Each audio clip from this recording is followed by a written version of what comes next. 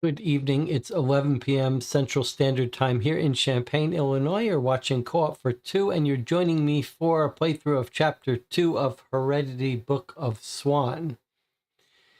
If you haven't seen Part 1, I guess it's not strictly required to enjoy Chapter 2, but it is part of a continuing campaign. There are 5 chapters in this game.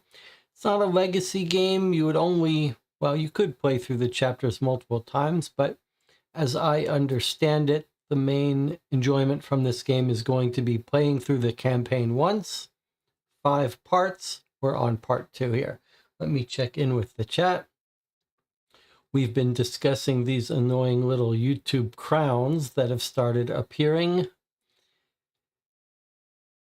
You can turn them off, yes, but I can't turn them off for the group.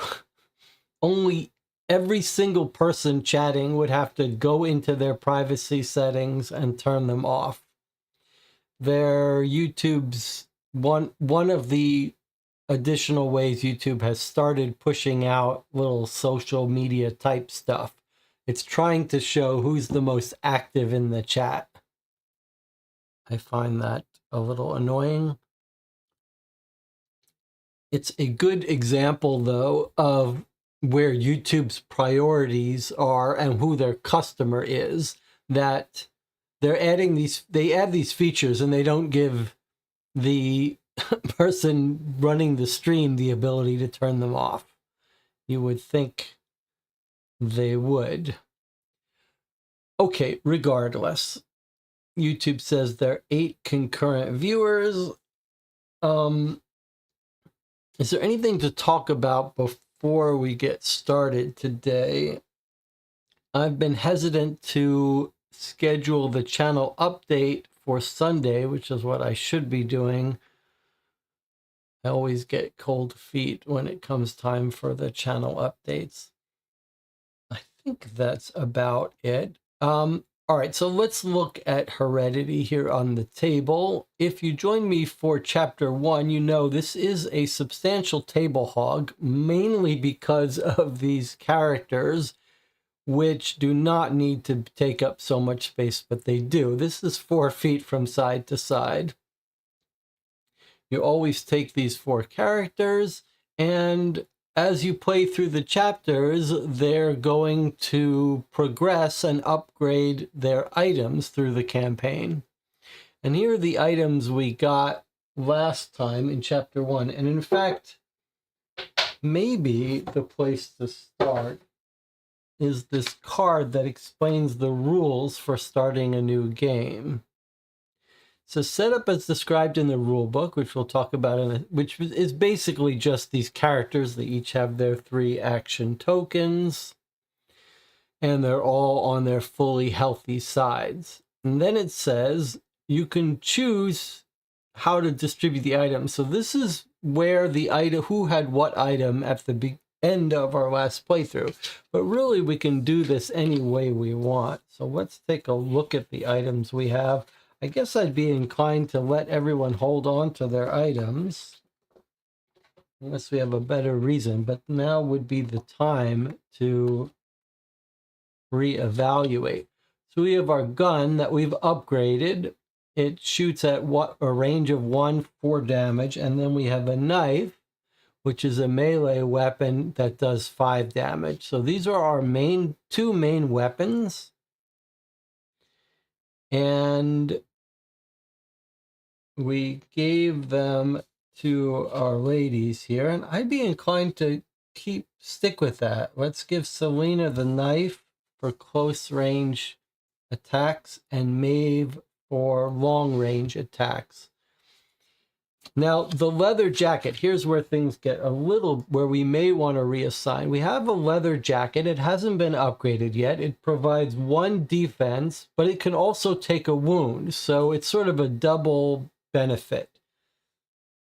If it takes a single wound, it stops working, but that's still a place where you can put a wound instead of on yourself. So it's sort of like 2 benefits, and it can be upgraded.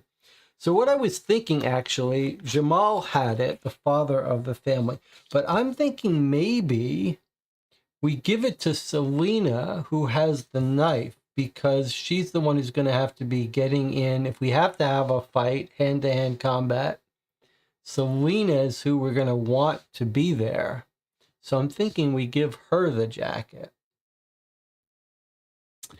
Then we have this multi-tool, which we've upgraded, and it lets us barricade windows and doors.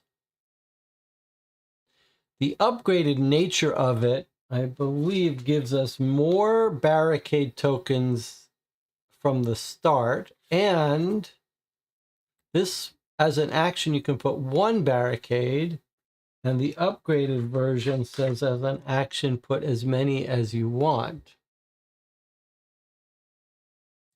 So we originally had Brick with this, which I guess I'd be inclined to leave him with it, although you could make the case, perhaps, that this leather jacket could go on either one. Like, whoever is doing the barricading, maybe they need the leather jacket.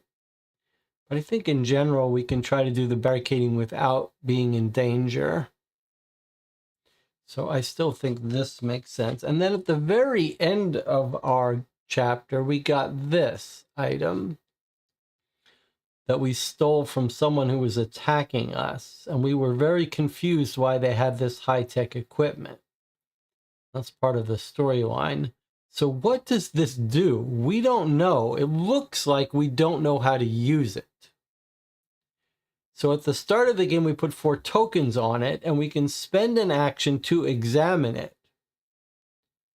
And the idea is we're going to have to spend some time examining these boots to learn how to use them. And when we learn how to use them, then at the end of the chapter, we can flip this, which presumably would let us use them. So right now, they're doing nothing. and they're going to do nothing this entire chapter. I wonder if we shouldn't have made a bigger effort. We got out of the last chapter with time to spare. I wonder if we shouldn't have just, well, actually, you can only do this once per round because that fills up. So we weren't going to be able to do it in the first chapter. So maybe we'll give them to Jamal. He doesn't have anything, he doesn't have another role to take. So he's going to be examining these boots. Now we've got two little modifier cards, one on Jamal and one on Selena. The one on Selena says this: my only fear in life is seeing my brothers or parents mortally wounded. It says, if anyone gets a severe injury, flip this. So this is going to traumatize Selena if anyone in our family gets a severe injury. You'll remember the severe injury is what turns over one of these cards that gives them less actions and shows them pretty beat up. And Jamal, this is his second version of this violence card.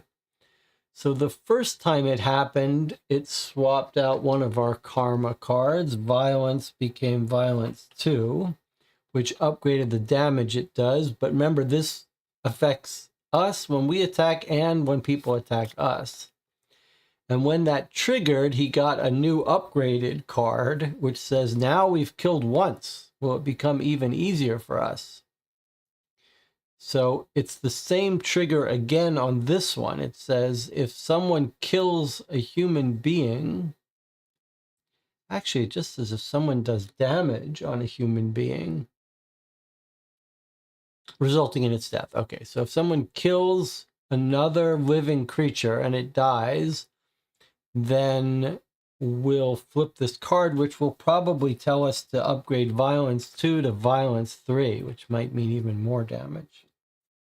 The other karma card that got swapped out was Treasure Hunter.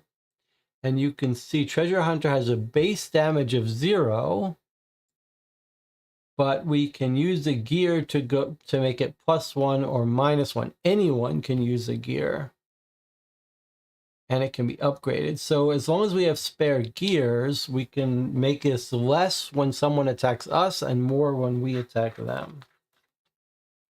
So those are our karma cards. 2 + 2s. Should be 9 of them. 1, 2, 3, 4, 5, 6, 7, 8, 9. And these get shuffled. Now, I understand from the internet that while the first chapter was heavy in combat, this chapter is much less about combat and more about choose your own adventure, talking to people. So we'll see if that's true.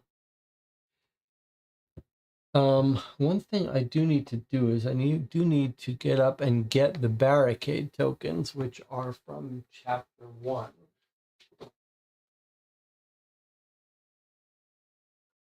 So each chapter has its own tokens, but I can see that chapter 1 tokens are still used in chapter 2, and maybe we'll need these other enemies as well. Two other things I wanted to remind us about, remind us to think about. So I'm putting 4 barricades on the multi-tool here.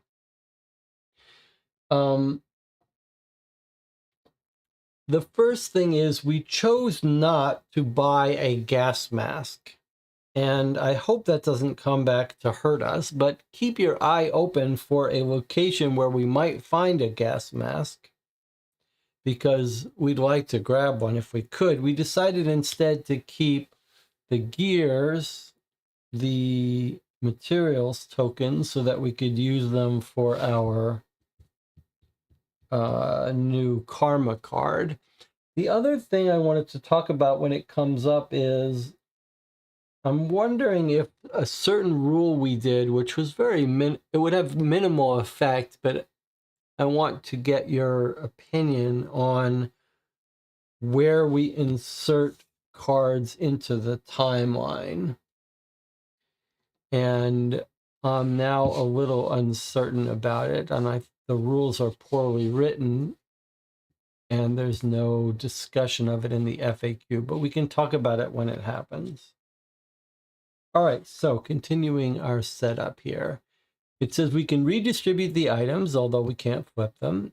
We can leave items at home if there's some reason where we don't want to lose one. You're limited by what slots you can carry things. So you could imagine a case where everyone is full up and you find some new items. You would have to drop items so that you could carry other things, and you'd lose them. So this does say you can leave stuff home, although we don't really have a home anymore. And then we can distribute the materials however we want, including throwing some away. No, not throwing them away, just leaving them at home. But we do want to keep these with us. Now, who do we want to distribute these to? It's sort of important to note that the way I read triggering this card is that anyone can spend it, not just whoever's involved in the action. So even if this person is fighting, this person could use materials to trigger that. So the only reason we would give these gears to someone is if we thought they were more likely to spend them first. And I think we do probably, if anyone's going to spend them, it will be Selena to upgrade her jacket. So maybe we'll give them all to Selena, I think. Okay, the Karma deck, 9 cards, we shuffle it. And then we put this card back into the Secrets deck. And this card is the card that tells us how to save a game and how to restore it. Now, if you don't remember, the story from chapter 1 is we're a family here. 4 + 1, a little kid named Swan, who's like 7 or 8. We were living, it's post-apocalyptic world. We were living in a little house, happily farmsteading, and people attacked us. And they didn't just attack us randomly, they attacked us to capture our baby, our kid, Swan. And they did, in fact, kidnap our kid. And now we're trying to find them and get our kid back. We have no idea why they were so determined to kidnap Swan, but they did seem to be on a mission to do it. And we are all about family. So we are not going to rest until we get our kid back. Anything to talk about before we get started here? Anything from the chat? I was very impressed with Heredity during chapter 1. If this looks like a game you might be interested in playing, you can read my spoiler-free mini review, just a paragraph or two talking about why I was impressed by it.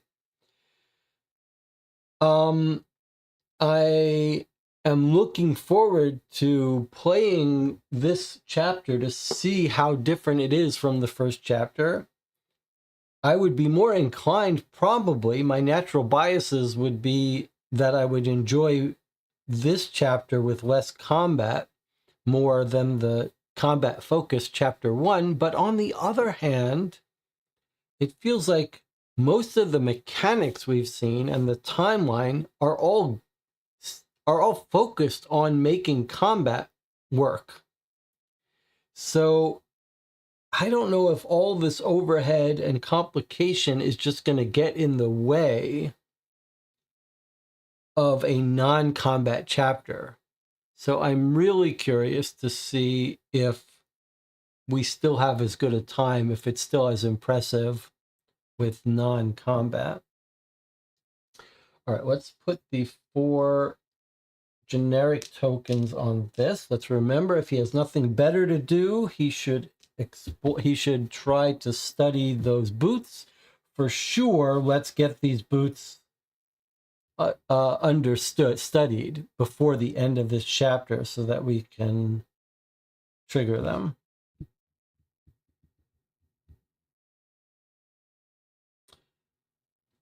When we kill a living thing, we've got to trigger him. When someone suffers a severe injury, we got to trigger her. Anything else to talk about before we get started here? Corsican, who joined me for all 6 hours of our chapter 1, is here. Dispaminite has let everyone know how to turn off the crown stuff if you want to. Is there any other rules? It's been a week since we played. Normally I do need to refresh my memory, but let's just scan through this and see if there's anything we need to... It said to repeat the setup in the book. Okay, we've got our characters, we've got their actions, we've got our player aid, karma deck, damage tokens. Looks like it's all good. Level change. I think we encountered everything. It was fairly straightforward. The rules are good. This is the only anchoring that when it happens, I want to talk about why it's a little bit confusing. I think we did everything else properly.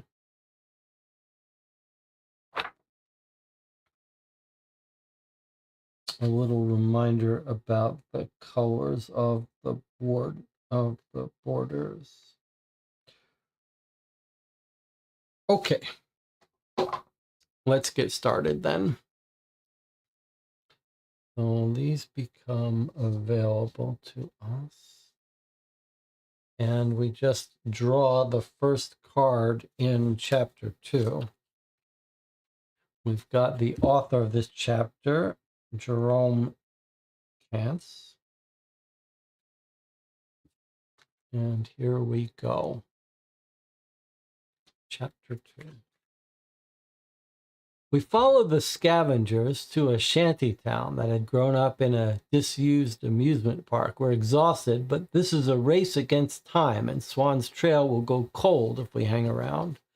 I know a bit about this town and have a contact here, Razor. He owes me a favor and will surely be able to help. But first, we have to find a way in without attracting too much attention. Our nerves are on edge and we're all ready to fight to save Swan. After these past few hours, our family will never be the same again. But have we already become like them? Take the day card, 201, and take 202. Place the player characters in their starting locations. Place the hourglass on the family and the timeline, and then flip this card to hide the adventure deck. Okay. So here are the new cards that came out. The first one says, with the sun nearing its zenith, the townsfolk are busy preparing the midday meal. The smell of food hangs in the air at every turn. Anchor this card, then put 5 tokens on this card.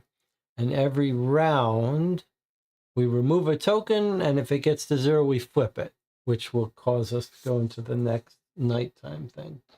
All right, so let's properly anchor this. So the weird thing about the anchoring is this part of the rule is very... Okay, so you can't put it here because blue doesn't match up with green. Let me just move this over here to remind you how this works. So we try to connect it starting at the right. If it can't, we go back to the beginning. If it still can't, then should be some special rules about it.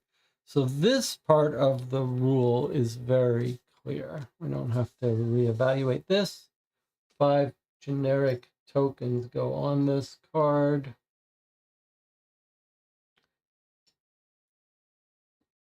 And that's our clock. We do the black stuff for initialization, and when we cycle back to this, we'll do these actions here.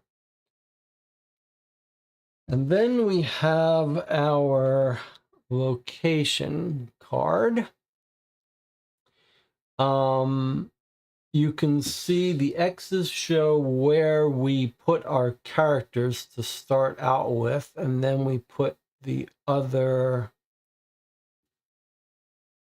icons on. So let's just do that.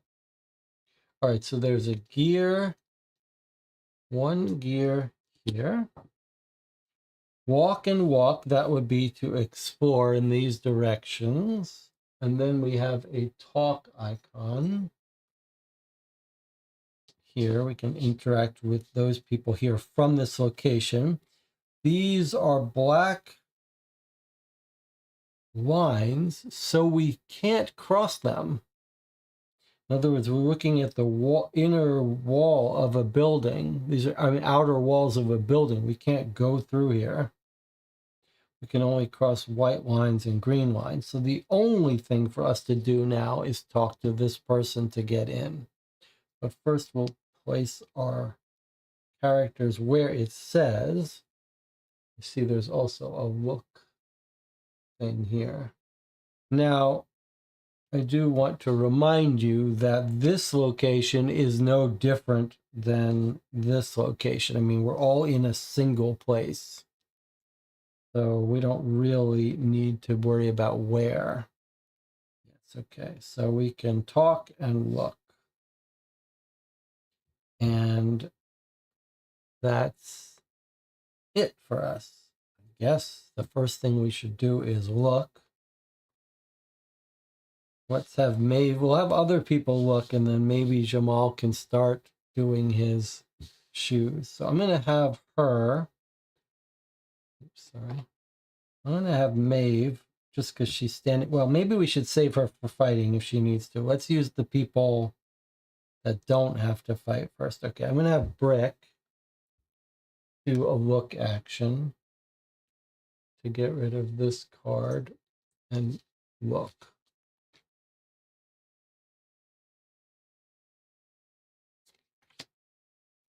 I suppose the other thing we could have done right away is just upgrade that leather jacket if we wanted to. While we're still wondering how to get into town, my eye is drawn to a scrap of paper on the ground. It looks like a ticket for an amusement park. Nice start to the day. Let's hope karma stays on our side. I pick up the ticket and stuff it in my pocket, hoping it will come in handy. It's an amusement park ticket. That one gear at the top just tells us its value, which is used at the end of the chapter. This little icon puzzle is new to us. Sounds like maybe we're trying to collect a bunch of these. Okay, so that was Brick. It takes up a slot. I'll just put it up here for him. Could always drop it or give it to someone else. All right, well, do we want, probably we don't want to upgrade our leather jacket because we think this is going to be not that much combat.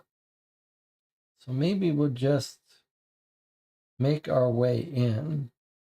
Let's have Jamal open that door, talk to whoever's in here. So 203. Jamal is going to do the talking.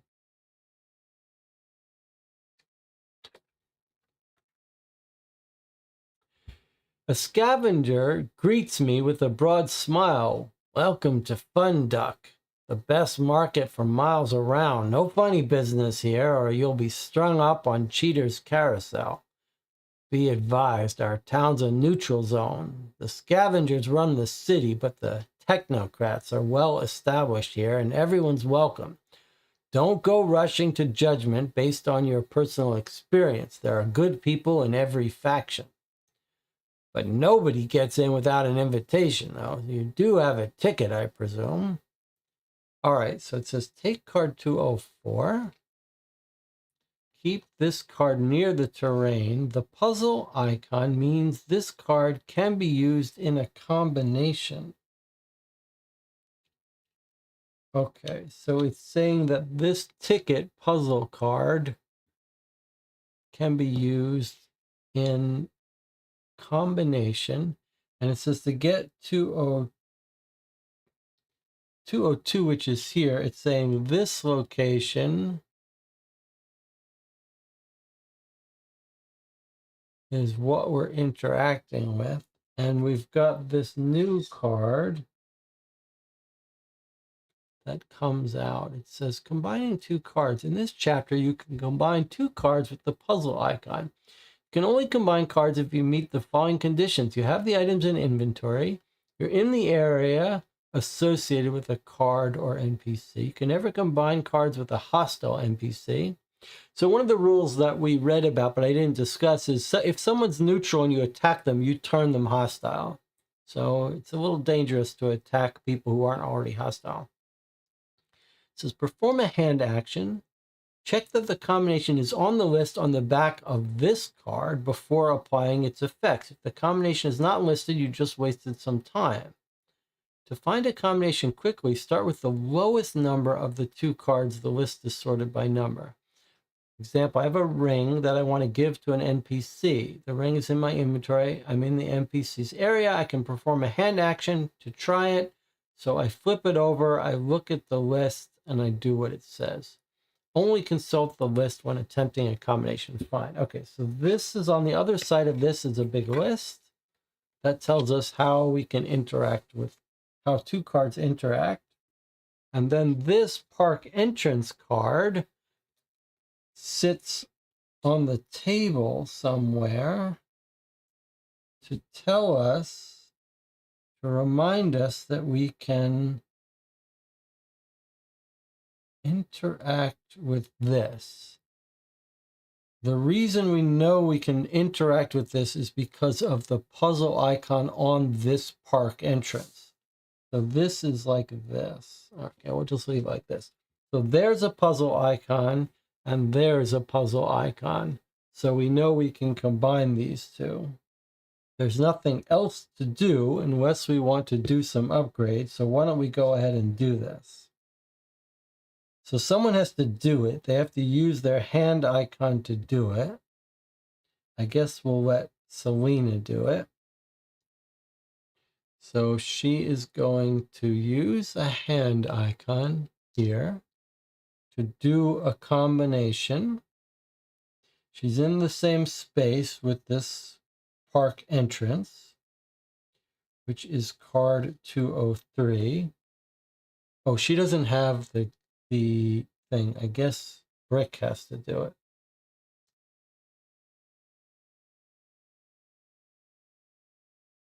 Have the items in inventory. I guess it has to be the person who has the item. It makes sense. All right, so we're going to have Brick interact with the park entrance. So it says to look at the two cards, start with the one that's lower. So 203 and 205, that's going to make it easier for us to look this up. So let's look up 203 and 205. Try not to pay attention to them. And it just says flip 203. Try not to read the other stuff. So basically, we are flipping this card to its other side. Snatching the ticket with a grin, the man answers some of my questions. Razor, you say? You'll find him in a shack over there. Then, if you fancy something to eat, there's always Ralph, just down from Razor's place. He's a bit shady, though. Keeps his kitchen suspiciously clean, if you ask me. Despite the apparent peace, there's some tension surrounding a group of radical technocrats. The town mayor, a little further north, has put up a sizable bounty for their leader. If you want to make some cash, try your luck in the arena at the north end of town. And don't miss the VIP area. That's always worth a visit. You'll need a pass to get in, though. Have fun. Okay, so it says get rid of the ticket we just spent. It goes in the box. And take 206 and 207. And then flip the starting terrain and burn this card. Okay, so this card goes away. This card gets flipped, and then we see where we put everything. All right, so where do we put this gear is the question. Seems like it should still be here, but there's no symbol for it. Everyone goes back out. I'm just going to put it right back where it was. Seems like a little bit of an oversight. Okay, everything is the same except the door has been opened for us, so we can walk past it now. And we've got two more cards that are cards about things we've learned about. Here's about the scavengers. After the fall, the scavengers decided to rebuild civilization from scratch. They organized into clans, but their radically different visions led to endless quarreling. Some groups have evolved into dangerous mercenary forces, while others have rallied to form off-grid communities like Funduck.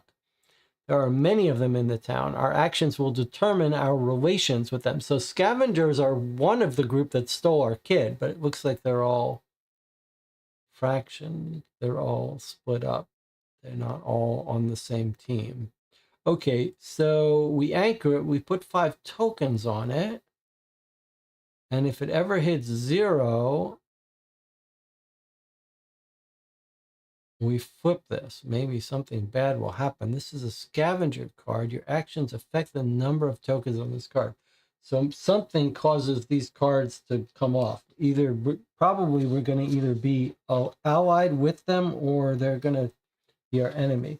You can see that it's a yellow anchor, so it goes below our family card. And 5 generic tokens on it.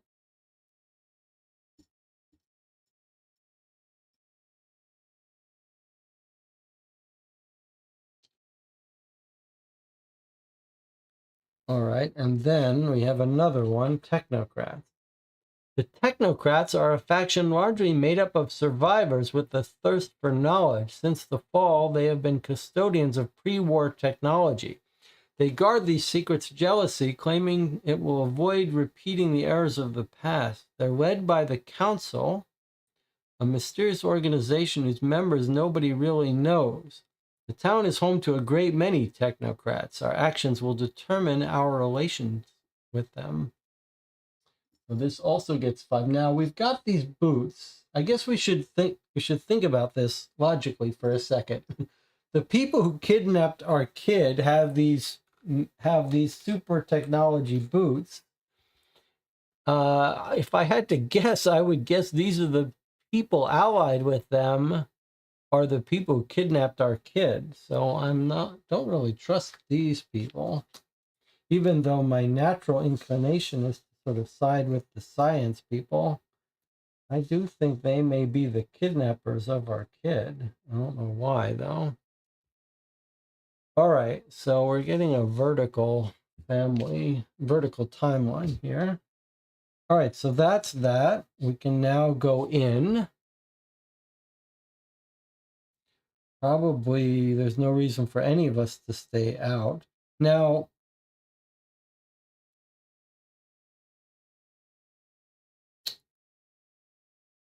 everything is what fits. So it looks like we couldn't all go in there. So maybe one person goes in and explores to give us more room. So let's have, I guess we want the father to maybe start exploring the shoe. So let me just send Selena in here for 1. And then let's let Maeve go in with her. Oh, that's Maeve. Selena and Maeve both go in, and then let them explore out a little bit. So I'm going to have Selena do another walk action to go at 2:08. That's an explore, which will also let her walk into that space. So here's 2:08 north. The town is the backdrop to an amazing sight. I have stars in my eyes. I'd never seen an amusement park before. In front of me, an armed, imposing figure is walking quickly and confidently across the square. He seems preoccupied. The other passers-by greet him, probably someone important. All right. So there's the new place. I don't see this person she's talking to, but I guess, are these people sitting down on the ground? It's a little hard to tell. Got a little shack here. It's a little hard to see what this cart is. Is that like a windmill or maybe it's a ride of some sort? Ferris wheel or something. It's a little confusing, but okay. So this goes here. Let me tape it down.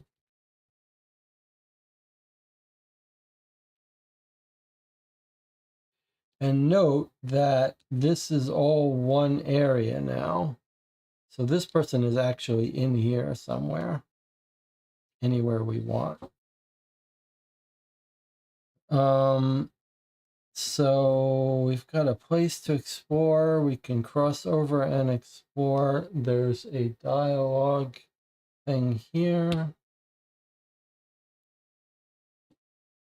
I suppose we should probably stick together a little bit. So I'm going to have Jamal walk in here for one walk. And I'm going to have Brick walk in here as well for one walk. Okay, Brick has used all of his actions to get in here with this family. Maeve could talk to this person. Does she have anything else to do? Yeah, she could explore more this way. This looks like we might be walking into this place. But there's also this way we could go.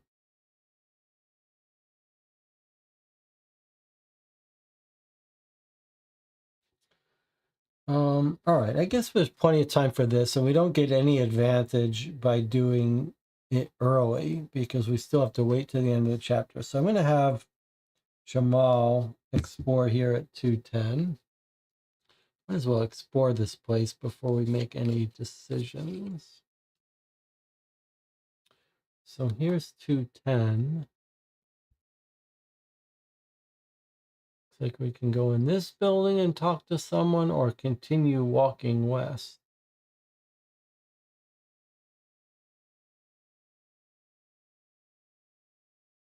Razor is west. It said, thank you for reminding me about that. So Razor, who's our friend, is west. It makes sense that we would want to talk to them first. They might have some advice for us, how to behave in this town.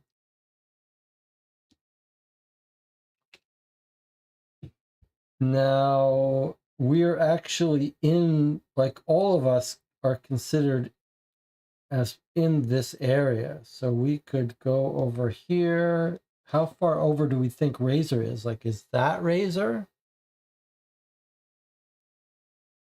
Or is Razor further west?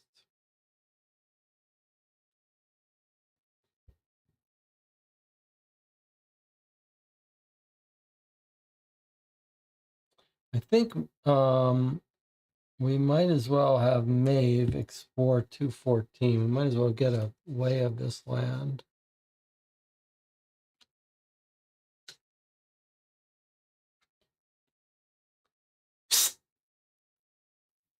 I reach a square where many colorful tents are pitched. They probably used to be shooting, palm reading, and cotton candy stands.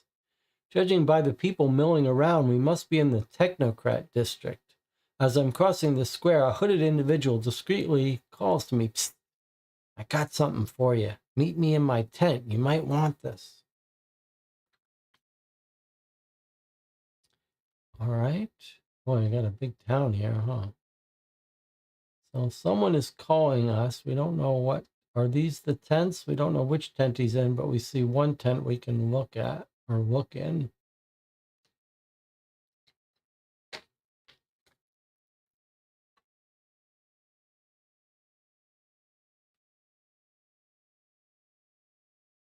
I wonder how much trouble we're going to have keeping this on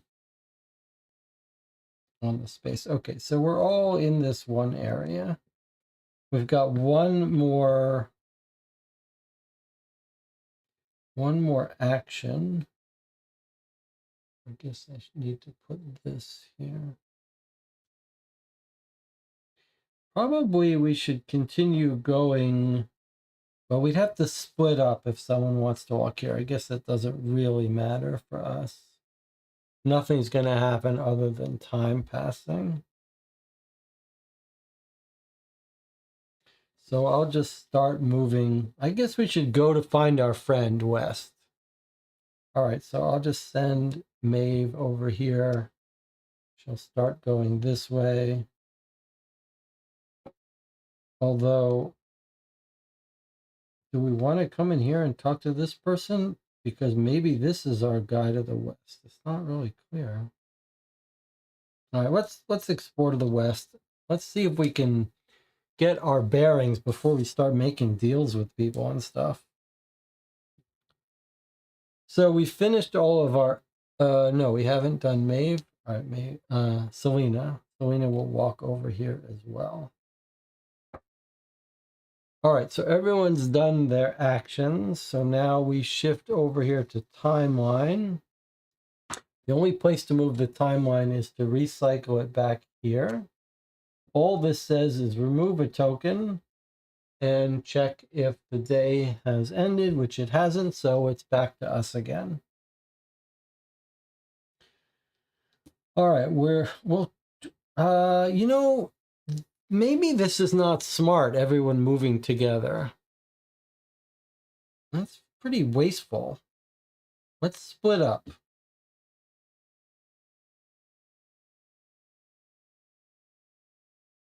Let's split up.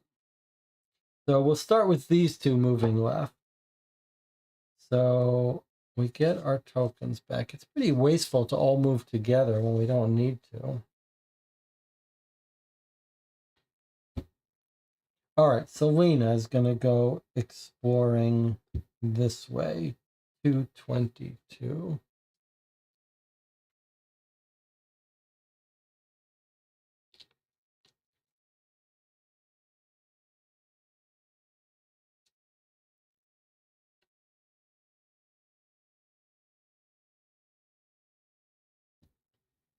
Okay, what have we got? A gear, and that's it. There's really nothing to do here.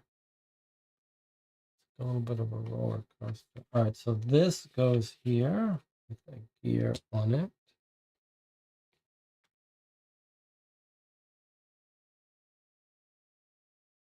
I feel like this map is going to get out of control pretty soon. Okay, so that's her. And then Maeve is going to go here, which is 219.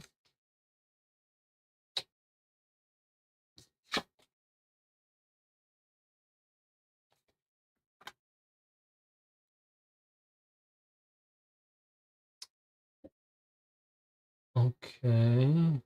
We've got someone to talk to, some material, something to look at, more people to talk to.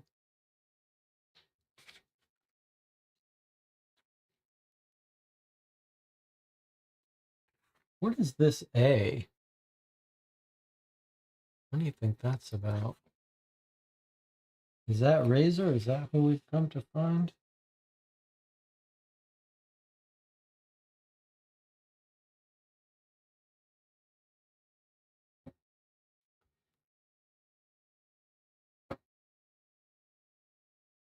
All right, so it looks like we found the western edge of the map. So maybe Razor's in one of these spots. Kind of eye icon, gear. And there's gear there. All right, well, let's continue over west before we start spending their action. So I'm going to have Maeve walk in through this door. And then I'm going to have her talk to this person. Hopefully she won't have to shoot it out because she has no more actions. So let's have her do this talk action. Let's see if we found Razor, or maybe if Razor's down here. 223. So far, no one has forced us to make a choice. All right, looks like we found Razor. Razor is a bald-headed old technocrat with a braided beard. Really? Swan kidnapped by scavengers, you say? I did hear there was gonna be some kind of big transaction in the haunted house to the north. The place is guarded by two muscleheads, Bill and Turner. But even if you find some way to get past them, there'll be guards all over the building. May I strongly suggest you divert their attention before trying to get inside, otherwise you're as good as dead. I know Face Melter hates their guts. She might be able to help you. You'll find her at the arena. Wouldn't be surprised if you have to whack her before she'll agree to talk. There might be other ways. For instance, you could ask Silk if he has any new gadgets, or maybe check out the VIP area. That's all I got. By the way, I need you to take this package to Ralph. He'll reward you for your time. I'm trusting you here, so don't open the package. If you do, Ralph will know and won't accept it. Okay, take this package to Ralph, he says. And here's the package. You may open the package, in which case +1 token on the scavenger card, and then take 251 and burn this. This is a little bit of a 7 Citadel situation. We've got a package, and we could open it instead of delivering it. That's a little scary.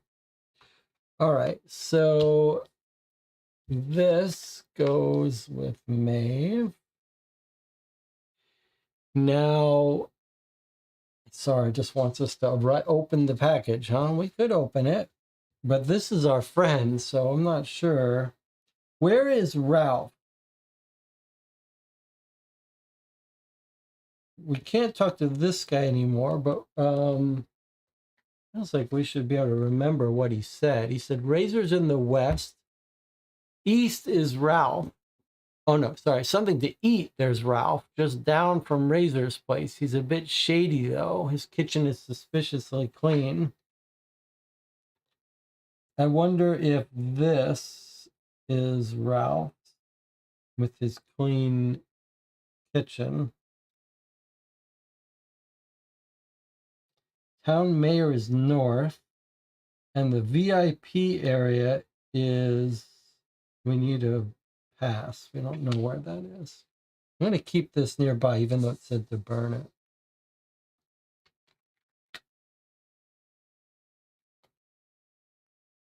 it. Okay. So Maeve is done. She's going to be staying there. But the rest of us can split up.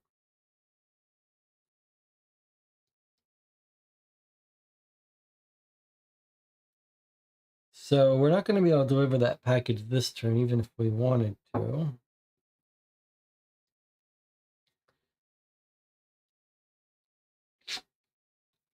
Let me remind myself. Razor's to the west. Ralph is near him. Technocrats are where? Town Mayor is north. North. So no mention of where is south and stuff. So we don't really know what's in here, but there is a gear that we would like to get. So I'm going to have Jamal go in there. And I'm going to have him talk to this person. 211. Hopefully no one's going to force us to make decisions before we want to. 211. Oh, that's a little nerve-wracking. A scavenger greets me in a dreary voice. Hello, can I help you? Anchor 212 and 213 to Eleanor. So here's Eleanor. She's a scavenger.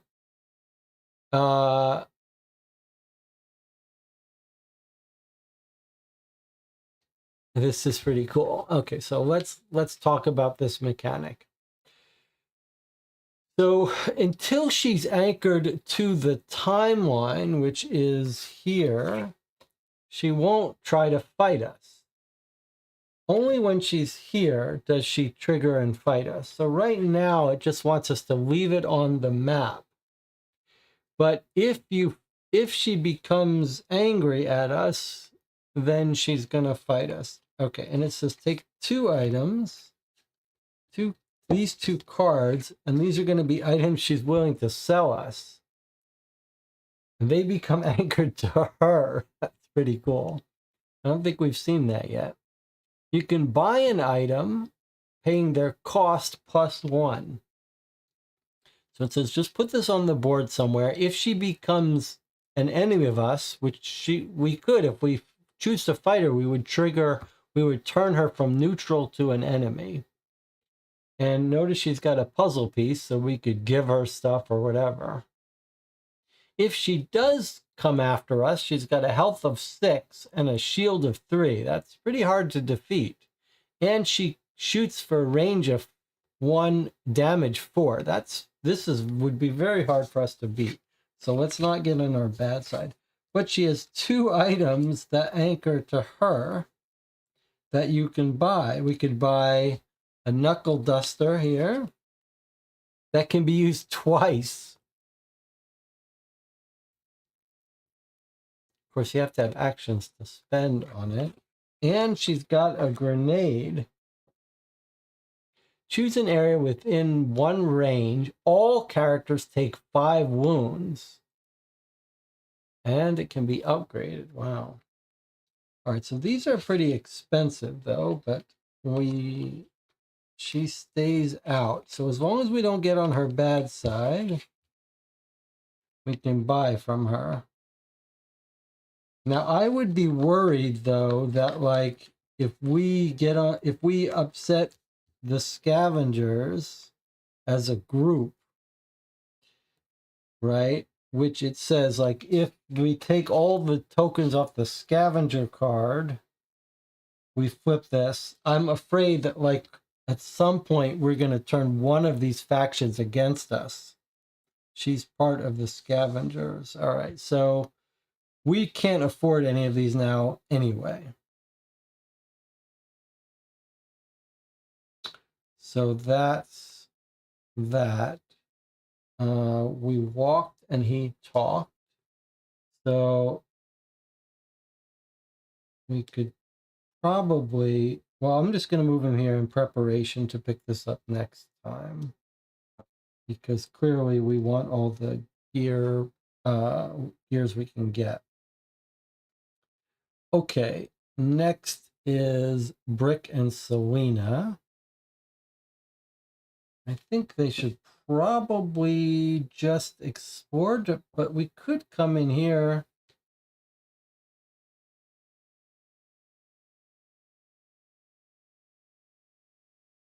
Yeah, let's let Maeve deliver that package next time. Assuming we want to. And maybe with Selena and Brick, we'll just have them start exploring north, I guess. All right, so Selena's going to move up here for 1. Has she already taken any turn? Or did I forget to remove that? Did Selena take a turn this round? I thought they were both just standing here.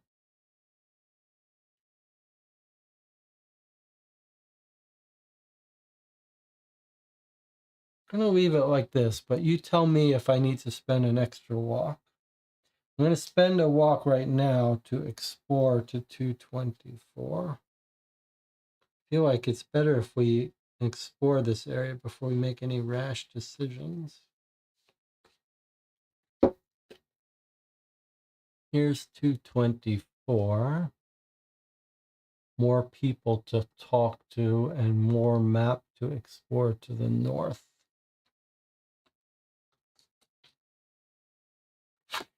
I suppose we should be worrying a little bit about daylight running out on us.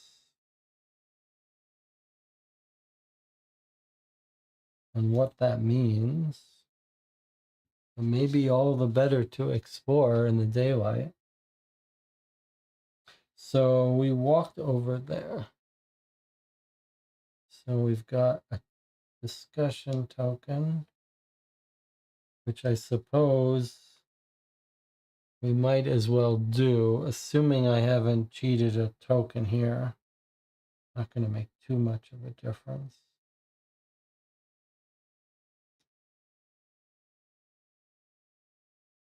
All right, let's go ahead and do that. 225. I'm a little worried about interacting with these people, that someone's going to force us to make some decision we're not ready for. But I speak to Sadie. Sorry, this is the VIP area, place for the lucky few, where wild dreams come true. Nobody gets in without a VIP pass. Then she lets slip, there is this one guy inside who did me wrong. I'd like to get my own back by playing a good prank on him. Let me know if you have any ideas. Put this card on the terrain near Sadie. If Sadie becomes an enemy, hostile, then anchor it to the timeline and she'll try to hurt you. Shield of 4. These people are very tough. So she's just sitting here.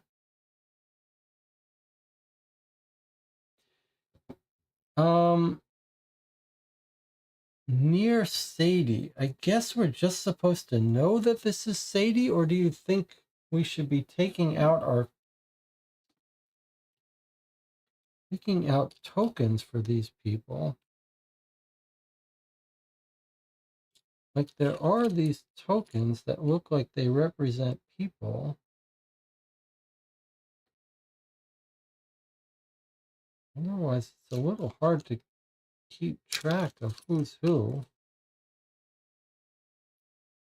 225. Yeah, I think we're meant, the rules don't say anything about it, but I think we're meant to put this person here because this is number 225 and that's the interaction we had with. So maybe when we have an interaction with someone, we should be bringing out, but here's 223 and I'm not sure there is a 223. 211, 243, 299.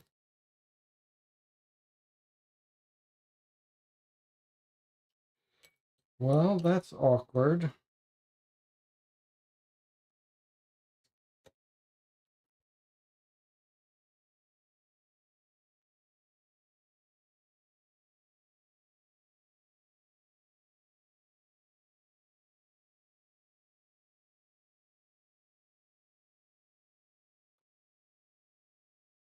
Kind of seems like you need to know this.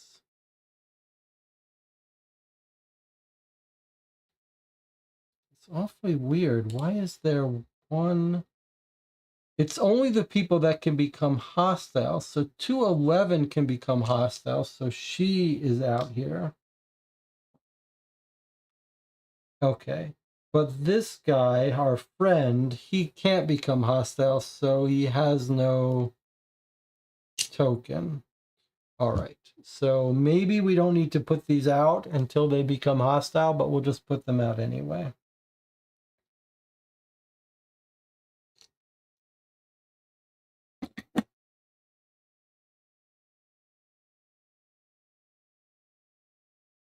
Okay, so let me know if you have any ideas, and that's a puzzle. So if we find something to do a prank on this person she doesn't like, we could interact with her to try to trigger it. Otherwise, we don't have anything to do there. Okay, and then Selena's done. Remember, you can attack any of these people that would turn them hostile. Okay, Brick has his full set of actions. I guess I'm going to go ahead and talk to this person right now. 209. That's talk action.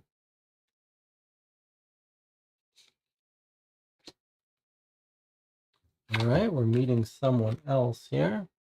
I'm Alcar, the mayor of this place. Despite my successful efforts to keep the clans on good terms, a group of radical technocrats are plotting to get rid of me. I've put up a bounty for their leader, for material, gear icons, and access to the VIP area. You come find me if you hear anything about their boss or what they're planning. Okay, so he's got 8 life, 4 shield. We don't want to get on this guy's bad side. If we kill him, we get a card, though. And we lose... I guess it pays to look at what this guy says, because if you kill this guy, you take 5 tokens off the scavenger card. That does seem like that means we're going to make enemies of the scavengers. All right, so this just goes on the table somewhere. Alcar the mayor is 209. If he has a token, which he should, because he can become our enemy.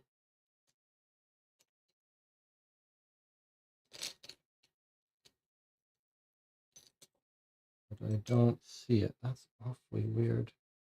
209 Alcar.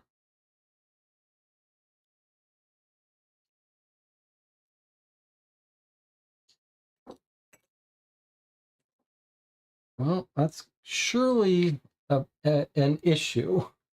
I don't know if I would call it a bug or a problem, but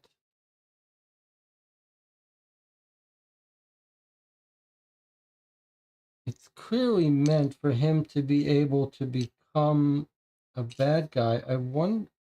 Oh, here it is. 209 Alcar. Okay, so fine. So he is over here, and he just comes out on the board ready to turn violent if we get on his bad side. Okay, that was Brick. And I'm going to have Brick continue to explore. So he's going to walk 1 up into that space. And then he's going to explore up into 228. We'll get a scope of this land before it gets dark.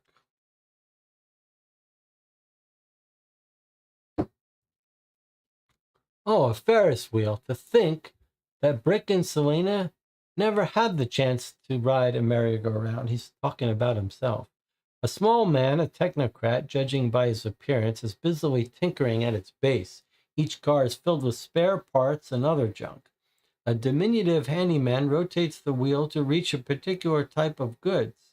It's the equivalent of a massive junk shed, all within arm's reach. He's busy repairing strange objects packed with complex mechanisms.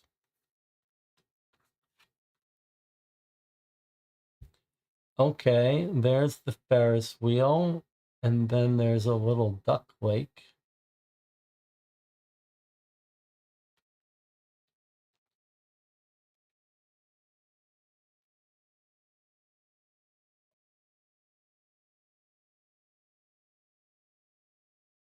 All right, so he's explored into there, and everyone has finished all their actions. So we are done for the round. So we come over here, and we should have already advanced into there last time. Okay, so now we advance to this, which takes off a token of daylight. Nothing else to do but advance back here, get our card, our tokens back, and start the next day.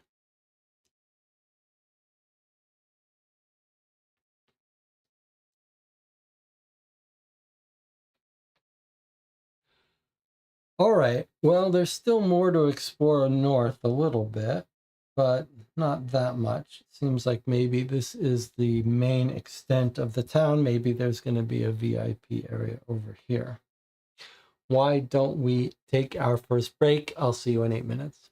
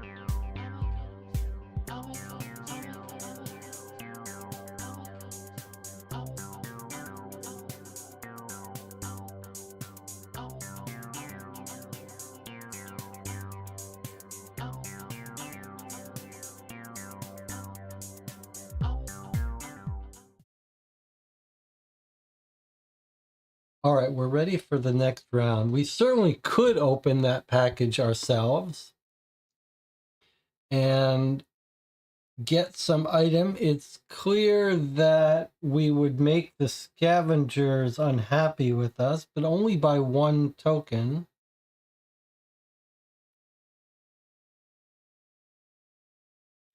Probably we don't want to make enemies yet. If we knew we were going to fight the scavengers and get on their bad side, maybe we would open it. But maybe we'll get a reward by giving them that box. Before we give the box back,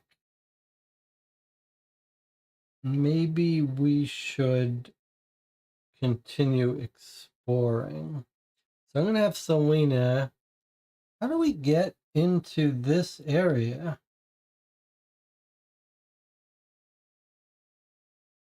It's all black walls. It looks like maybe we're going to have to get on this roller coaster to get in here. I don't see any other way to get in here. It's all black walls.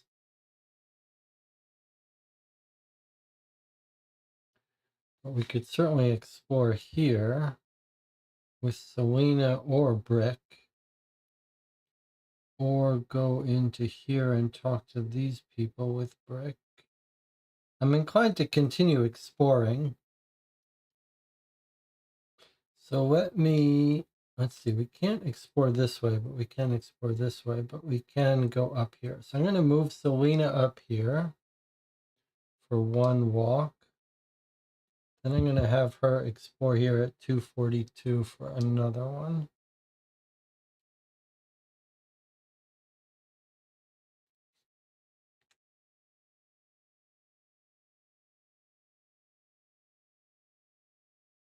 Hopefully we won't regret splitting up. Seems reasonable now. Okay, so now I see a B, and we don't know what those mean yet, but we can't pass through here. So we're just going to anchor this here. So there's our B. Where was our A?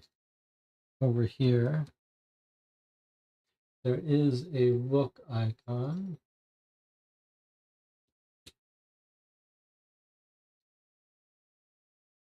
I guess I'm going to have Selena go ahead and look. 243.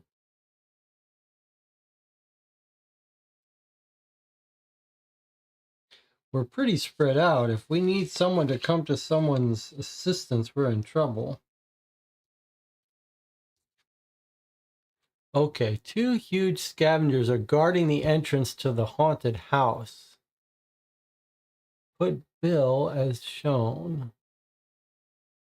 Okay, so that's one of our people. Bill is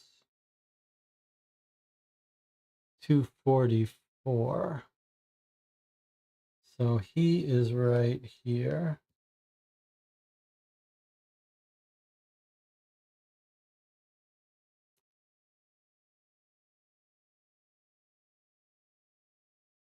And then take card 244. Which I guess is that guy. No, it's a different guy.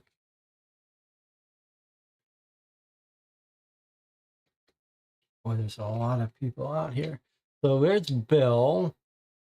And if he becomes hostile, then if Bill or Tanner become hostile, then they trigger 5 and 5. That's pretty bad. And here's his friend, who's 8 and 3.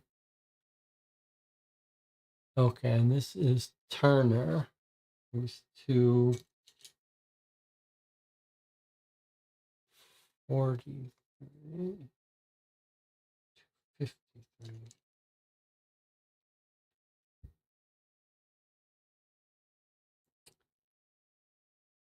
Okay, so it says we do this guy, and we brought him out here. And there's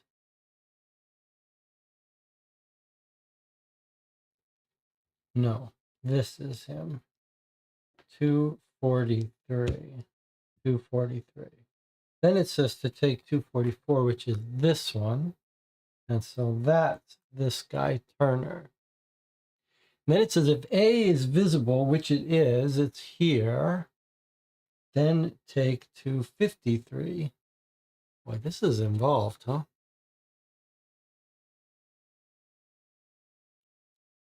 Another person. Okay, so all these people are sitting here ready to attack us if we get squirrely. But this woman also came out. We spot a young scavenger who must be the same age as Swan. She emerges from Ralph's shop with a small basket. The girl seems quite carefree, cheerfully whistling a little tune. And she anchors to the timeline.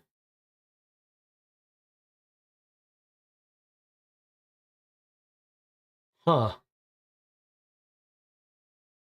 Okay. That's a little confusing. A little weird. So her card is 253. But she's not. She doesn't exist as a punch token. What does that mean? She can walk. Looks like she's walking from A to B is her thing. So she's got 1 health. She has no shield. She doesn't attack you. She just walks from A to B. She starts here and she walks towards here. So we're going to have a certain amount of time to interact with her. To fight her, I guess. But then place the little girl as shown. But where is the little girl token? That's the question I have for you. Oh, I already got her out. Okay. So place her as shown. She's right here. She's just been seen leaving Ralph's kitchen. So that is Ralph. All right. So she comes out on the board. No, she anchors into our timeline right like that. And what she's going to do on every turn, she's going to walk 1 space towards B. So she's going to go 1, 2, and she'll be there in 2 steps. 1, 2. And then it says grab card 254, which is probably going to be what she does when she reaches B.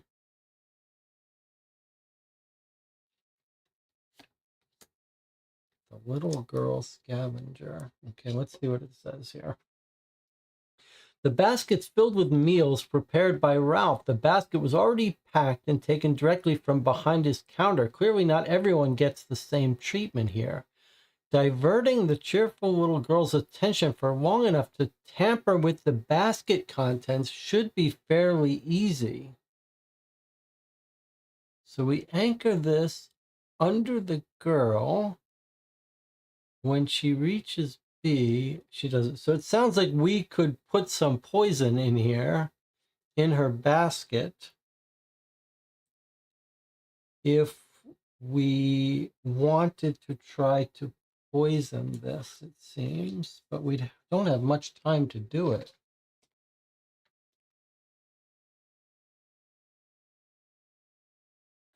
I'm not sure that's going to be feasible for us.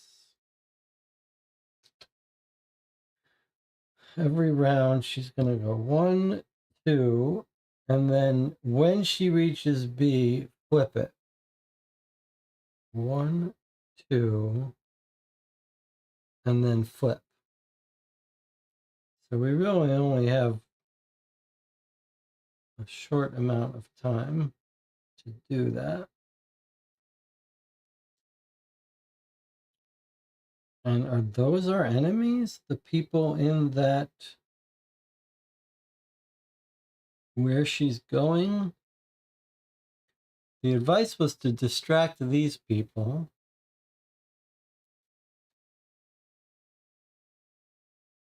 This guy, they said he had something that we might benefit from. The only resource we have to buy things is gears. So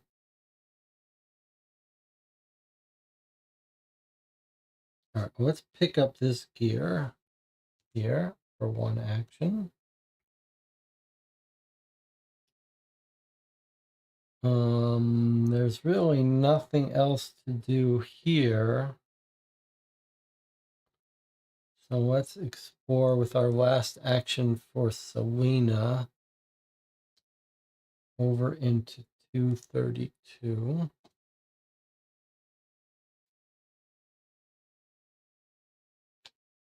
The only thing I'm a little nervous about is like if someone needs to buy something, but someone else has the gears, then we're out of luck. All right, so we've got a little bit of a fence, some livestock, barbed wire fence, it looks like.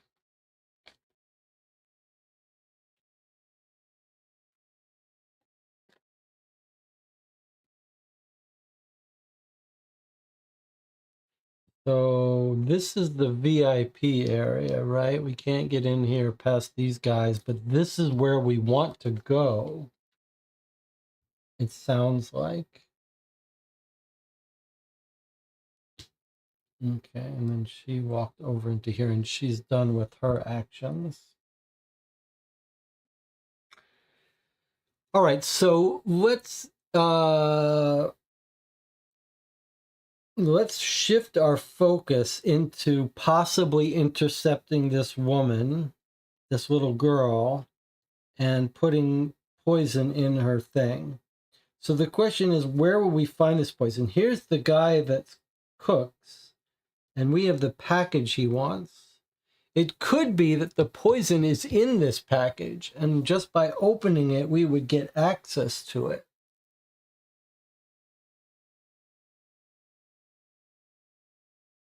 Or it could be that this person is selling the poison.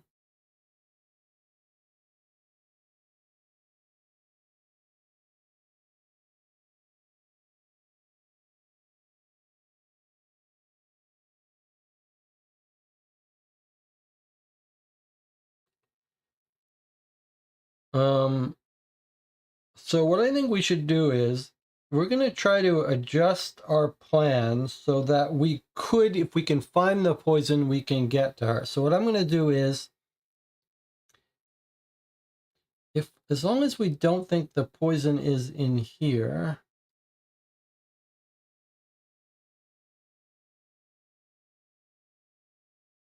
then I'd be inclined to send this guy here to see if perhaps the poison is here.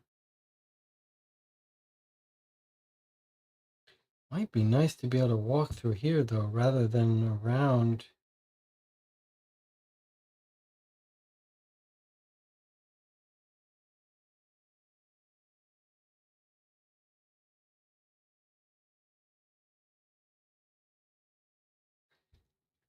The question really is, if can I leave here? Or should I take the opportunity while I'm here to interact with this? Maybe Maeve has nothing else to do. And Maeve has the package. All right, we have to make a decision now. Are we going to open this package and get on the bad side of the scavengers, or are we going to deliver the package and hope that Ralph gives us some poison? Actually, look, here's the storeroom. I wonder if the poison might be in the storeroom. Like, he keeps it clean. Maybe he's killing rats with poison in here. That might be our best bet. 1, 2, 3. She wouldn't be able to look at it yet.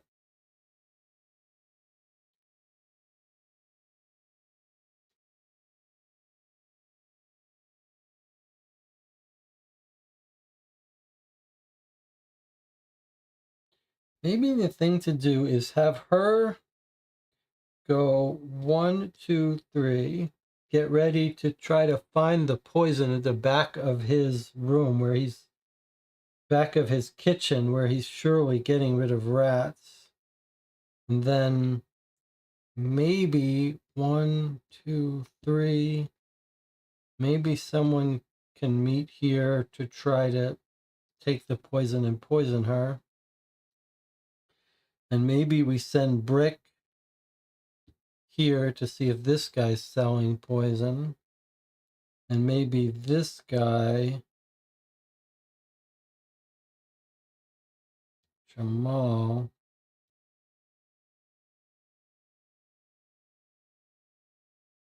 he can make his way here.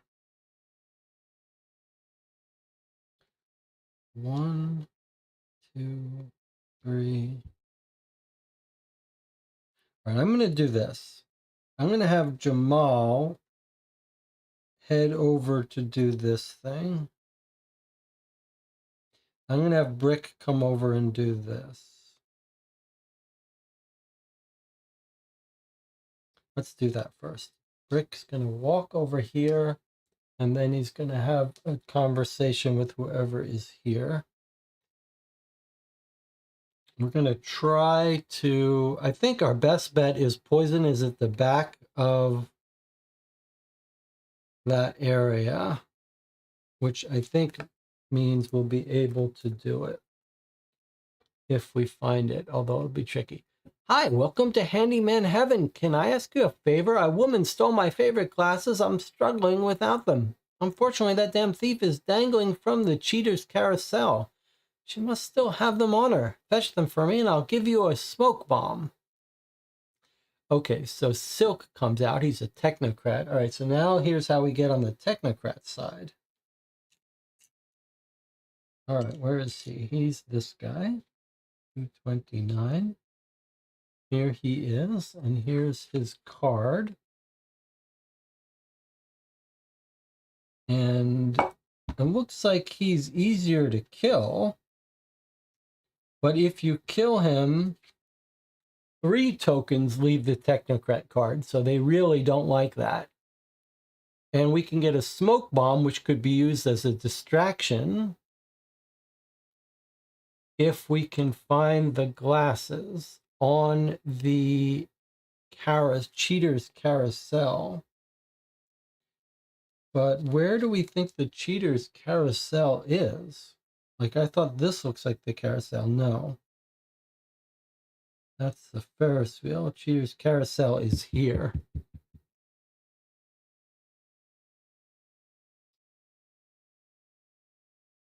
Okay, he's done that. Now it's time for him to move towards the rest of the team. So he's going to walk back this way. He's done. Selena's done. Now what I want to do is either give the package to Ralph or go in here and get the rat poison. But I think what I'll do first is just move this guy out of here. 1, 2. Jamal. Okay, now we have the decision to make. Clearly she's moving out of here for 1, but now she's got 2 actions. Well, clearly she's walking in here. That's her second action. Now we've got a choice. We should have a dialogue here. We can either talk to Ralph or just give him the package, or we could head towards this. So if we think time is short and we think the poison is likely to be gotten here, then we maybe should skip dealing with him now and just go on our next turn. She's going to go here on her next turn. Then we have to meet her and do the poison. So it would be like 1, 2, 3. Then someone would have to grab it from her. 1, 2, 3. And then someone else would have to grab it and give it to her. Like, it's going to be very tight to get. There's going to have to be a lot of inefficient actions in order to have someone have the grab the poison. Like, it's like a relay. So I think if we have any chance of using the poison, she's going to have to spend her turn getting it efficiently next time. So rather than interacting, unless we think he's going to give us the poison when we give him the package. Okay, I think the thing to do is come over here as her last action. Then if we find the poison here, it's just a matter of 1, 2, 3 with the poison. Then someone else can go 1, pick it up, 3 to move here, which is where this girl will be. And then someone else can try to go 1, 2, and use it. This guy could make it there and have a turn to spare. Okay, so that's what we're going to do. Okay, next up, our turn is over, so we come over here. The little girl walks 1 step closer to the bee. I wish she would slow down a little bit.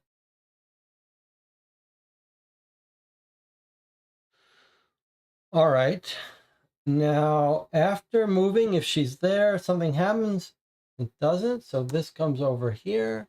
We lose a token here, and we're back here, and it's our turn again. All right, here we go.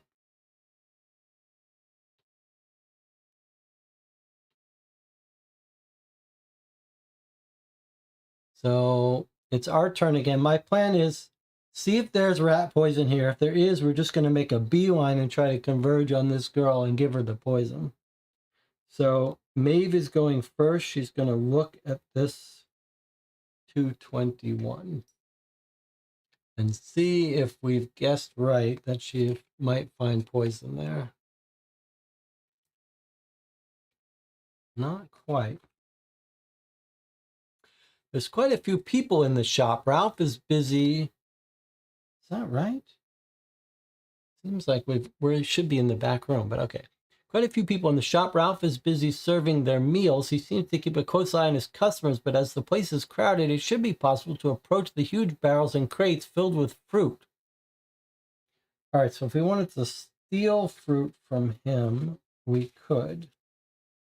But that's not what we're here for, really. That was a look icon. All right, let's give him the box and see if he gives us poison. Looks like we might not be able to pull this off. Well, okay, so before I do that, there's another possibility that this guy has poison for us. I guess either way, she's not going to be helping. I'm gonna leave this gear here for efficiency. I'm gonna move here, and I'm gonna have a discussion with this guy. No, wait, I don't want to have a discussion. I'm just gonna give him the box. I'm just gonna give him the box.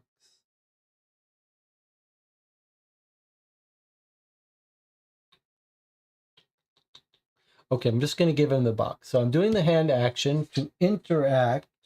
Actually, we can't do that because he doesn't exist yet. I'm going to have to talk with him first, which is going to run out of time for us.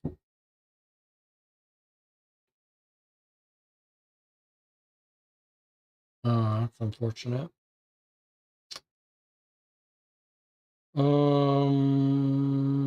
All right, we're not going to be able to get that girl in time.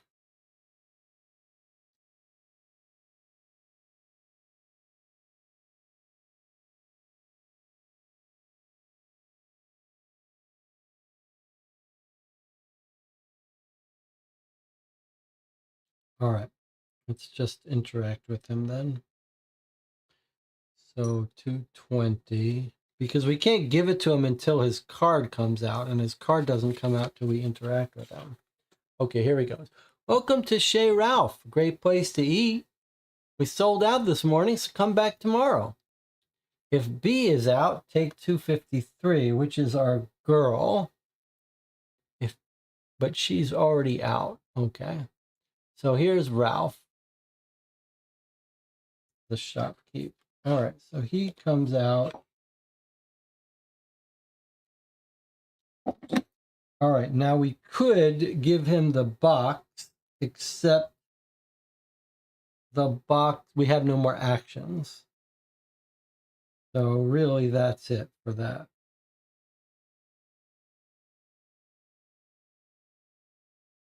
Okay, well, that's unfortunate. Let's have this guy look in here. Maybe we get lucky and there's poison in here. So as his second action, he's going to look. And that's 215. So if this is some poison, then it's not. Definitely not. It's a technocrat medallion. Maybe someone would want this from us. All right, so he's going to actually wear it. Or no, he's just going to carry it. We don't know what it does, but you could show it to someone or give it to someone. Oh, that's too bad. I don't see any way for us to stop this woman. On her next turn, she's going to trigger this.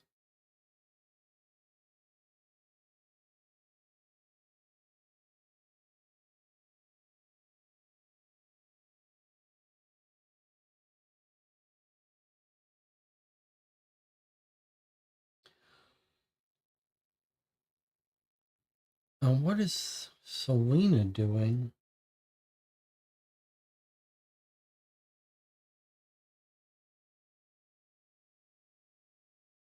I guess Brick is going to go and walk into here, 226.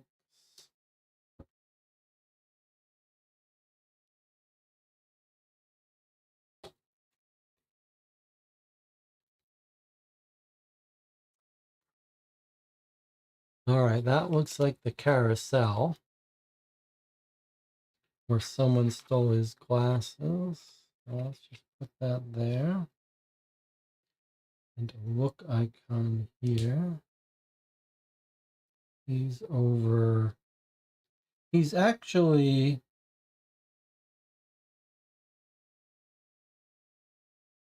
I guess he's there. So we could have him go on there and try to stop that. Doesn't really help us much.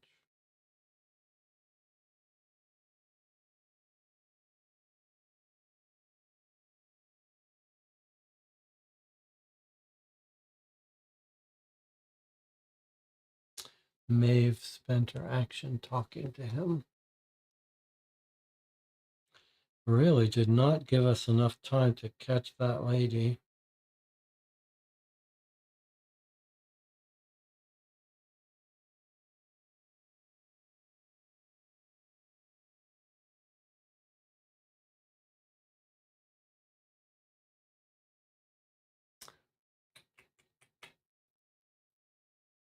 All right, well, surely she's just one of many ways we can create a distraction. It seems like maybe smoke bomb is what we're going to have to do now instead of poisoning that food. Would have preferred to poison that food.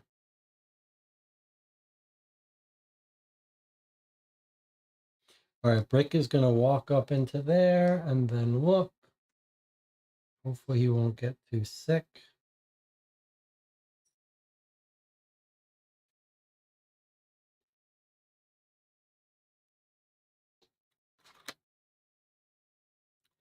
Powerful mechanisms rumble, spinning the merry-go-round at a lively pace.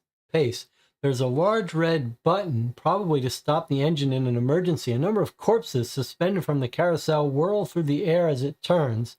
Stopping the ride would bring them to a standstill, allowing us to search their pockets. So, unfortunately, his actions have completed. So we can't do it this turn, but I guess that doesn't really matter to us.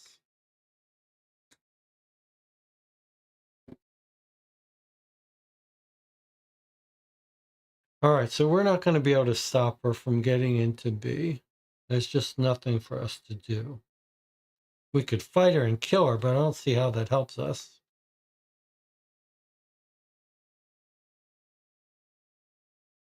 Though I feel like I want to, just as punishment.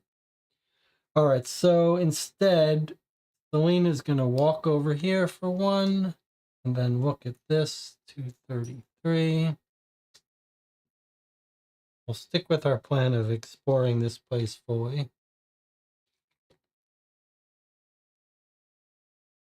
A showman is calling out to passers-by, daring them to test their fighting skills in the arena. Ladies and gentlemen, prove your mettle in Mortal Kombat in the most prestigious arena for miles around. You may quit at any time, but this is the last fight of the day. Take part and get rich quick or die trying. Also, today only, a special prize is up for grabs. Change your life right here, right now. Seems a quick way to make some cash, but do we have what it takes? The arena is accessible for 2 participants. If that's what it takes to save Swan, we won't think twice about it. 2-player characters must perform the action at the same time. Okay, so there's the arena if we want to go in it and fight. So we've basically got town fully mapped out. Selena still has a action to take, but nothing to do other than leave here, which sucks. Jamal has an action to take, but I'm not sure what he should be doing. Maybe it's time for him to do this, since we have nothing better for him to do.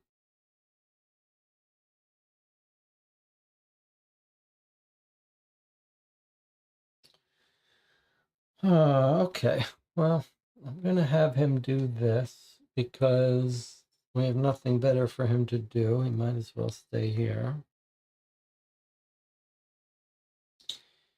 Eventually, we're going to return the glasses for the smoke bomb because we can't stop this woman. She'll give him the box, which I wish we had just opened.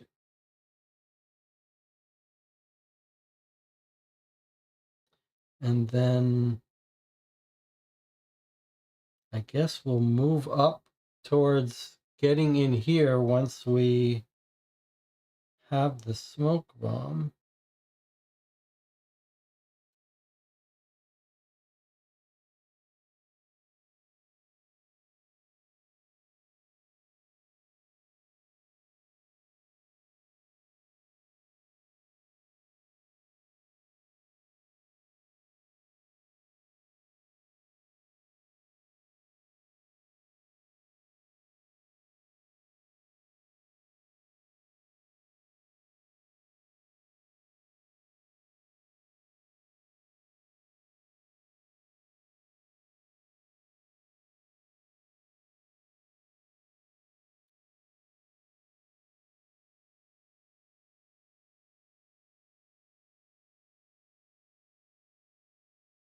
Maybe there was a rotten fruit.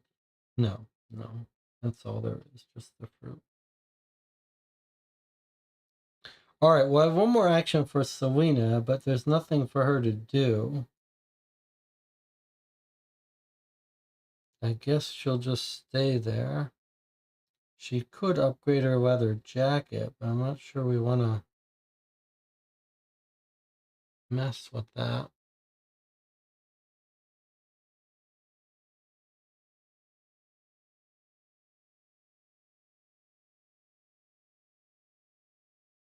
I suppose the question is, do we want to go in the arena? And unfortunately, the other fighter is way down here. So probably she's not going to go into the arena anytime soon. So she should get out of here and prepare to do something else. But what else is there for her to do?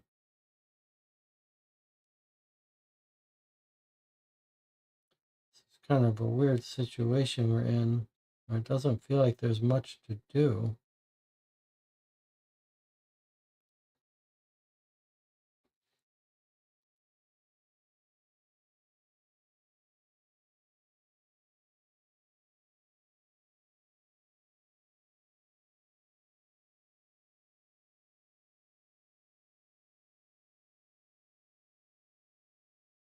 This is a little weird. Like,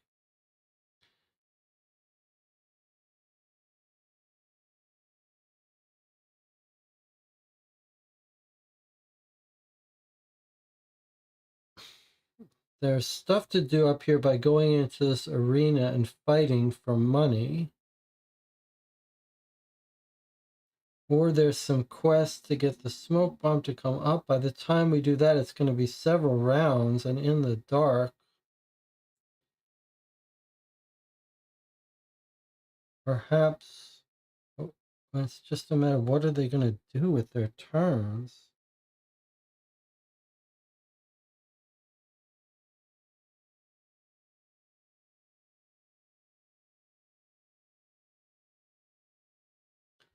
Is there stuff I'm missing? This guy wants the glasses, which we're going to try to find here. This guy wants us to hear about what they're planning.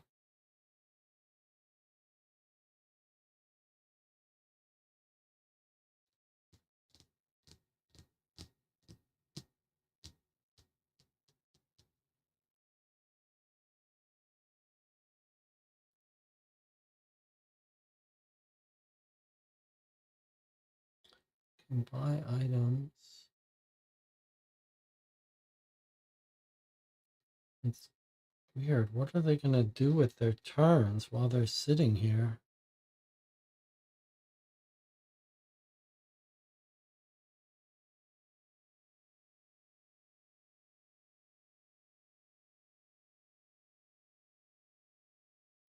Any thoughts about this? It's just a weird situation we're in here where it doesn't feel like there's like this person can't be going in here fighting in the arena without someone to fight with. And the natural person to fight with has the gun is way down here.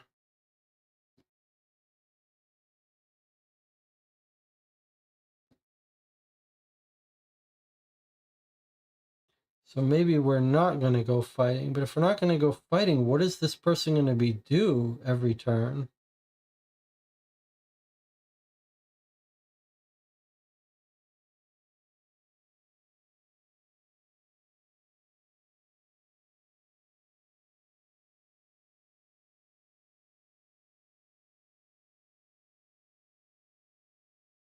Maybe there'll be something to do at night.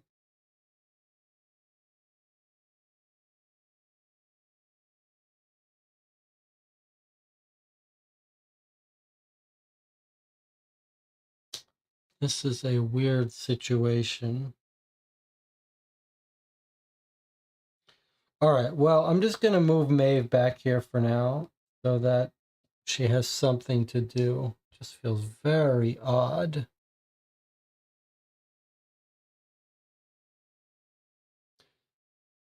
I do want to point out one thing I just noticed. The knife card has a puzzle piece, so we could actually try giving the knife to someone, maybe bartering with it.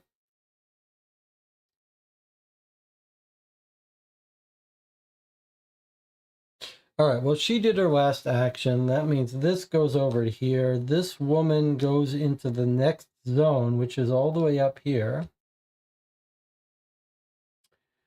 Now she's at B, so we flip this card. That was unfortunate, but okay. Let's see what she says now. If Bill or Turner are hostile or are no longer in play, then do this. Otherwise, the little girl gives the food to the two meatheads and then runs away into town. The guards chat as they unsuspectingly enjoy their lunch. So that's it. We could have poisoned it if we had found the poison, but we didn't. So nothing happens. The girl goes away and this card goes away. So nothing happened. We were not able to make that work.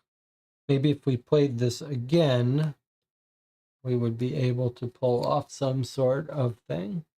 All right, I'm not too concerned about that. Then this circles around, we lose a daylight, and we're here. But I'm more concerned, now it's our turn again, I'm more concerned with the oddity of where we are now. Because it feels like most of our people have nothing to do. I guess that's not true. Let's give this guy a package and see what happens. So she's going to use the hand action to interact the shopkeep with the small package. So it's 220 and 223B. 220 and 223B takes 252. Okay, so we've given him this thing. And now we get this. I hand the package to Ralph, who examines it thoroughly. Nice, nice, very nice. Thanks for the delivery, friend. Take this for your trouble. Ralph starts chatting. He could talk the hind legs off a donkey. He tells me he's a poet and a novelist in his spare time, and he wrote a speech that he would have delivered if he had triumphed in the arena. Ralph is convinced his text would rouse the crowd and make the orator an instant hero. He urges me to enter the arena and read his speech, just to test his talent as a speechwriter with a broader audience. Not really sold on the idea. I let him give me the speech. So he gave us, for our trouble, 2 gear,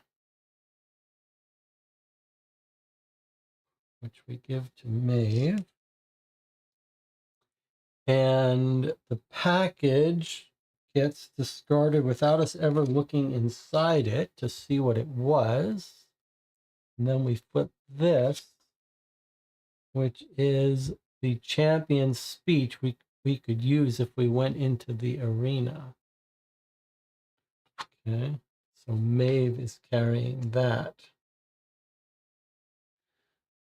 So we could just start marching Maeve up into the arena. It sounds like probably that's what we want to do. She has 2 more actions.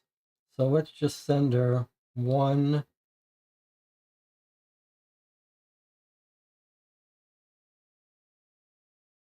2.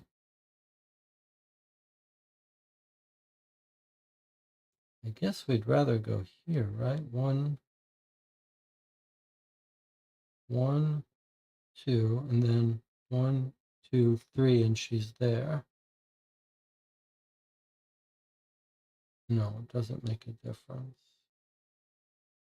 1, 2, 1, 2, and she's there. Okay, so she's working her way into the arena.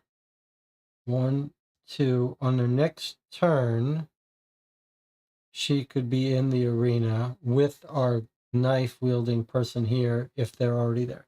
So probably we want this person to be back on here at the end of their turn. Not much to do other than walk there, but maybe we're going to upgrade her leather jacket. I guess that's what we're going to do. The girl is gone. All right, we're going to spend our gears. We're going to upgrade that jacket. So she's going to go, Selena's going to go 1, and then she's going to upgrade the jacket and spend these gears. And because she's about to go into the arena, we're upgrading her jacket to this. It can take 2 wounds. It still only provides 1 defense, but 2 wounds can go on it, which is pretty good. All right. We're going into the arena is what we're doing on our next turn. Meanwhile, Brick is going to stop the engine with a hand action. And then this happens. The engine stops in a screech of rusty gears and escaping steam. Apparently, mechanism has been tampered with to stop only temporarily, and the machine soon restarts automatically. Okay, so then this flips over and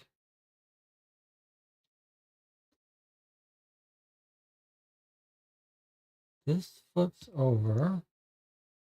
He's still on it. Normally there should be an X showing us where to go, but there isn't.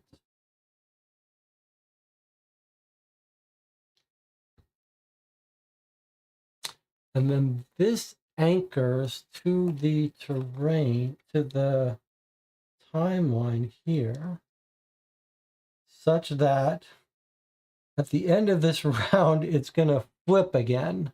This is going to flip again. And then this flips.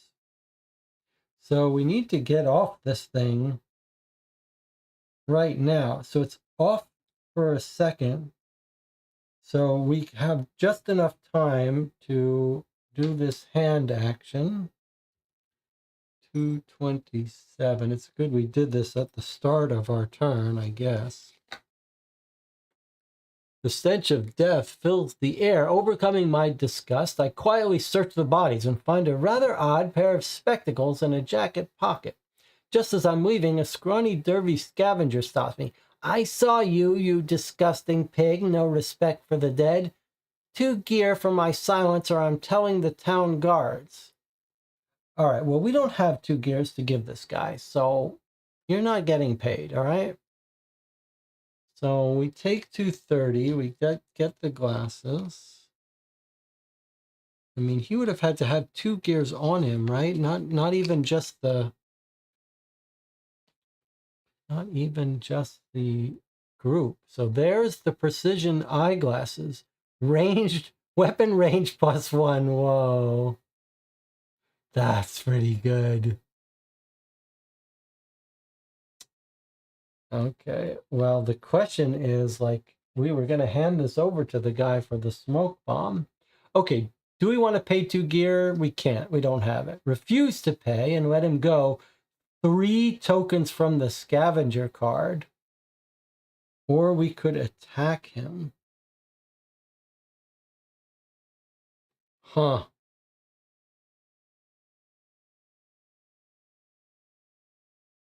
Oh, that's interesting. I mean, Brick only has 1 action left, and he's not a very good fighter.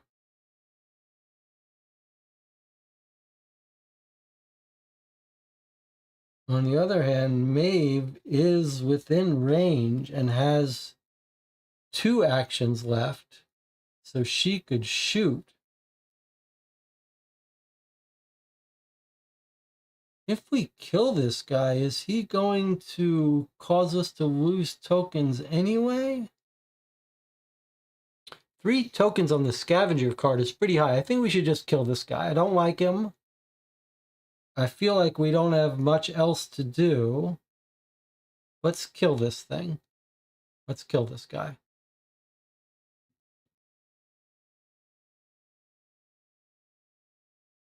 Too bad Selena is too far away with her knife.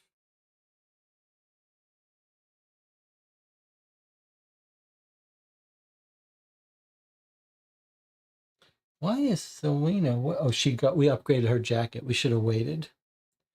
That's too bad. All right, we're going to kill this guy. So even when we kill him, we're going to get 1 token on here. I was afraid of that.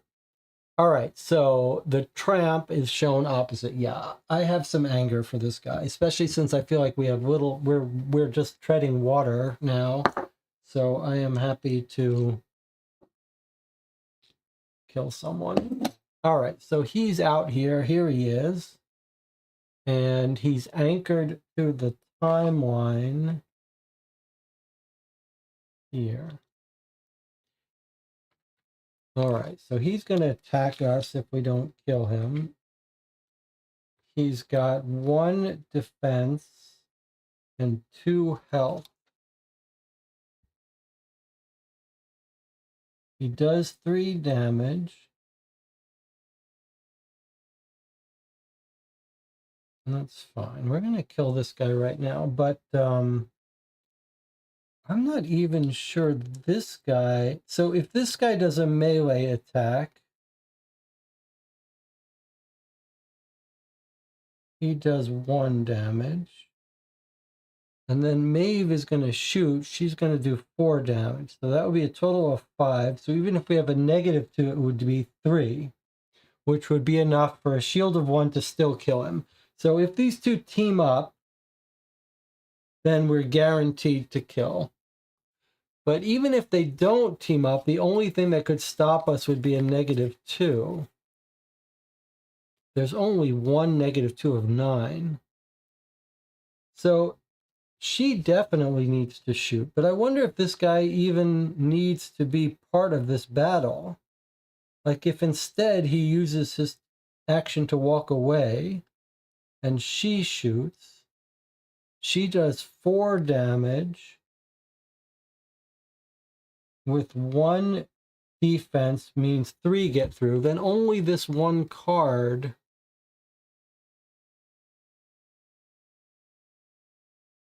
One of 9 would be the only thing that would stop us. So I think for 1 of 9, we should just be efficient and just, yeah, what's the worst thing? It's not like the game ends if we don't kill him. 10% chance. Okay, so I think what's going to happen is she's just going to shoot him on her own. We'll take a 10% chance that she misses just to squeeze out 1 extra move action from Brick. Okay, so she's shooting him. Range of 1, damage 4. So if it's a -2, then we're not going to kill it. Okay, it's a 0. We're not going to spend anything. So let's do it like that.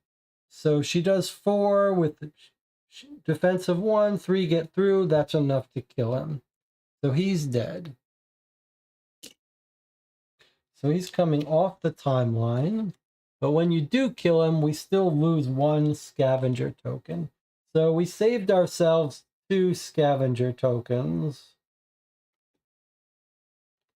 by killing him instead of letting him go. That was Maeve shot. We saved ourselves a turn so that Brick can give this guy his glasses. But now let's think about this for a second. I'd love to keep these glasses for ourselves instead of using a smoke bomb. +1 range is huge. But if we don't have some way to get in here, if we had found a way to poison, then we could have kept these glasses for ourselves.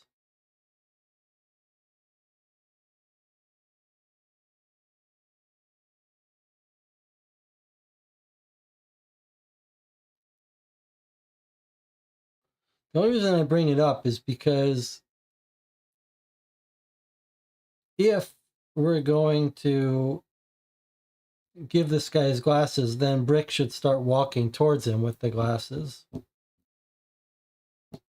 I don't see how we can keep these glasses. I'd love to keep them. I just don't see how we can. +1 range is pretty great. And then if you upgraded them, maybe you get +2 range.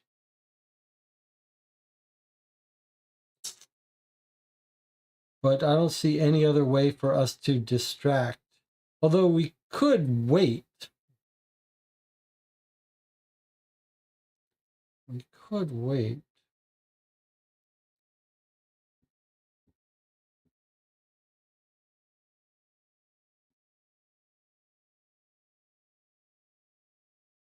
Any thoughts?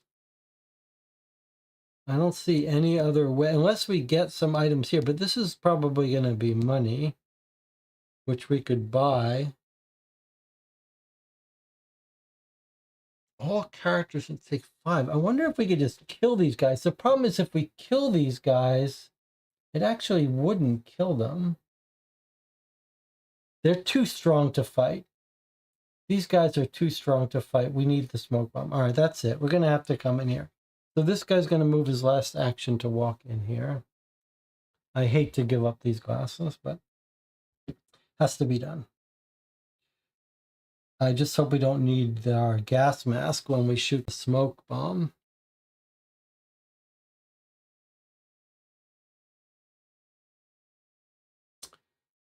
Okay, so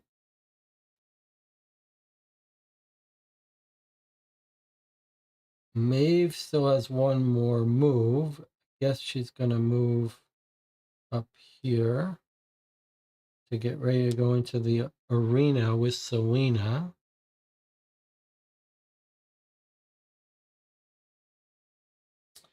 And then Jamal, we could have do different things. We could either have him head up with the family.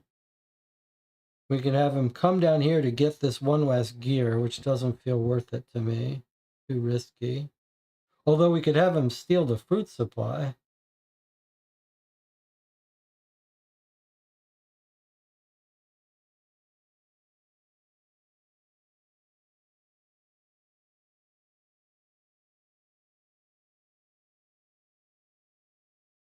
Look at this card. Did we not think through this? What do you do with this? You can't pick it up. What do you do?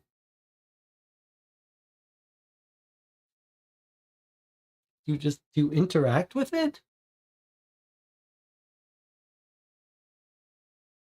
I think we would just put some poison in the fruit, maybe. So I don't think there's anything to do with this now. So here are the options. We could have him head towards the family under the assumption that we're all going to sneak into this area at once. Or we could have him come down and get this gear. Or we could have him go 1, take the glasses and go in here to deal with this guy.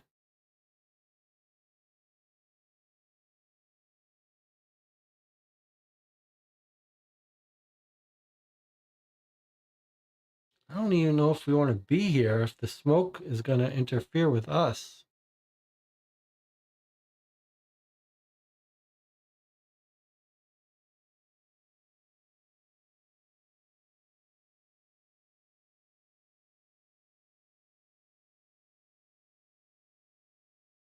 I'm going to have him come up. I'm going to have him go 1, 2, 1, 2, and then do another of these boots.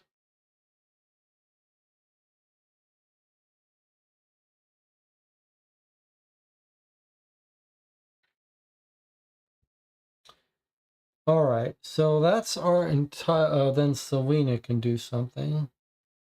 I don't know what there is for her to do. She's just wasting time. All right, she'll just walk in place.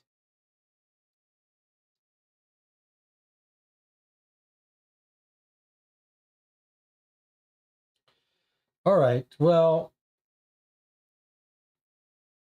we're going to move the timeline here. This flips this back to this. We don't care.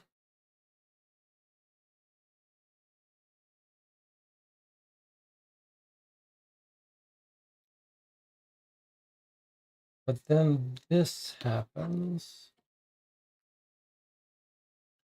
which just says we can stop the engine if we want. It looks like it disconnects from here. We're never going to be doing this again. There's no reason for us to ever stop the carousel again. I'm just going to throw it away. All right, and then it circles back here, and now morning passes. But now morning is over. So let's see what happens now.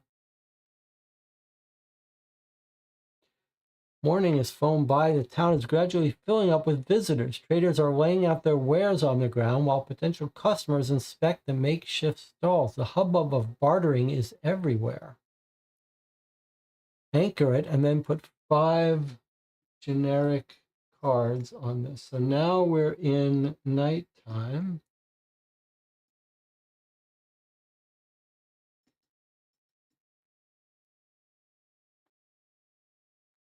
And when nighttime is over, a new card is going to come out. So nothing really changes for us. All right, now we did that here. And now we're shifting over here. It's our turn again.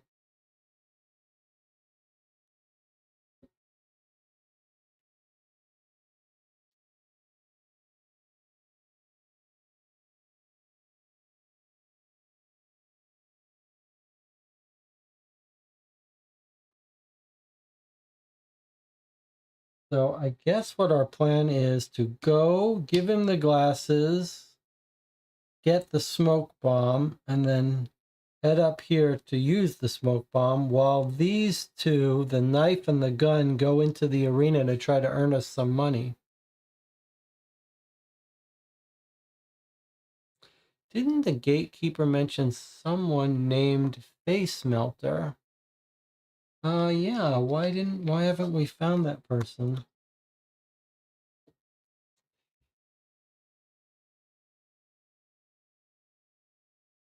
No, it wasn't the person we met, did it? Who was it that told us about Face Melter? This person? No? I think playing a good prank. Let me know if you have any ideas. Where was the Face Melter comment?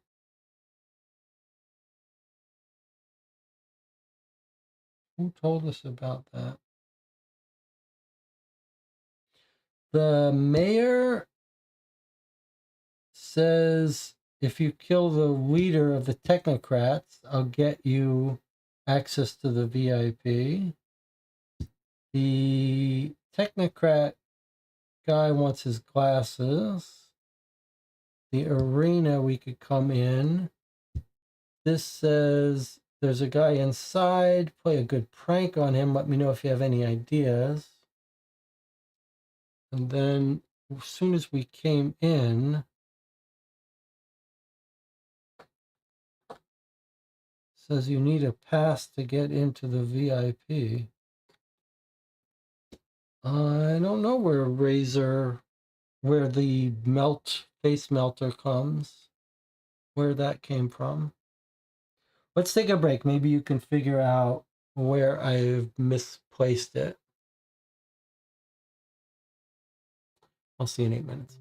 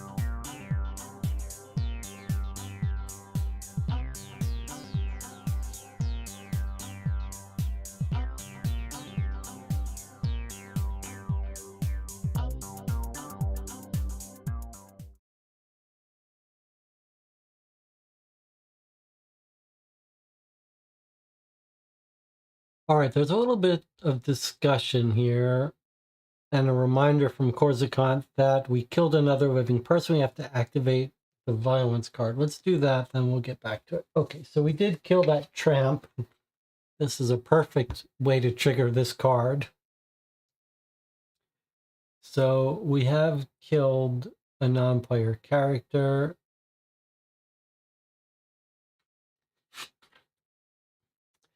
Of course, we can always tell ourselves we had no choice. It was them or us, and that the lives of our family come first, whatever the cost. Even so, now we have to live with even more blood on our hands. How is all this going to affect us? What path are we leading our kids down? Will we end up like them one day? Retrieve the violence card from your karma and then upgrade it. And then this card goes in secrets.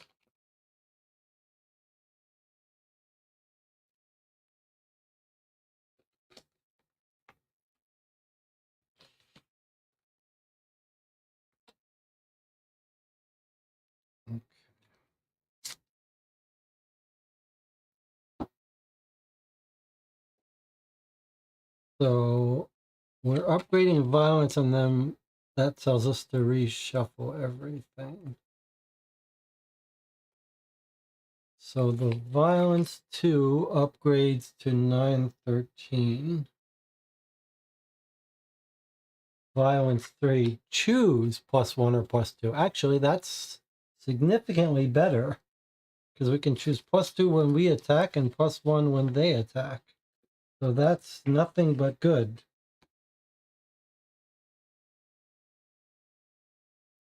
All right. So that's a pure benefit from us, but maybe it's going to get worse as we go.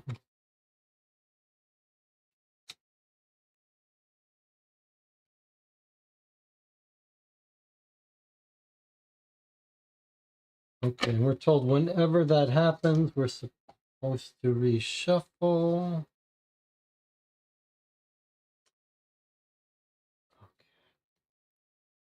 Okay. All right, so let's reshuffle these. Now, the other stuff we were talking about. Okay, Corsican was telling us about the card with Face Smelter. And I did find that card. And here it is. We can read it. When we met our friend Razor, he said, there's some transaction in the haunted house. The place is guarded by two muscle heads. Even if you find a way past them, there'll be guards. I strongly suggest you divert their attention. Otherwise, you're as good as dead. And then he says, I know Face Melter hates their guts. She might be able to help you. You can find her at the arena. You might have to whack her first. Okay, so we do want to go into the arena, especially now that we have the speech to read. So I think I'm hoping that maybe she'll get us in. But then she says, then he says, there might be other ways. You could ask Silk if he has any gadgets. That's the smoke bomb. Or maybe check out the VIP area.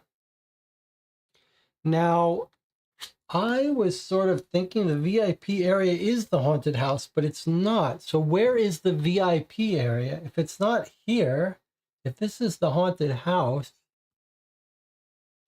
where were we told the VIP area is? Don't miss the VIP area. That's always worth a visit. You'll need a pass to get in.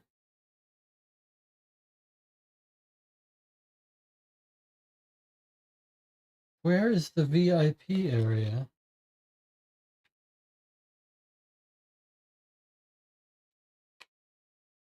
Like the mayor says, I put a bounty on their leader for gear and access to the VIP area, but I don't understand where the VIP area is. Any thoughts on that? Is there something we missed? I'm trying to anchor this in somewhere.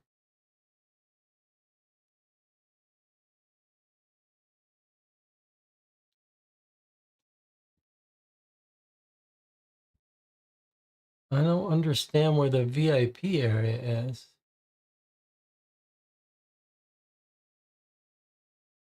Like, this is the arena. This is the haunted house.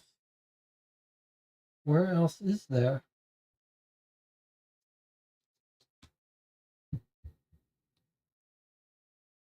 That's the carousel where Silk worked. We already went in here. Forget who we met here.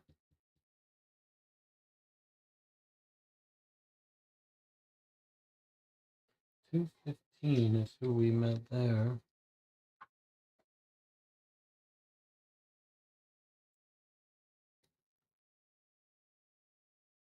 No, we didn't. I thought we did. We did because we removed it. What went wrong here? We removed this. We did this action, but I see 215 never has been taken out. This is going to be the VIP area.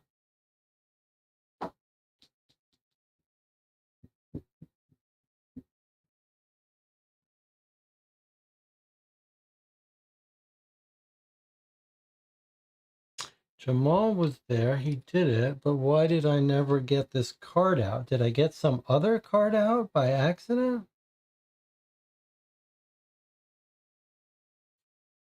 Hold on. This is a little bit confusing. Here is the VIP area. Sorry, this is the VIP area, place for the lucky few where dreams come true. There's one guy inside who did me wrong. I'd like to get back by playing a good prank. Let me know if you have any ideas. Okay, so this...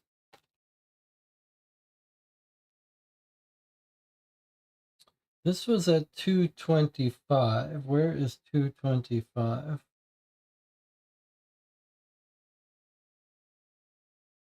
Here. Okay, so this woman is guarding the VIP. Ah, it's here. Okay, it's in this area that we couldn't get in. Okay, let me put this over here. All right, so there's the VIP area. She's either guarding it, or we can talk to her about a prank to get into the VIP. Or maybe if we get a pass. All right, now what are we going to do about this 215? 215 was medallion. Okay, that was the wrong card. 216, that's my bad eyes. So I got 216 instead of 215. All right, so instead of the medallion, instead of just finding the medallion, we should have gotten this. Is this... Oh my God. It's the poison.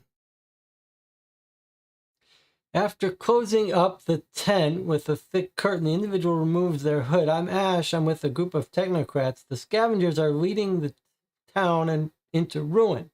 We've had enough. We want to retire Mayor Alcar. We'll make it worth your while to join us. The first step of our plan is to put a good portion of the scavengers out of action. Take these tablets, tip them into Ralph's fruit supply. Ralph feeds pretty much the whole town. That should also cause him enough trouble to keep him out of our way.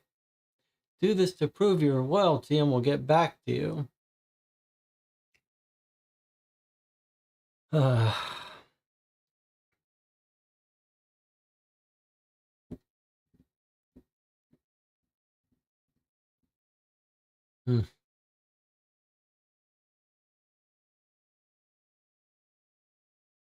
This is what the fruit supply card was supposed to do.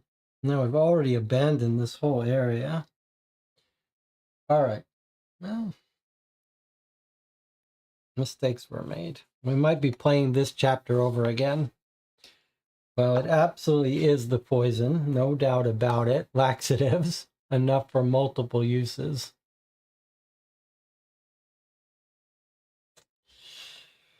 We were not going to be able to get this into the fruit, into this girl's supply, but actually, yes, if we had the laxative, we could have put the laxative into the fruit, into her basket. We absolutely would have been able to have time to do it. Well, all right, we have some choices to make, but let's walk through this first. So they want us to put the mayor out of action by putting the laxatives in the fruit.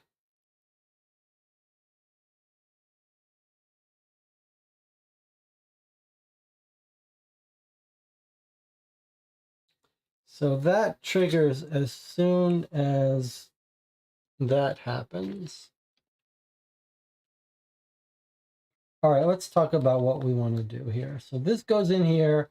It doesn't do anything unless we put the laxatives in the fruit. So, all right, let's talk about it. We have some choices to make.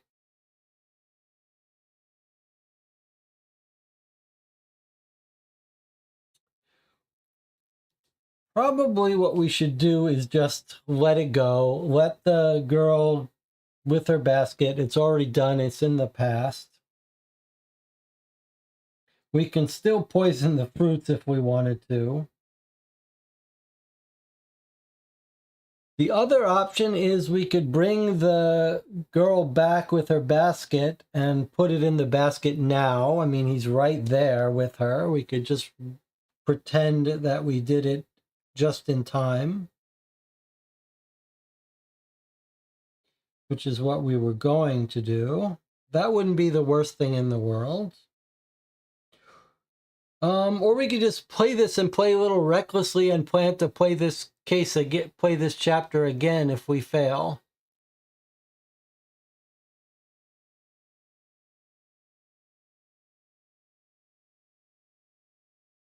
I think we should just let it go and not poison the girl. I think it would be fine if we poisoned her, but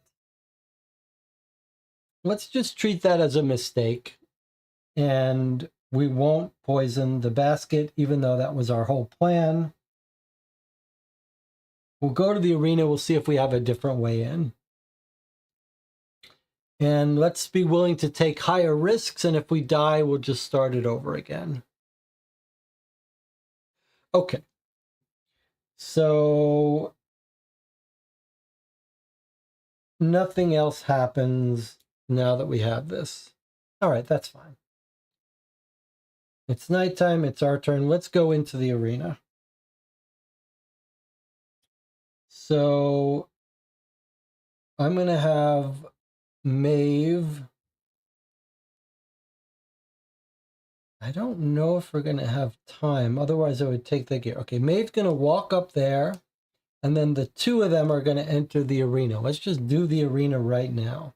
I'm not going to give him the glasses until we're sure we can't do it a different way, because I'd love to have the glasses. So these two, Maeve and Selena, are going into the arena with knives and gun.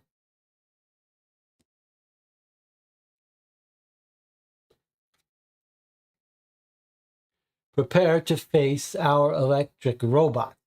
Take 234, 235, 236, and 237. Okay, so a whole bunch of robots have to be fought.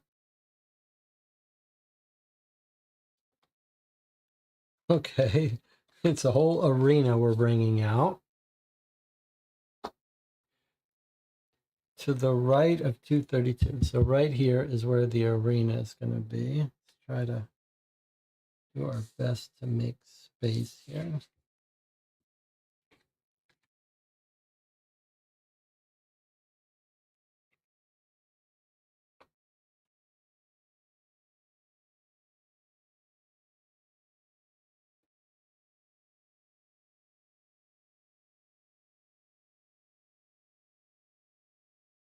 Okay, looks like this is our arena.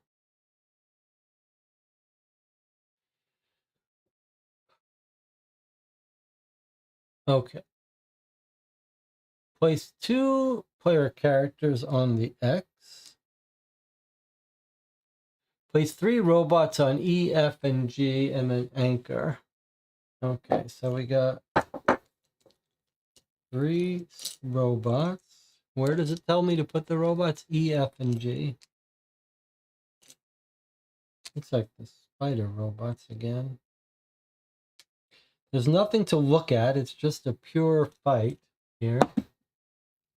If you want to quit, just go across the bridge. Okay, it looks like this way to the bridge. All right, the robots have 3 defense. They only have 1 health each. They walk up to 3 as far as possible from the player characters, and then they can shoot. So they're actually walking away from us.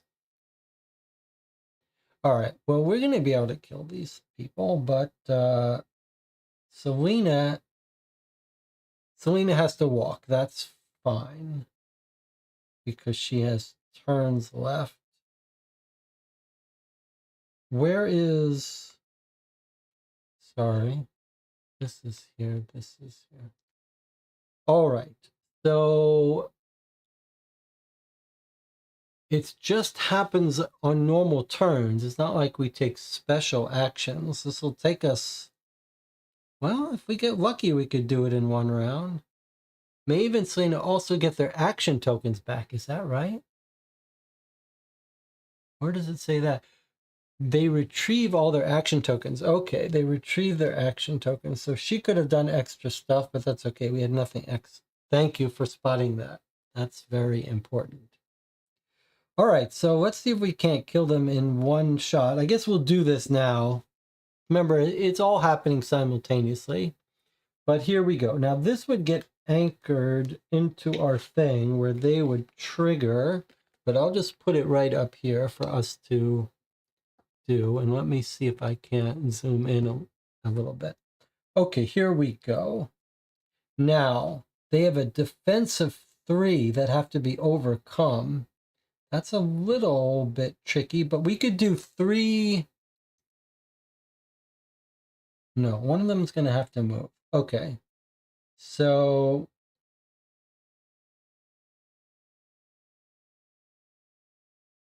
let's look at what we've got here. A +1 or a +2, a -1, -2. So let's say it's actually zeros. There's a bunch of -1s. Defensive 3, health of 1. So a shot by the gun with a 0 modifier would just kill it.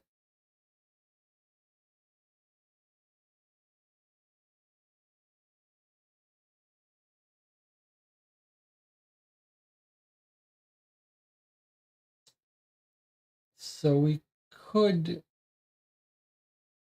get lucky.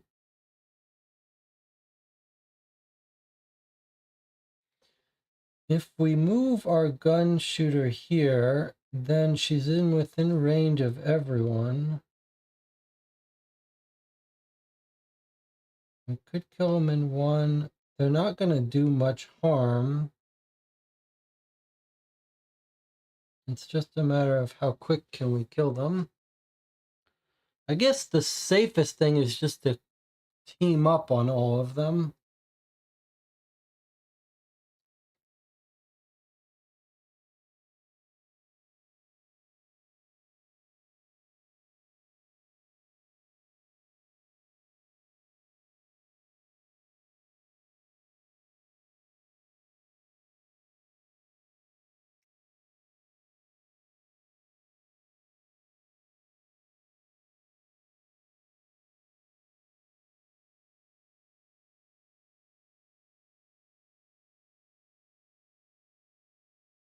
All right, let's do it.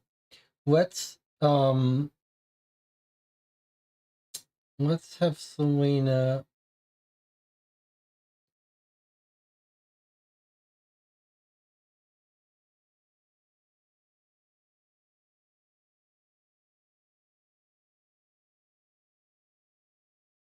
All right, we're gonna have Selena go there. Shoot, shoot. Move. Okay, so Selena's gonna go walk there. Then she's gonna use her knife. It's just over. Actually, 5. Yeah. Okay. I'm just gonna have Selena. Just seems a waste.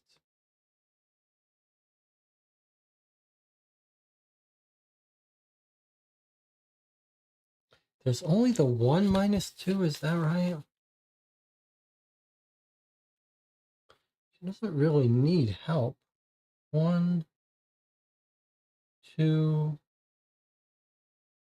3. Maybe we'll take our chances a little bit.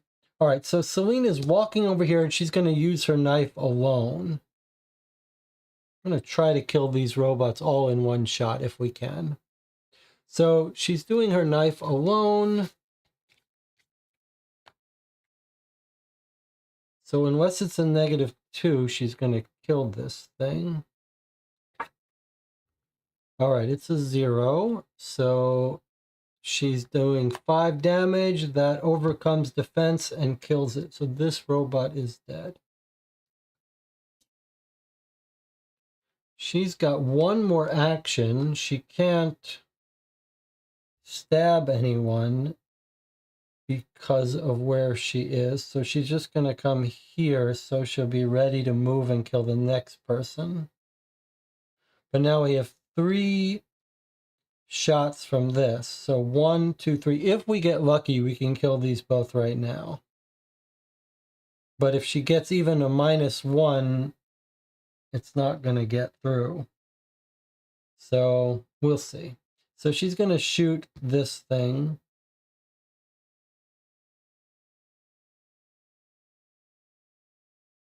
She's going to shoot this thing. Oh, she can't shoot twice. I see.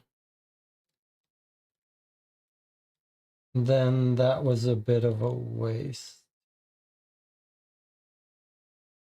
She can't shoot twice. Then I probably should have had them team up. All right. Well, it's too late now. She's shooting that creature there.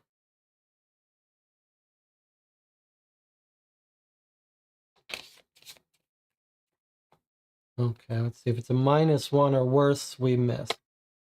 A -2. Okay.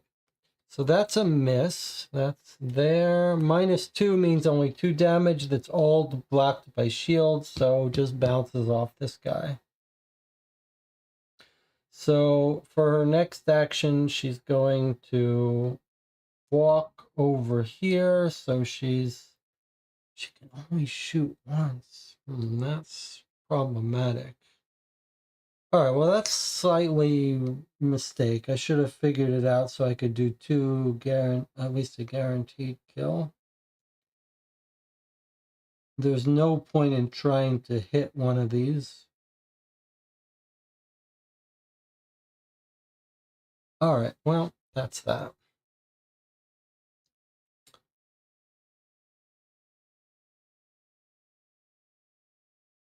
She moved twice here, and then she has a spare action that there's nothing for her to do with. Okay, now we got a little bit unlucky, and I forgot you couldn't shoot twice. Okay, they're done. Now, these people.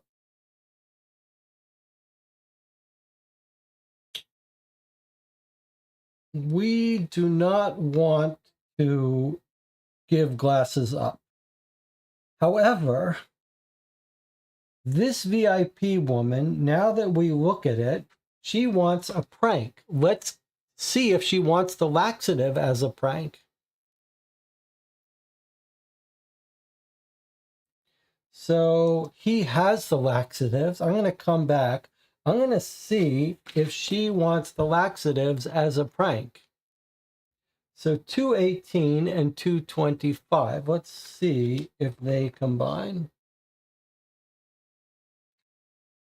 218 and 225. Yes. Let's flip over 218. Flip over the laxatives. I hand Sadie a few laxative tablets. Laxatives? That's so funny. I love it. I'll spike his drink during my coffee break and we'll have a good laugh. Here, take this and thanks. All right, so she just gave us a gear. And notice that the laxative told us it could be used multiple times. So we didn't actually lose it. We just got a gear from doing that. And that had to be a hand action. So we could have poisoned could have done the girl as well. So it's not like we still missed out by not giving it to the girl, but that's all right. He's got 2 actions now. Feels like we could give it to her again. Is the rule broken that it doesn't let us do it again? Oh, burn this card. Okay, she's done. She's gone. Wait, no, that was if we kill her. Sorry. So we interacted with it. That was weird that it doesn't... Each combination can only be made once. Okay, that's it. Never mind. Okay, so the rules... I keep looking for ways the rules are broken, but they're not. It says we could only do that once, and we did it. Okay, so let me ask you a question. Do you think we should go poison the fruits with the laxatives?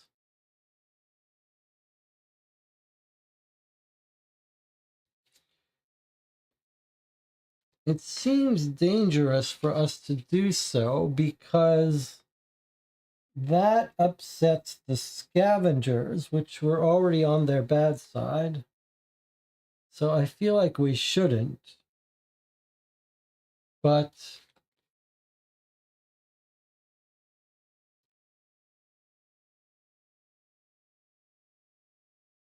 where was the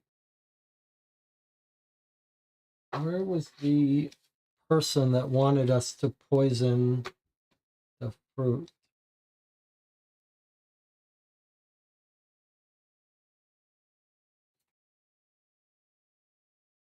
We talked to someone that gave us the laxative. It was 215. Oh, here, yeah. I'm Ash. I'm with the technocrat. The scavengers are leading the town into ruin. We've had enough. We want to retire the mayor. Put a good portion of the scavengers out of action. Do this to prove your loyalty. We'll get back to you.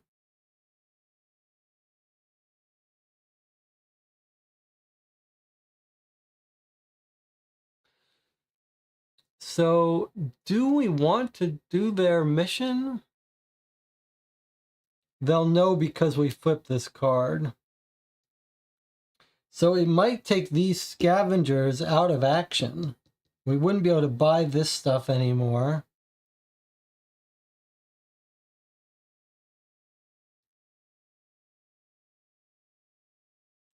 But we wouldn't have to fight them. I feel like there's no deadline on this. Maybe we shouldn't. I feel like that's picking sides. That's a little dangerous. But maybe we should be on the technocrat side. These are scavengers.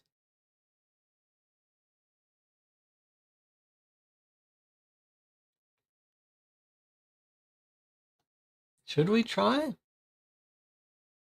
I mean, it would take people out of action. Maybe we should. Maybe the more people we can take out of action, the better. But if the mayor goes out of action, he was going to do what? He was gonna give us a bounty for killing the technocrats, 4 gears, and access to the VIP area.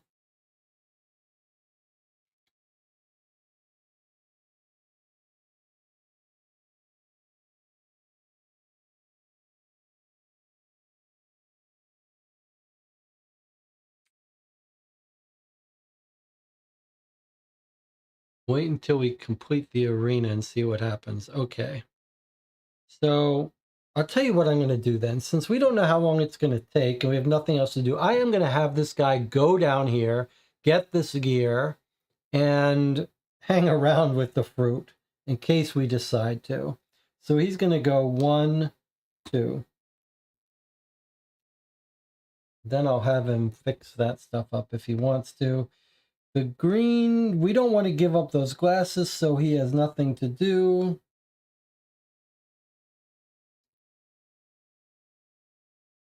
It's a lot of people wasting their turns here.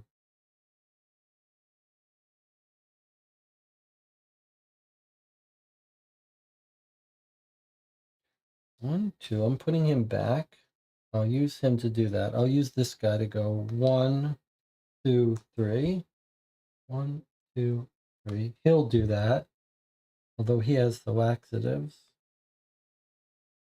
He'll just go 1 and use up 1. Build our boots.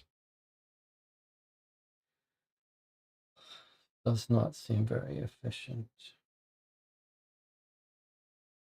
Okay, it is what it is. Next round is happening. We're moving into night. This would be triggering if we had poisoned the fruit, which we haven't. And now the robots go. So the robots move as far away as possible, but there's no way for them to go. So I guess they're not going to move anywhere. Although maybe they both move here. This seems farther away. And then they attack. So they can do range of 2 and they do 3 damage attack. So I guess we're equally distant. So one will attack one and one will attack the other. We would get to choose that. Unfortunately, the -2 we used on ourselves. Okay, so here's the first one doing a baseline attack of 3. +1 is 4. 4 on Selena. She's got a defense of 1. So 3 to Selena. I guess what we're going to do is we're going to damage at least 1 here. I don't think we're going to need this. Yes, we are going to need it once more. Okay, well, let's damage one of her hand tokens. That's 3 damage.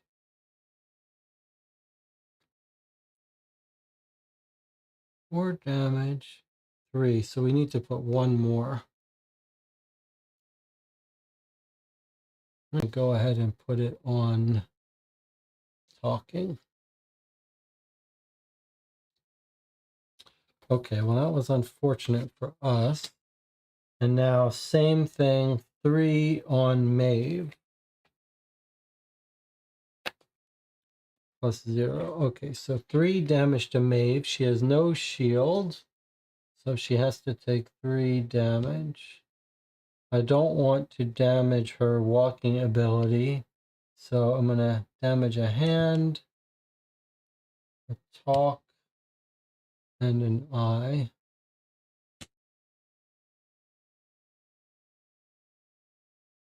All right, and now what we've got left here is a -1, a -1, 0, +2. Okay, not great.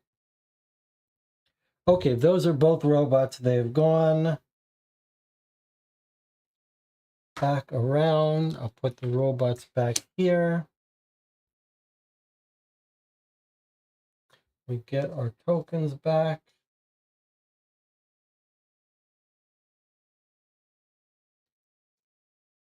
All right, we need to kill these robots now. How are we going to kill both of these robots? We don't want to have another round of fighting with them. But I don't think we can afford it. Like, there's a -1. We can only shoot once. So we can kill both of these if we get lucky. We walk, we shoot, we get lucky, we kill one. Sorry, we just shoot. We kill one, and then we walk and stab, and we kill the other. But if we get unlucky, we don't have a -2. Okay, that's fine. We don't have a -2. So our shoot will No, that's not right.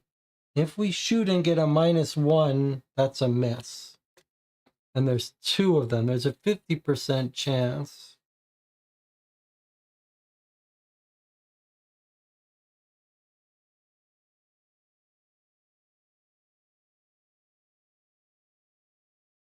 Shoot, walk.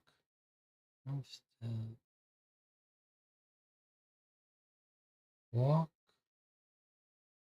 Okay, what if we do this? What if we walk Selena over there? She's going to have to walk anyway. Now she can she can help twice. She can use her knife once and do a melee once. Oh, that's Maeve. Okay. So she's going to knife one of these and do a melee to help out with the other.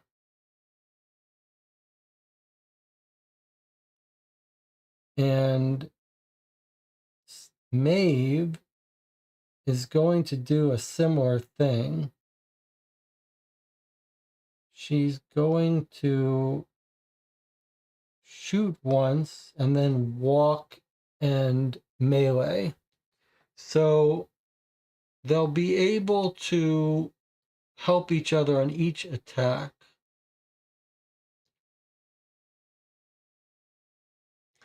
So it should be a shoot and melee combination, and then a knife and melee combination. We'll still fail if we get the -2, but we could survive the others. Okay, I think that's the way to do it. The stab is a guaranteed kill. No, it's not, unfortunately. Not if we get the -2.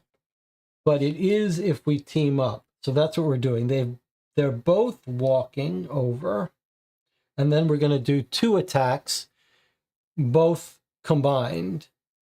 The first attack is going to be a shoot and a melee. And the second attack is going to be a knife and a melee. So the knife and the melee is going to be a guaranteed kill. But the shoot and the melee isn't.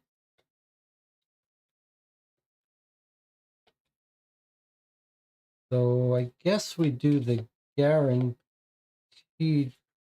No, we do the shoot and the melee.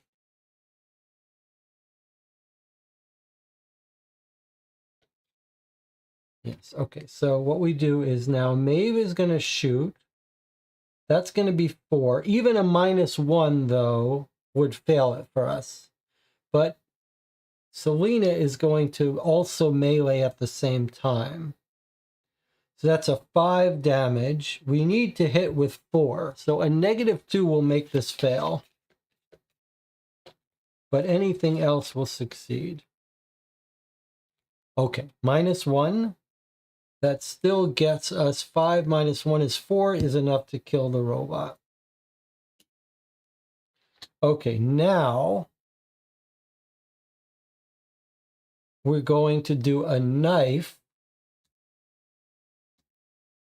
plus a melee. So now we're doing 6 damage. So now even a -2 is a kill.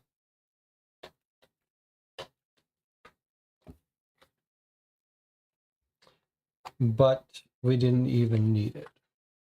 That's unfortunate. It would have been nice to get rid of the -2 here. All right, so we've killed the robot. That's fantastic.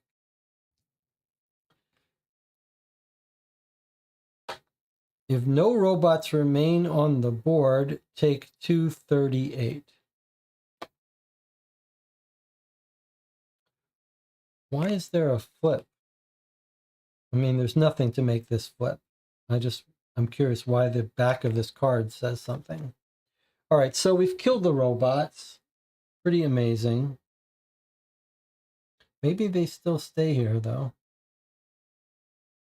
Doesn't say to flip it or remove it, so maybe this stays out here. Okay, let's take 238. We killed the robots. We did about as well as you could ask for. What a fight!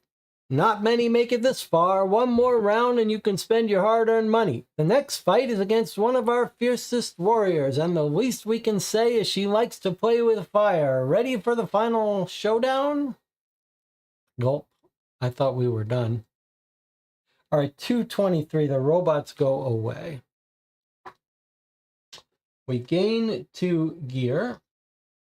I guess I'll give this to Maeve. If you want to quit, we can quit.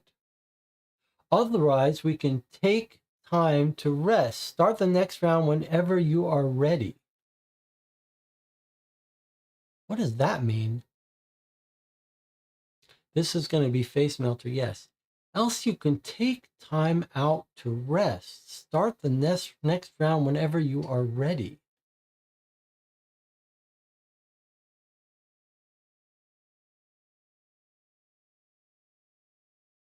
I guess that means we just leave it on the table and we could spend a round resting first.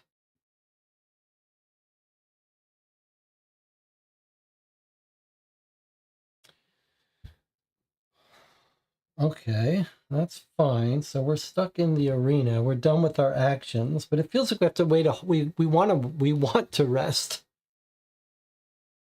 The thing is, what are other people doing with their time? That's the thing.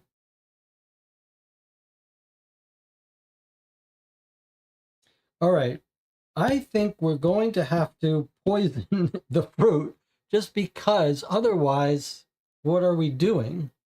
These people, it would be nice to have them go heal these people, but they can't get there.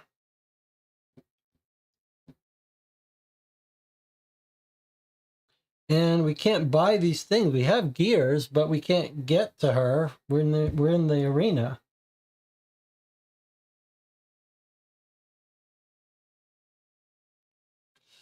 So we made a mistake here by wounding these because now we can't.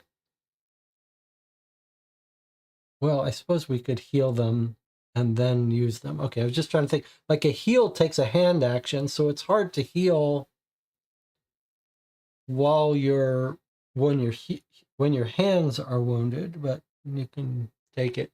All right, so I think we're going to have to go poison this this fruit.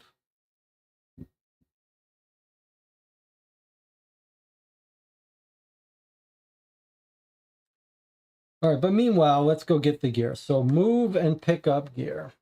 Move and pick up gear, says Brick, and then he's going to move back. That's his turn done. And then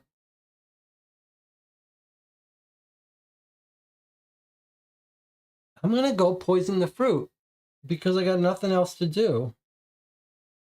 All right, I'm doing it. He's moving in here for one. He's going to, I guess he has to walk into here to poison the fruit.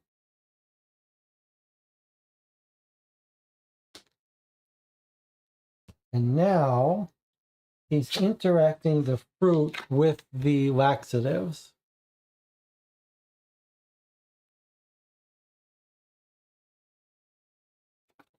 Okay, so it's 218 and 221.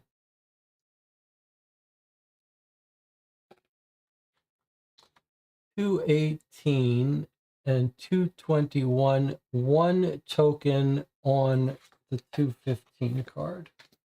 All right, that's it. We're doing it. And that required us to do that.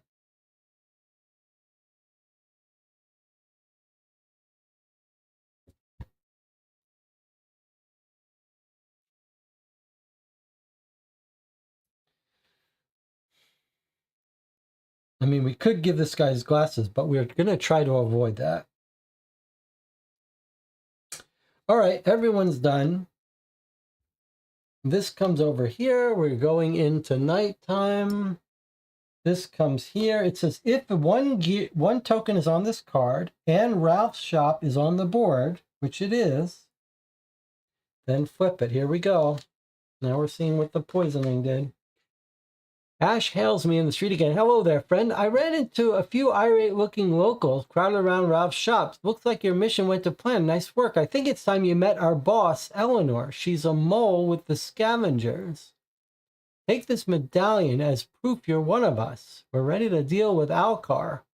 Go find Eleanor and show her the medallion. That will be her signal to launch the attack. Help her kill Alcar.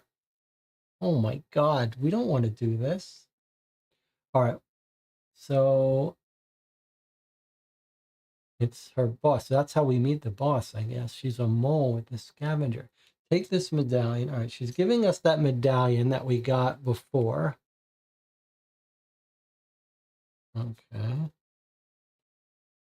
That I mistakenly had him wear before. Now he's got it for real. +1 on the scavenger card. Okay, so we've made, it's kind of weird. I thought we would make enemies with the scavenger, but it told us to put a token on that. Flip 219. So Ralph's shop now becomes crowded with people. Okay. And Ralph dies, or he's gone. Well, we don't have to fight him anymore, so I guess that's good if things go wrong. And then this card goes away. All right, so we don't have to meet Eleanor. Take this medallion, find Eleanor, show her the medallion. That will be her signal to launch the attack. Help her kill Alcar. All right, well, we don't have to do that, right? We don't actually have to help her kill Alcar, but maybe it's going to make it. All right, so now it's our turn again.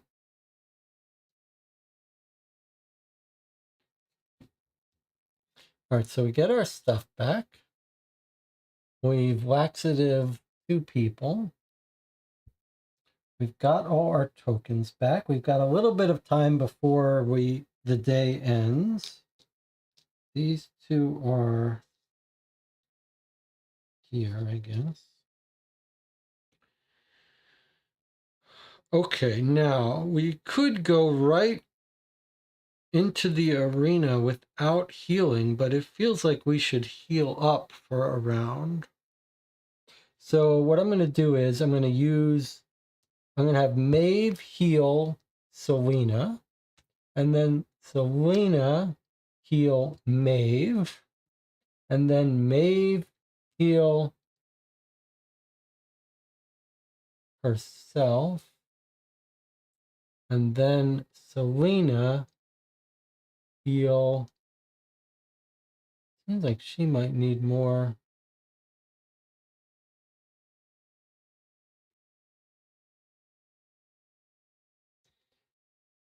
Oh, let's just heal Selena. Whoops. Heal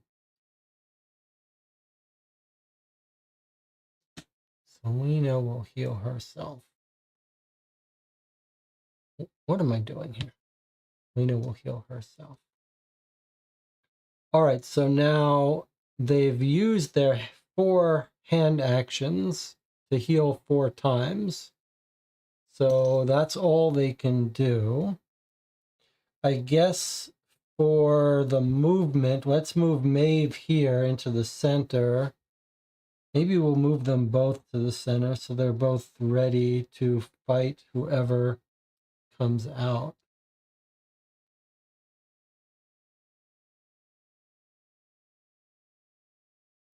And then let's just move these.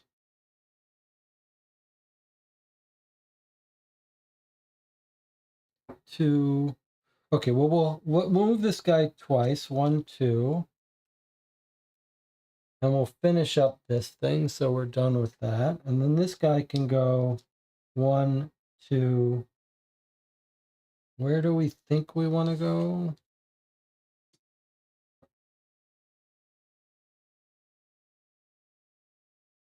This guy was the guy that ran away after he got sick. This guy's got one more thing he can do. I wonder if he shouldn't go here and barricade this. Are people going to be coming out of here?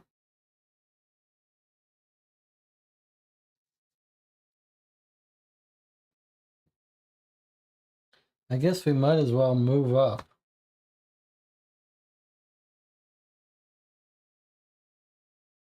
I'll tell you what, why doesn't Brick give Jamal a gear for his final action? Now Jamal actually has enough to buy something if we want to buy it. Almost.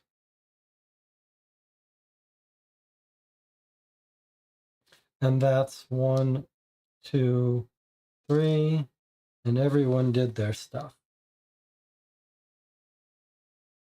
Okay.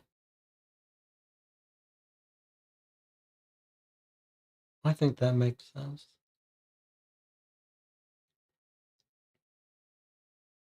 All right, we're moving here.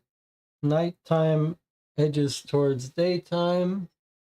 And then back, and we're back, and it's our turn again.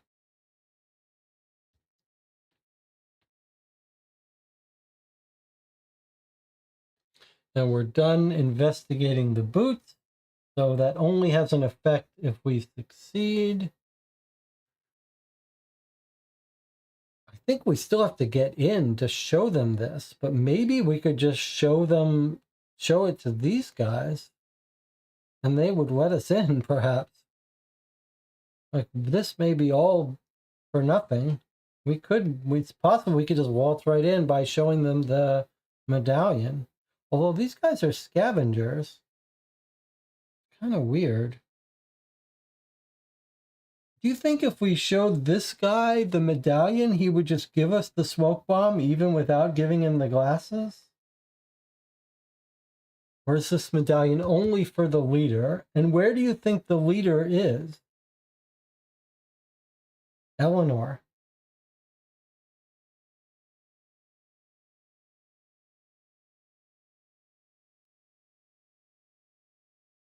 What did those guys say? He said, help me understand this. Where do you think Eleanor is? She's a mole with the scavenger. Go find Eleanor, show her the medallion. I think she must be at the haunted house because she's pretending to be a scavenger. So she's probably here, right?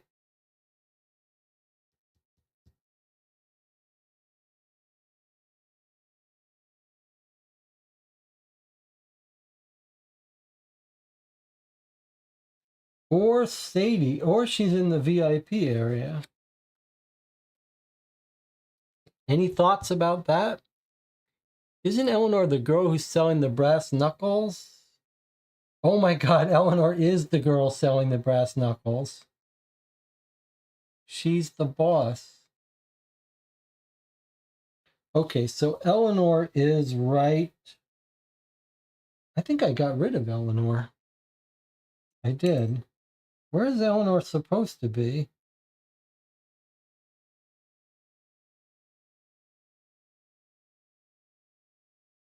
$211.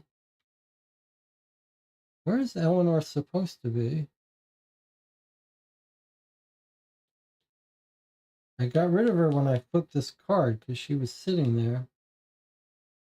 But maybe she's here. Let me just see. 211 was here. So it told me to get rid of Ralph, but I got rid of her instead. Okay, so she is there. All right, so we could go show her the medallion and trigger all hell. But we don't really want to do that. All right, let's do our fight, huh? Surely we're committed to this. All right, so it says when you're ready to have second round, put this card. It's on. Let's hear it for Face Melter. The showman presses a button and flames burst forth from the ground. 234, 235, 236, and 237. So the arena changes. Doesn't matter where we are. This flips. Becomes all full of fire. And we get shoved over here. All right. And then Face Melter is on the E. It looks like she's that one. If you want to quit, just quit. Otherwise, this person is 9 health, but only 1 defense. That's good. Okay.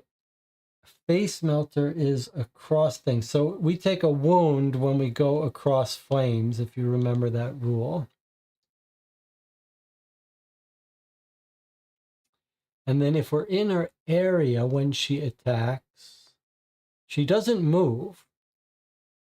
It's just if we're in her area, then they're knocked back 1 area. Otherwise, they're pulled 1 area towards her. Okay. Interesting.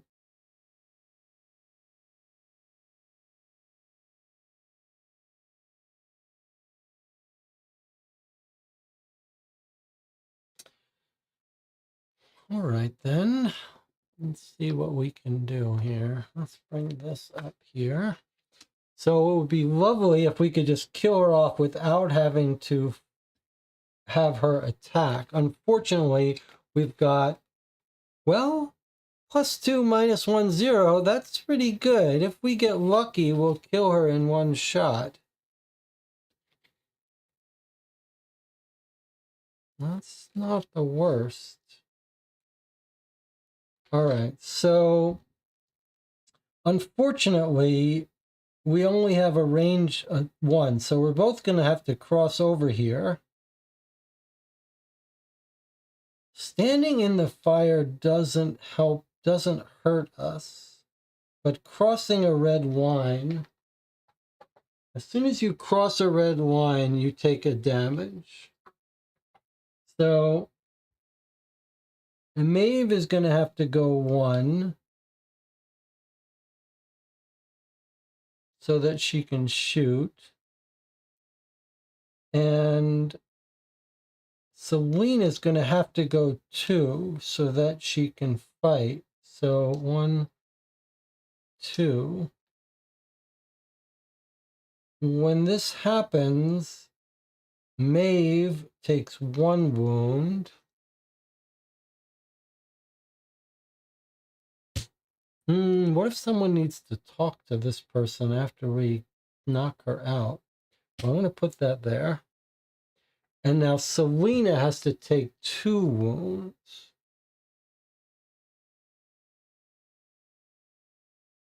I'm going to put 1 on the hand and 1 on looking. And now we're going to do a shoot and a knife, which will do 9 damage, which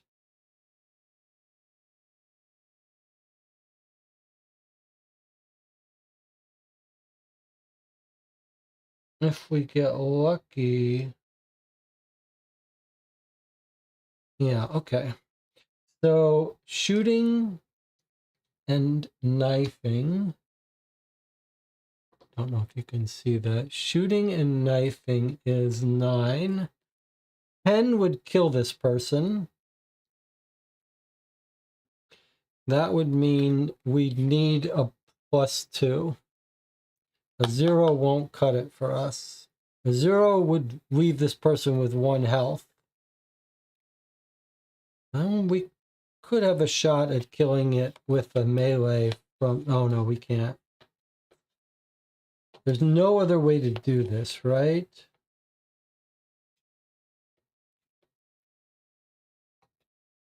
So we got a 30% chance of killing.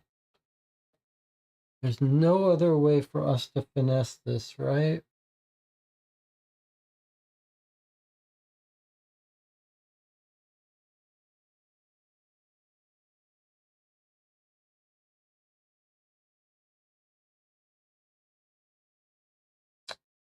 I don't see how. Does anyone? Because, well, what we can do is we can heal for this spare action we have.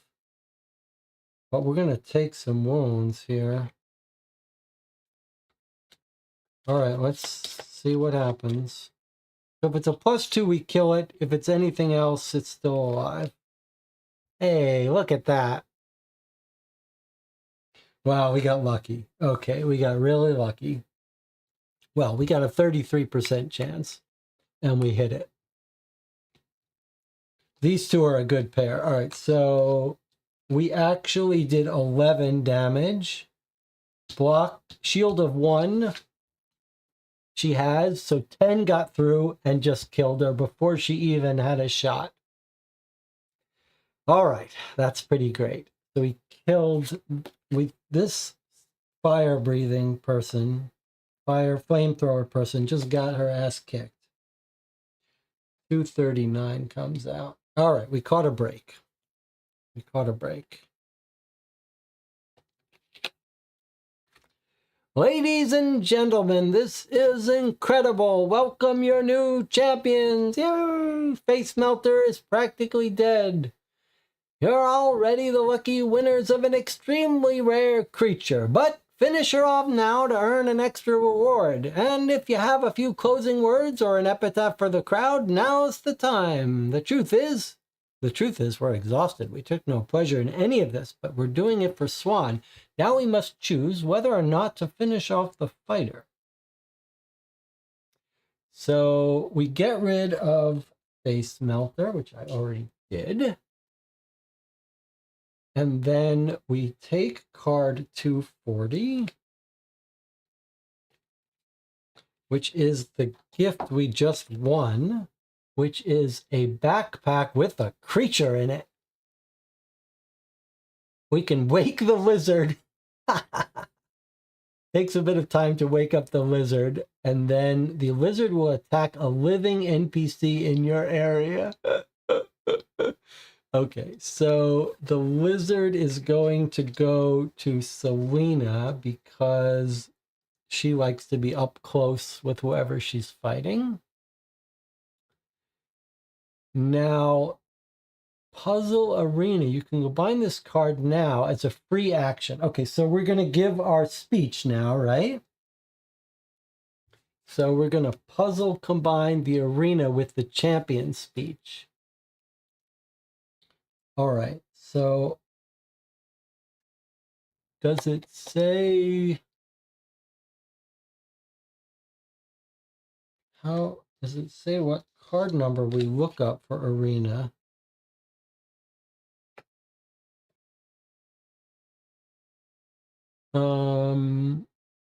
Puzzle Arena. You combine this card, I guess it's 239, with 252. So 239, 252. Let's hope this doesn't backfire. 239, 252 gets us to flip 239. All right, so we're just flipping this right now. I deliver Ralph's speech to the crowd. The audience is on its feet cheering. It would seem Ralph has a certain talent. Some people even toss us a few coins. So we get 2 extra gear. I'll give those to Maeve. We burn 252B. Okay, we burn the speech. We're done with that. And then this flips over where we can continue. So we got 2 extra coins. But I was hoping we'd get more. Okay, now we can spare her. And then she had a way for us to get in to this haunted house. So probably we're going to spare her. But if we kill her, we get 3 more gear.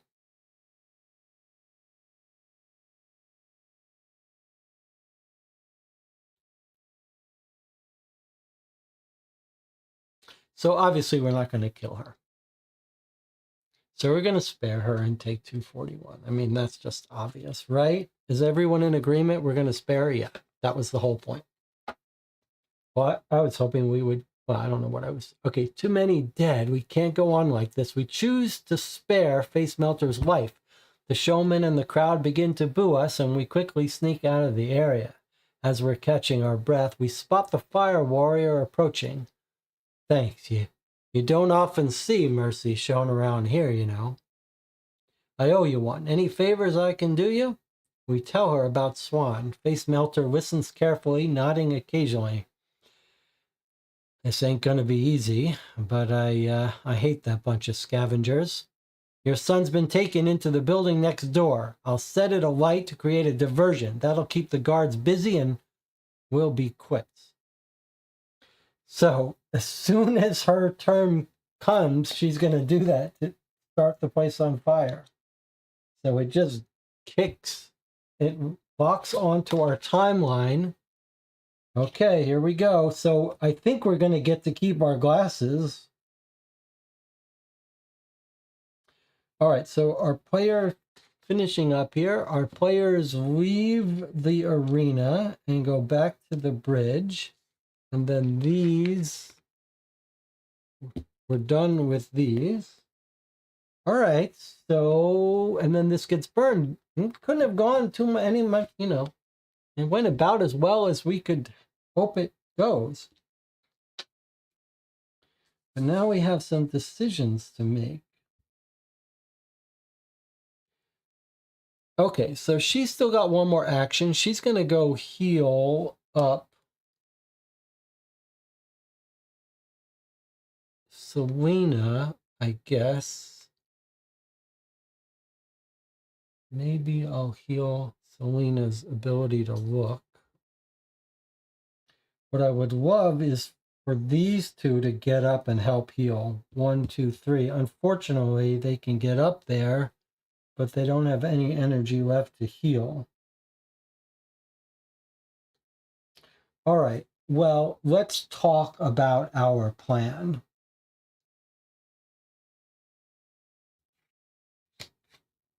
Because it does seem like we have a couple of options. I guess this is being carried by someone. All right, so let's talk about what you want to do. As soon as this round ends, this person is going to set this place on fire. The guards are going to be busy, and I guess we're going to sneak into the haunted house.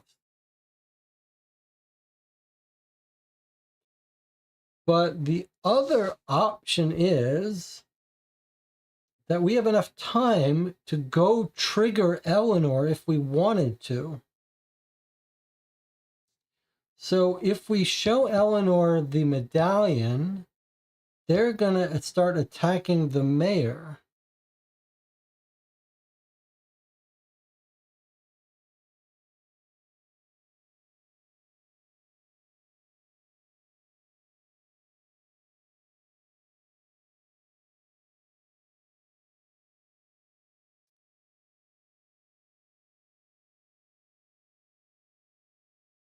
I guess we don't want to do that, right? We just want to get in here to the haunted house.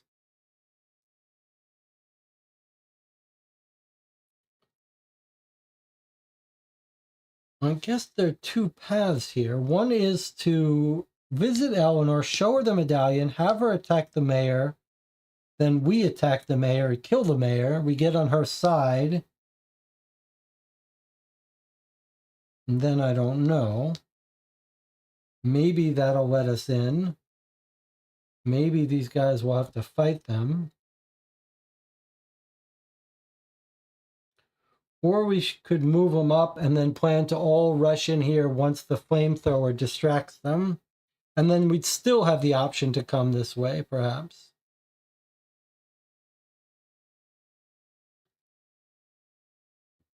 Isaris says protect the mayor.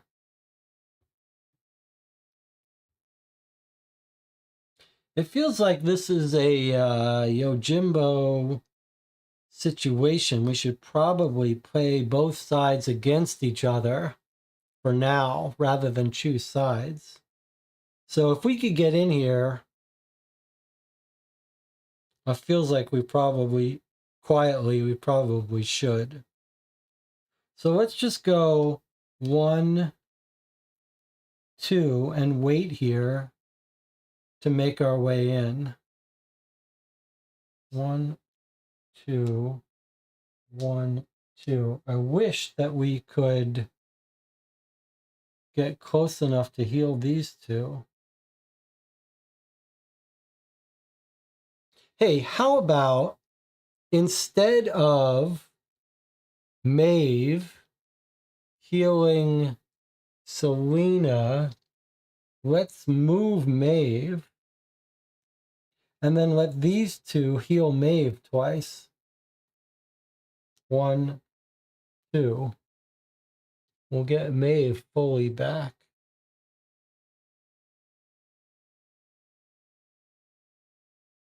In fact, let's do it the other way. Let's have, oh yeah, we can't do it the other way because she's out of actions. All right, I think that's what we do. Korzikant says, we've already got a distraction. I doubt that Eleanor is going to do anything else. Or at least she's going to be redundant, so it might not help us. All right, here we go.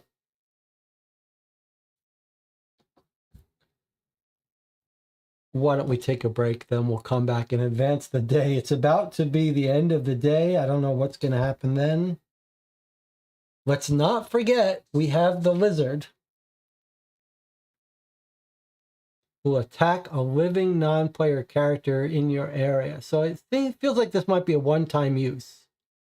We're supposed to, oh, but it takes a while to wake him up. So we might want to start waking him up now.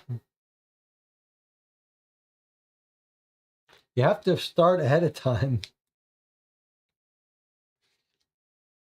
I wonder if we shouldn't have given that to Maeve. She could have started waking him up. All right, no, we had a reason. All right, we're going to take a break. Things are starting to get interesting here. I'll see you in 8 minutes.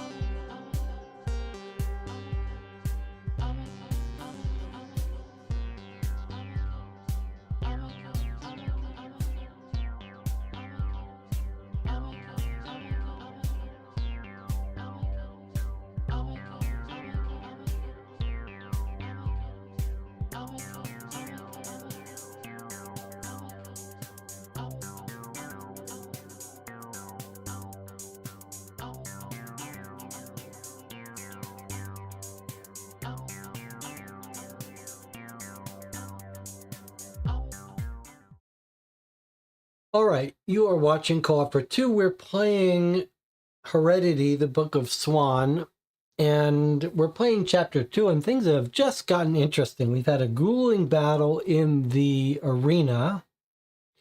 We've gotten this lizard in a backpack who's ready to jump out and attack people, but it's going to take a couple turns to wake him up. Celine is pretty injured, but Maeve is fully back to health. And we've got these two sides warring against each other, slightly weakened one, but it feels like we've got some interesting situation here. First of all, this building is going to go on fire very soon. In fact, right now. We don't know if that's going to give us a limited window of time to get in and out, or if it's going to be for the rest of the game we can get in or out. The nighttime is ending. We don't know what's going to happen when it does. We've got a medallion. We've learned who the leader, the traitor mole is of the technocrats. It's this woman, Eleanor, who's pretending to be a scavenger and has things for sale.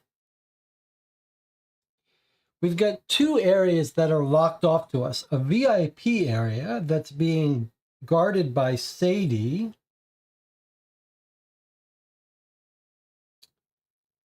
No one gets in without a VIP pass. And then we've got the haunted house guarded by these two. Very tough guys.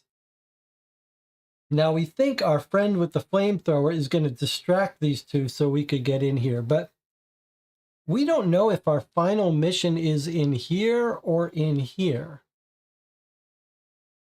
The other interesting thing is that the mayor says, if you kill the leader, I'll give you 4 gears and access to the VIP area. Now, what's interesting is we've just discovered who the leader is. It's Eleanor, who's sitting right here.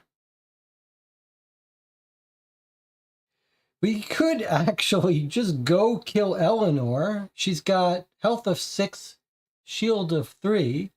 We have enough strength to kill her. We could even buy the grenade from her and then kill her with the grenade. Or kill her with our knife and gun. If we all do it, we could guarantee our success. Maybe we get these weapons from her dead body. Seems like we should be able to. And that would make the mayor happy. He would give us 4 gear and let us into the VIP. So it's tempting to just come right down here, murder her, give her body to the mayor, and let the mayor give us access to the VIP room. But that wouldn't get us into here. So I think our next step is to see what the flamethrower person does in here. Could be that our whole mission ends when we get in there. We do have a lot of gears to buy a weapon. I say a lot, but we have 5 and 3 here. It would cost us a bit for one of these. I just feel like if we're going to do this, we may just want to kill this woman and steal them from her. But I don't think it's worth us running all the way down here to buy something and then running all the way back here. I don't think time is our friend. So I don't think, as much as I'd like to have an extra weapon for one of our other 2 people, I feel like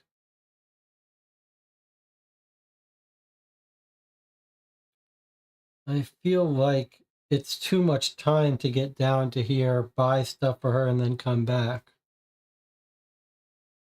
It would take multiple rounds, like 1, 2, 3, 1, 2, 3, 1, 2, 3, 1, 2, 3. It'd take like 4 rounds to buy something and come back. And let's not forget, if we want to use this as a weapon, this should be given to Maeve. So, okay, but we don't even have to solve that yet. Let's run through our stuff.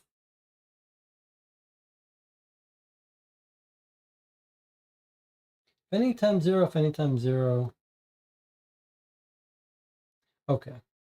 So we've got 2 tokens on this. 1 goes away. Next up, Flame Face Melter brings the heat. Smoke pours from the building's windows. Face Melter kept her word.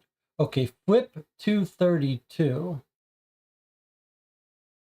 Okay, well, we're on this card. Well, we're on part of this card. Okay, let's flip 232. All right, well, she kept her word. She set this building aflame. There's smoke coming from it. Flip 232 and burn this card. How does that help us?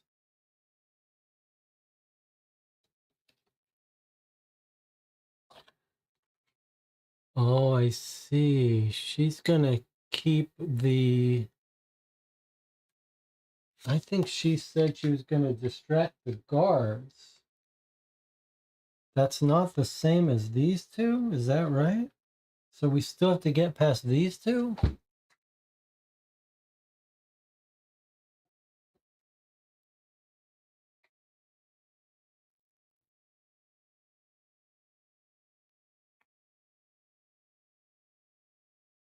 That'll keep the guards busy. So I think there are guards inside that are now busy, but I don't think that helps us with these two.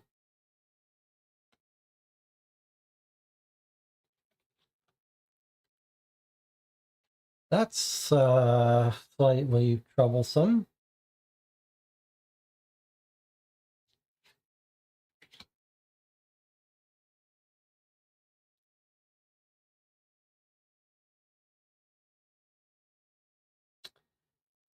So we've got some choices to make.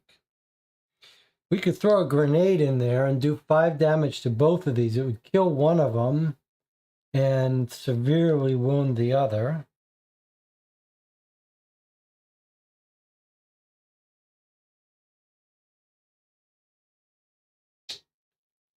Or we could come give her the medallion, let her kill the mayor, give us a prize.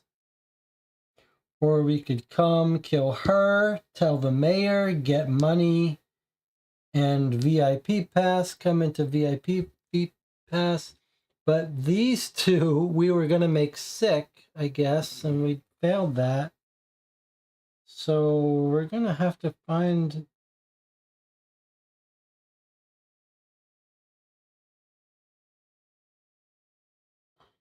I'm not sure how we want to do this.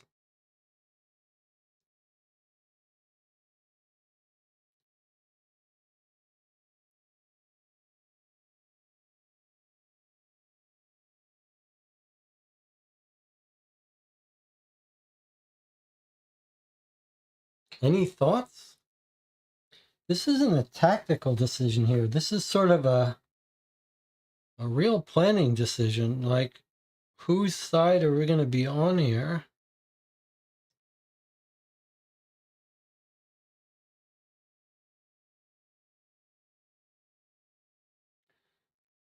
So we could come down here, kill her, take her weapons, go to the mayor, say we've killed the boss of the technocrats, and then he'll give us access to the VIP. We'll have the grenade. We can kill these two.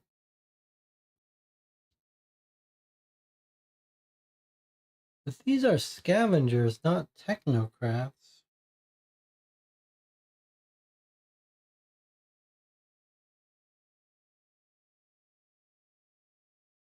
Alternatively, we could come down here, give her the medallion, help her kill the mayor, who's isn't that hard to kill.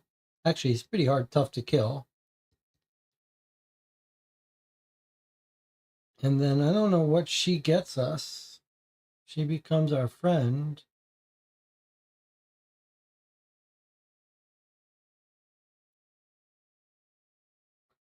Should we read about the difference between the scavengers and the technocrats? The scavengers are rebuilding civilization. They're different clans. The technocrats, survivors with a thirst for knowledge, they've been custodians of pre-war technology. They guard these secrets jealously. They are led by the Council, a mysterious organization whose members nobody really knows. I feel like they probably have Swan, the technocrats. But that doesn't mean we shouldn't team up with them to get close to them and then kill them.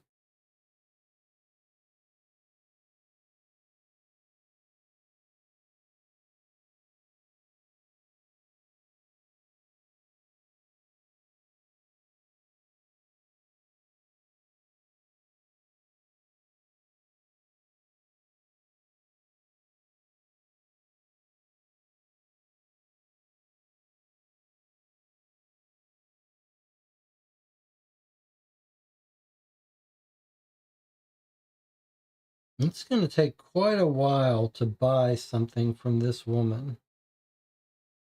She has to get gears. Well, Maeve has enough gears to buy it. So Maeve would go 1, 2, 3. That's 1 round. 1, 2, 3. That's 2 rounds. Buy it. 2, 3. 3 rounds. 1, 2, 1 round. 2 rounds. 3 rounds. 4 rounds. It's like 4 rounds. Like 4 days to come in here and get that weapon. But we can't fight our way past these two without it. I don't think. We get too beat up. So, given that these guys are still here, I don't think we can try to get in. And this woman wants our VIP, so we can't get in without her. Is that really what happened with the smoke? I think it's just people inside. I don't think that helps us. Doesn't help us get in. Okay. So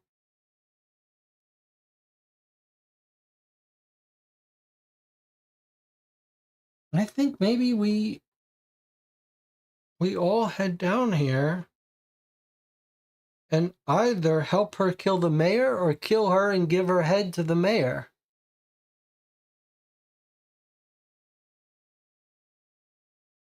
White lines, green lines, they all count for movement. But yeah, so we're here. 1, 2, 3, we could get in. And then an action to interact. 2, 3. 1. So yes, you're right. It's not 1, 2, 3. It's 1, 2, 3 to get in. Then she has to buy it. And then she has to come back. She doesn't have enough gears anyway. It has to be this person. 1, 2, 3. Next round, 1, buy, 2, 3. Third round, 1, 2, and then she could use it. It would still take 3 days, and then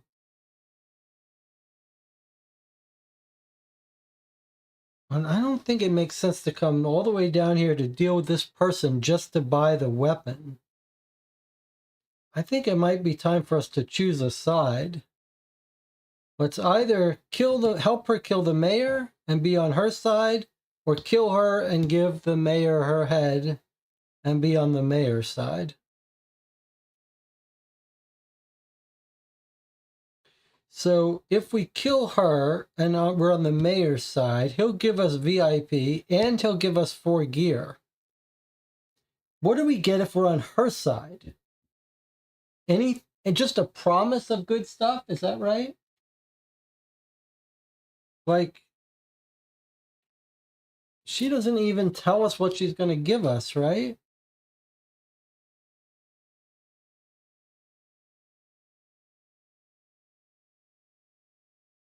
Where are we told to bring her the medallion.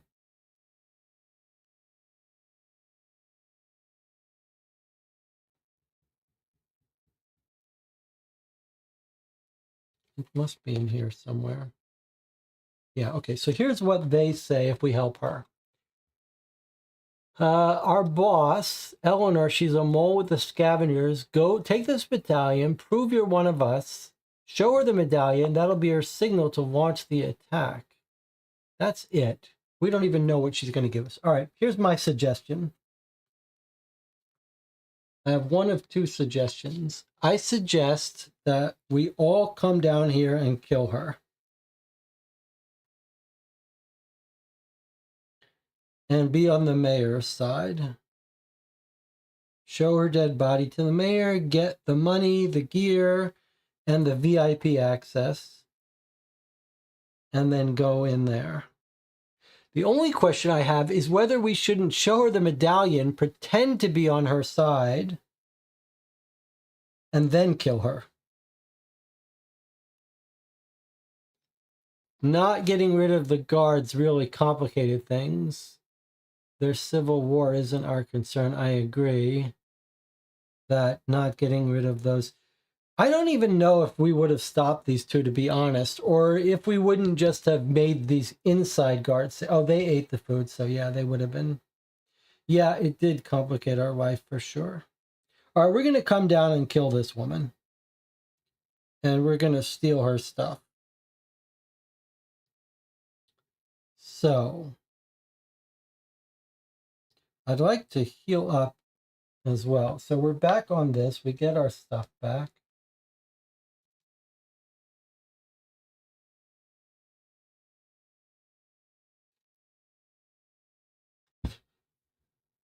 And then in nighttime, we'll sneak in through here. All right, here we go. We think the technocrats have Swan anyway.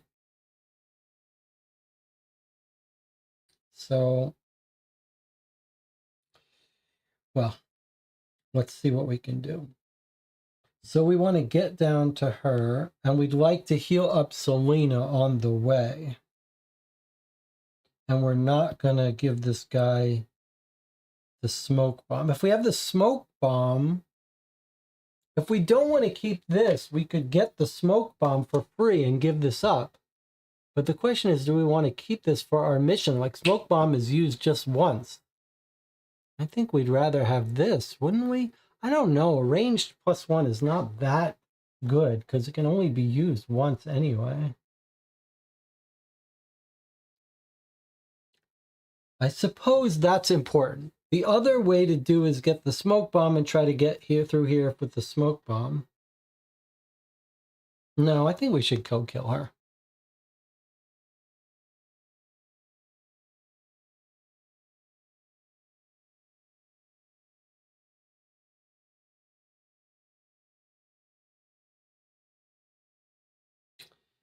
So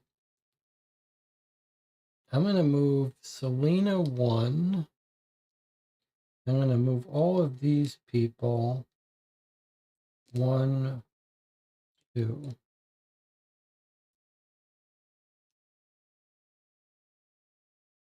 And then we're going to heal Selena up. Everyone's going to heal Selena 1.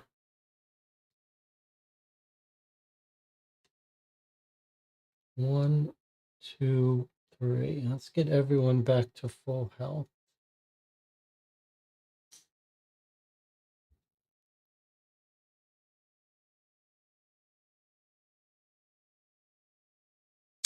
Yeah.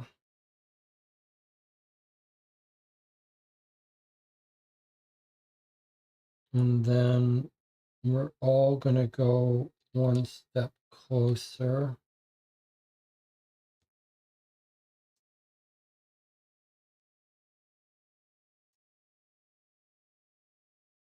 And Selena, for her action, is going to wake up the lizard a little bit.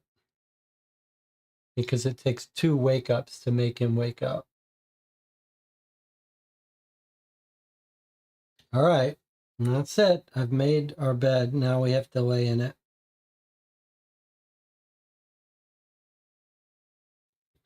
All right, we've finished our actions.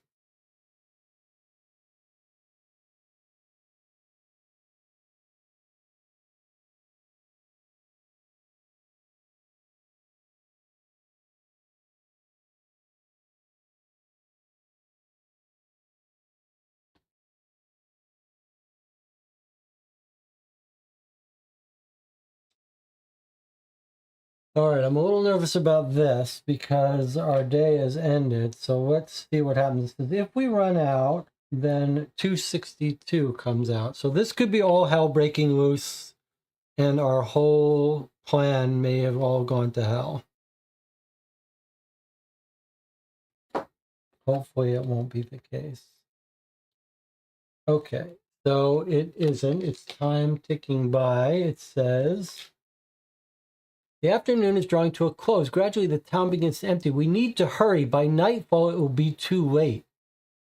5 tokens. Okay, so this is it. By nightfall, it's too late. So this is our final, this is our clock. We have 5 more rounds. Oh, look at that. You die. It says it right there. You die. So this is our last set of 5 rounds. We can't mess around with this. Maybe we should have just rushed for it right now if we had known this was going to happen. But all right, now we got a clock on us. All right, so now we got everything back.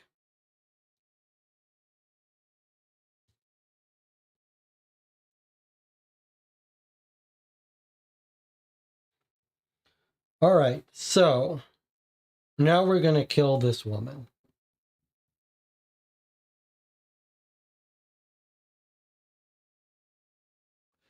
Now let's talk about how we want to kill her. No, we didn't die. We still got 5 more rounds before time runs out. Then we die.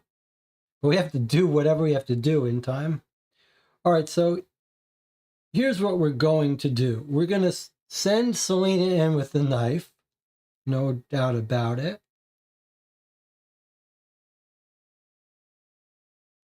So Selena's going to walk in and say, hey, I'm interested in the stuff you have for sale.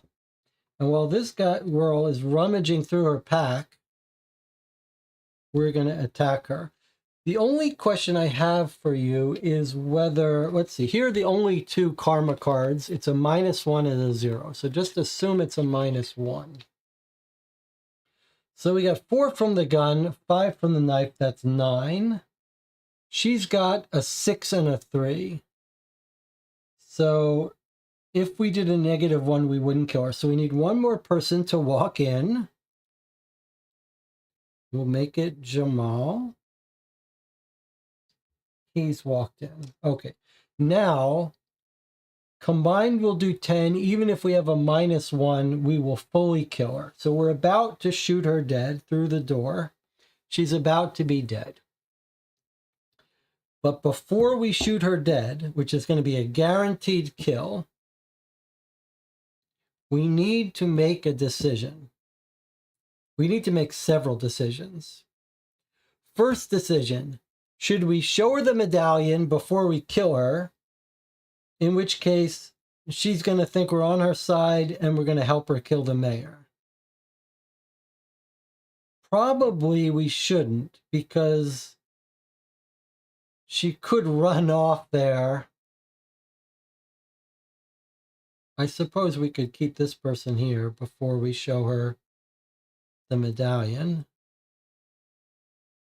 so that even if she comes here, we could still do the kill.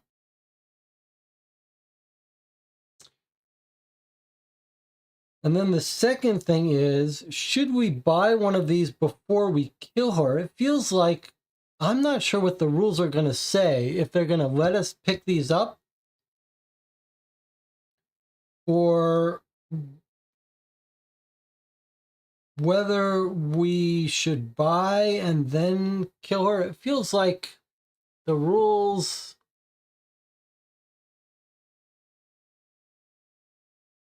I feel like we shouldn't show her the medallion. It's too risky, because not only might she attack, but we might someone might see us helping her, and then these guys would want to hurt us. So that could backfire on us. All right, we're not going to show her the medallion, even though we went to all the trouble to get it. But now, this part feels like it's meta rules of the game. Like, it seems realistic that if we kill her, we will get these. But at the same time, it feels like if we buy these and we kill her, we should get the money.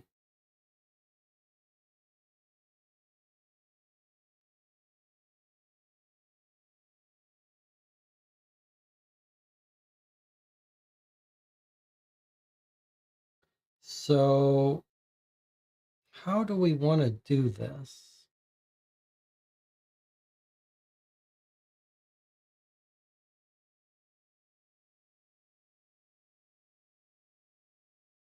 We kind of need this grenade for those guys up here. All right, here's what I'm going to propose we do.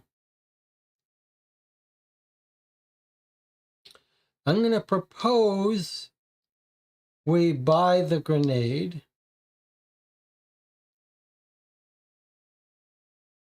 Unfortunately, we're going to have to waste an action to give gears to Jamal so he can afford it. And then if we kill her and it lets us get these, we'll steal the money back from her.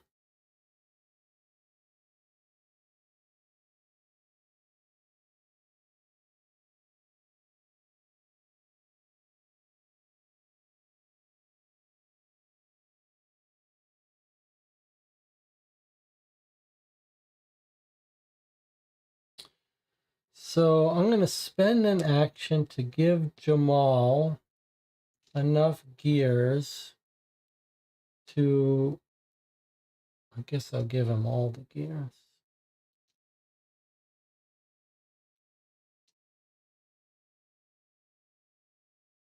And he goes in, he's going to buy the grenade from her, which costs 5 gears. But I'm going to take this money back after we kill her, assuming, feels like no matter what, we should take it back from her. We almost have enough to buy the knuckles too, but we don't. That's too bad. We're 1 short to buy both of them. Got 4. He's going to give us gears, but not enough. All right, well, it is what it is. We're running out of time is more important. All right, so she gives us the knuckle duster. We'd rather have the knuckle duster long term, but for this, getting past these guys and time is of the essence, feels like we need this. So we're taking the grenade. Who are we giving it to? I guess we're going to give it to Brick.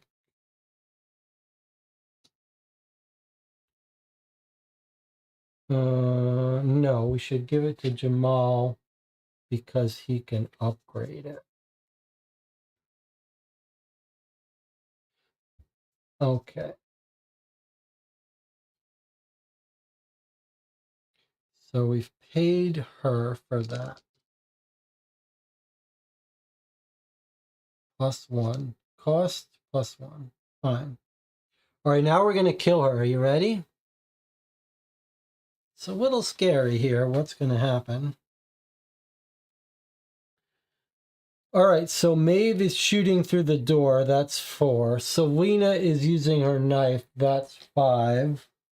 That's a total of 9. We need to be able to overcome the -1 that we could draw. So Jamal is melee using his hands. So now we're doing 10 damage. Here we go.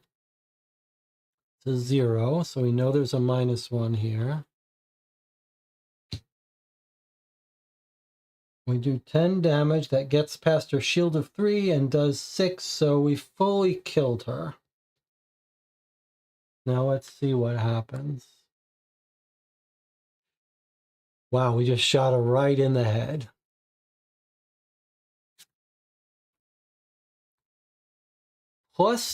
-2 on Technocrat, -2 on Scavenger.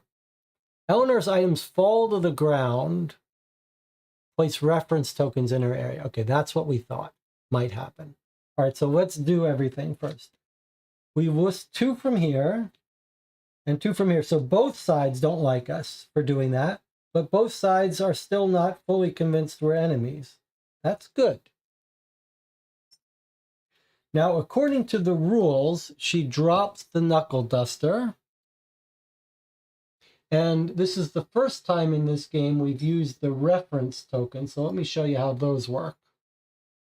When someone drops something, you take a pair of these reference markers. You put one on the items they drop and one on the location. Now, if we played officially by the rules, we will have lost this money that we paid for this grenade. But the reason I've kept it here is that we're going to say that the only reason we bought that is because we weren't sure the game was going to let us do that. So it was still a little bit punishment to us because now we had to buy it and then pick up when we could have just picked up. But I'm going to say that we can pick up this money that was in her hands when we killed her because we had just purchased it. So we're going to take an action now to pick up. I'm going to have Selena pick up the knuckle duster, I guess. Although I'd rather give it to Jamal. But she's also going to pick up the money that we just paid to this dead woman who's lying there dead. All right, now.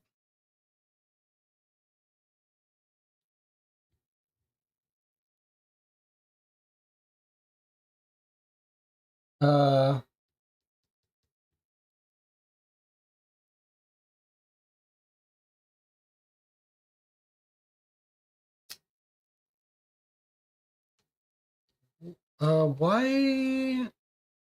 How do we get our bounty?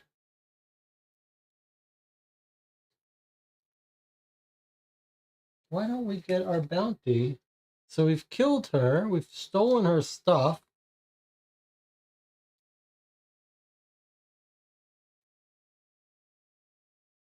Do you think we have to show him this? Like, look what he says. He says, I've put a bounty for their leader, 4 gear and access to the VIP. Come find me if you hear anything about their boss. Okay, well, we just killed their boss.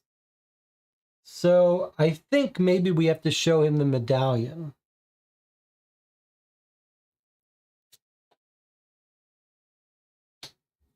So let's go ahead and do that.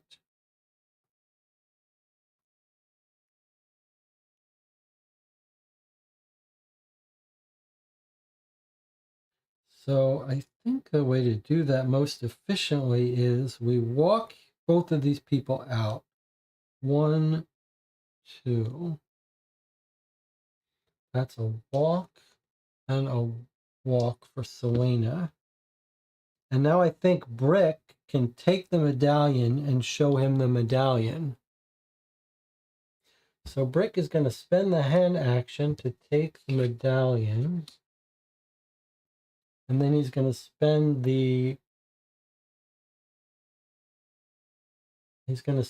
a hand action to combine the medallion with Akbar. So we're looking for 209, 216 on our combination card.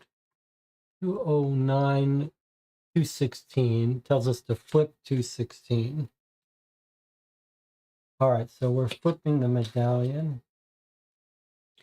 I go back to Alkar, show him what the medallion, tell him about Eleanor. What? It was Eleanor? How could I have been so stupid? Thanks for all your help. I'm sending the guards to arrest her immediately. Here's your reward.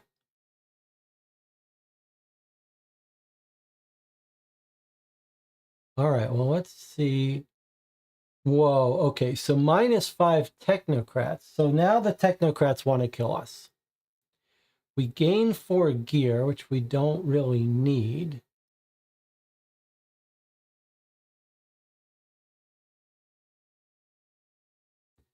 All right, this is a little tricky. This is a little tricky. I'm not sure we should have done this.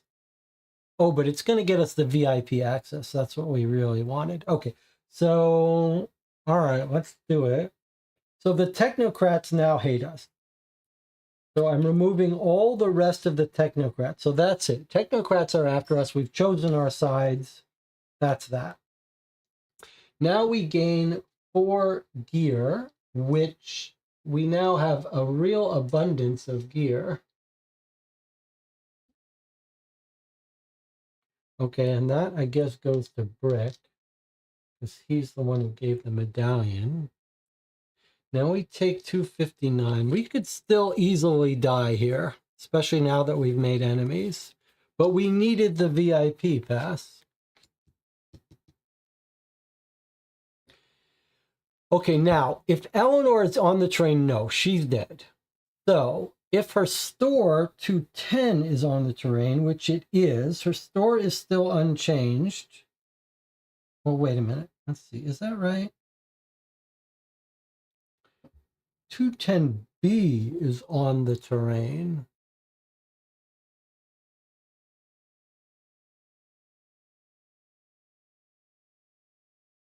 So if her store is on the terrain, we would flip it, but it's already flipped. Flip it. Let's take 210, flip to reveal its B side, then place this card to the left of the starting area. If 210 is on the terrain, then flip 210. Otherwise, take 210, flip it. Oh, if you hadn't explored it, then flip it. If you hadn't explored it yet, then you would bring it out and put it on its B side.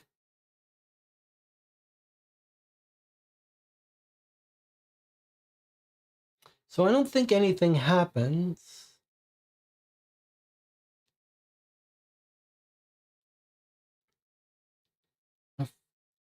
Somehow we flipped this already.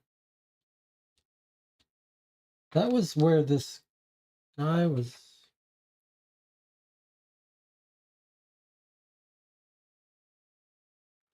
I wonder if I flipped the wrong card at some point. I wonder if I was supposed to flip this card.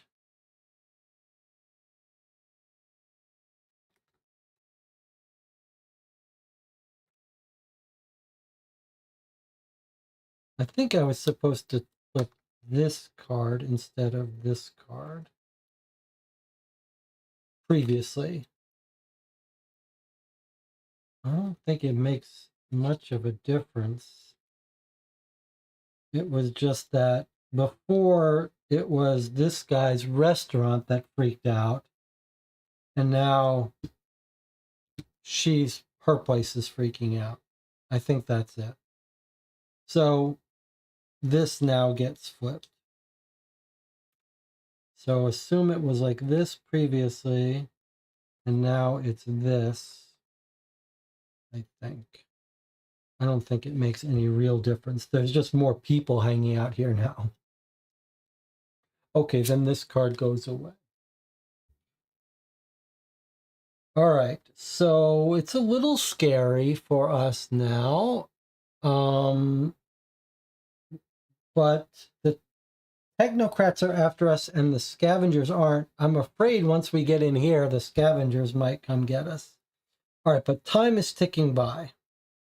We now have the VIP, so we could come in here. And we are pretty much healed up. And we could upgrade some stuff if we're careful. No one is wounded, huh? All right, so let's meet up here as fast as we can.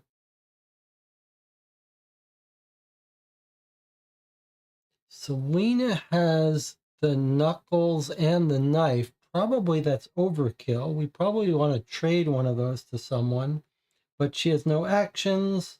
But Brick could take one, but Brick is over here.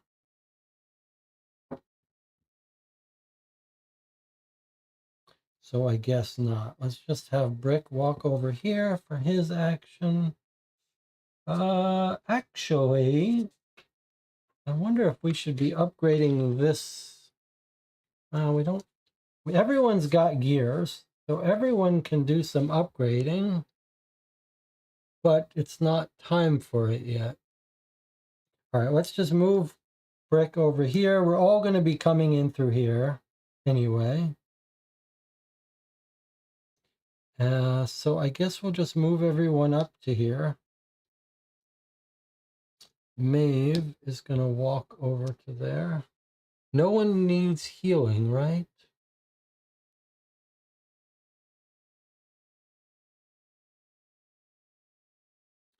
All right, I think that's it for us. Who took the VIP pass? One of these two. I guess Shamal traded his medallion. Do we really want to go to the VIP area? All the leads have said Swan was taken to the haunted house. Well, it's a good question. Do we want to go to the VIP area? I don't know what's in there. A place for the lucky few where dreams come true.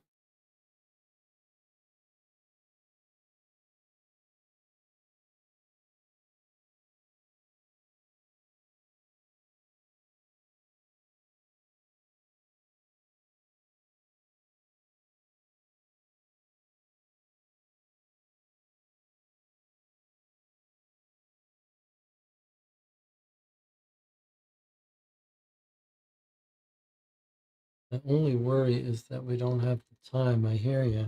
I hear you. Well, we're done now. Let's do this one thing at a time.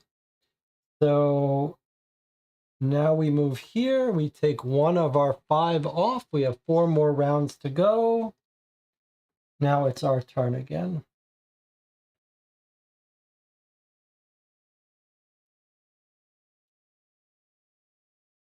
All right. Now we've got the VIP to go in, and we've got the smoke bomb, and we've got upgrades to do, and we've got any trading. So let's get everyone here first, because that's surely what we need to do. So Maeve's going to move 1. Unless we want to trade stuff first.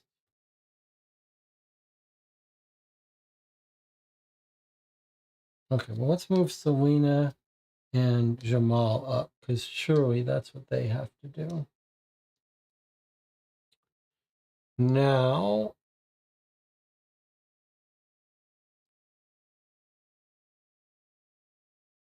Selena, we were going to give the knuckles to someone, but Jamal can't hold it anymore. Maybe I should have let Jamal. Well, why don't we trade like that? That's an action on the part of Selena, let's say. I don't. What if we make that an action on the part of Jamal?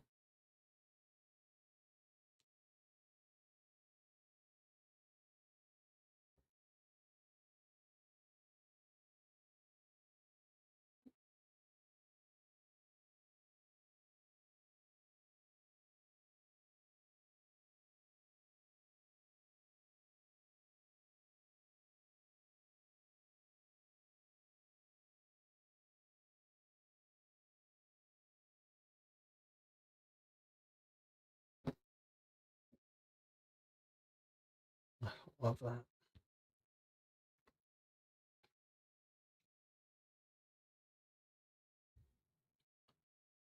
Here's what we'll do. We'll have Jamal move here as his walk. We'll have everyone walk here. Walk, walk. And then let Jamal use his VIP pass.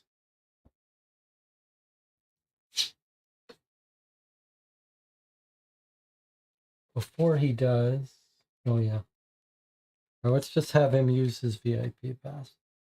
So he's going to show it to the VIP area woman.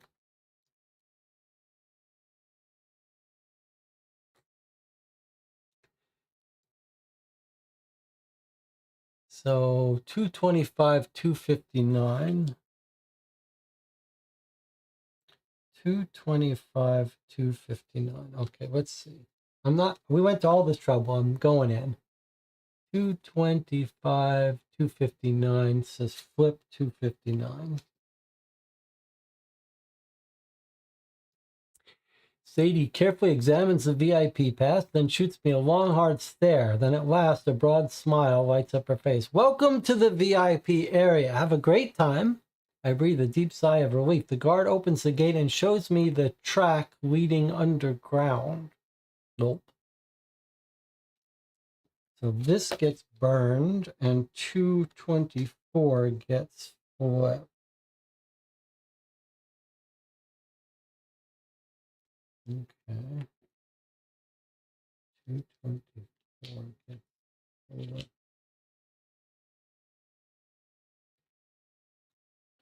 So they've opened up the path for all of us.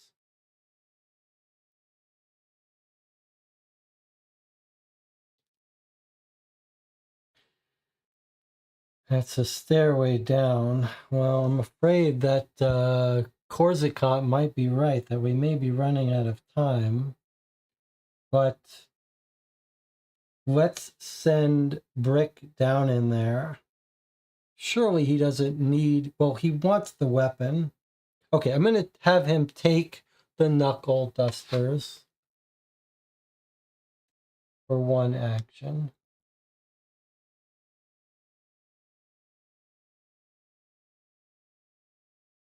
And in fact, take all the gear too, so you can upgrade both of these if you want. 4 and 3.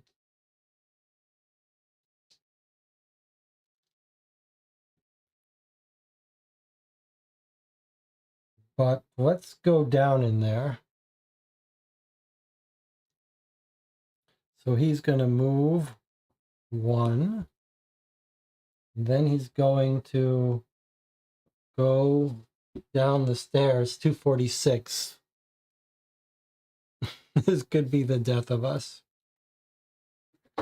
As I enter the VIP area, an uneasy feeling grips me. Everything here stinks of money and vice. Alcohol, gambling tables, private rooms. Clearly, anything and everything can be had here for a price. And while the standard of comfort may appear basic, it's still a lot better than we're used to. In the middle of the first room, a huge engine with grinding gears is running fast and loud.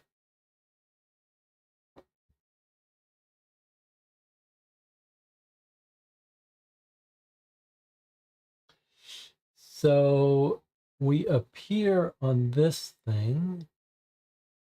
That's how we get out. We can cross over to get this gear, or we can explore further.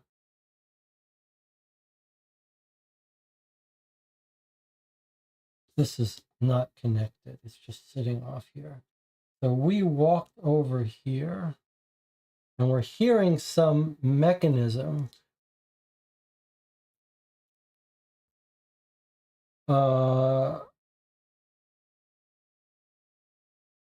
We walked there. We could walk one step deeper into it. It is a little scary that we're eating up our time, but maybe he doesn't have to come with us.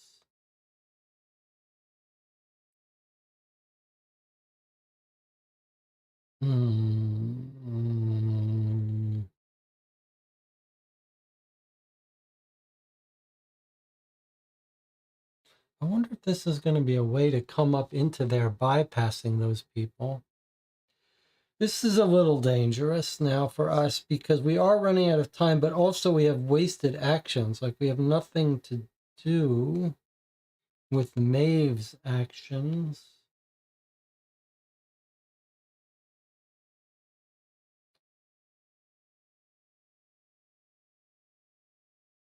And Selena's actions.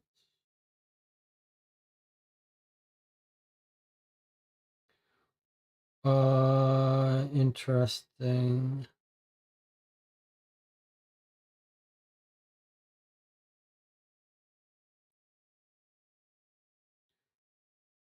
I'm going to do it. I'm going to keep going this way.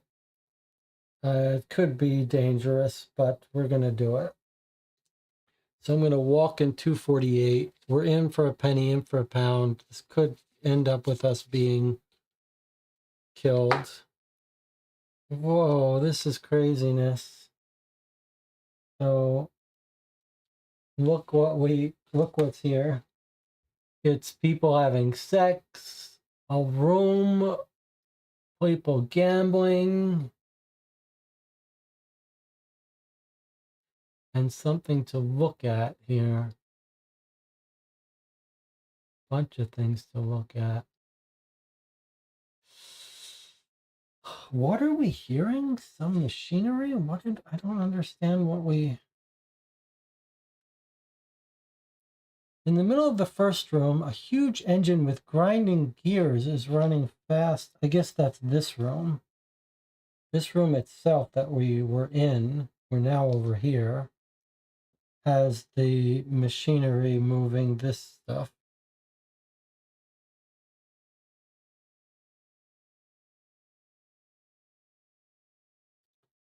Well, now it feels like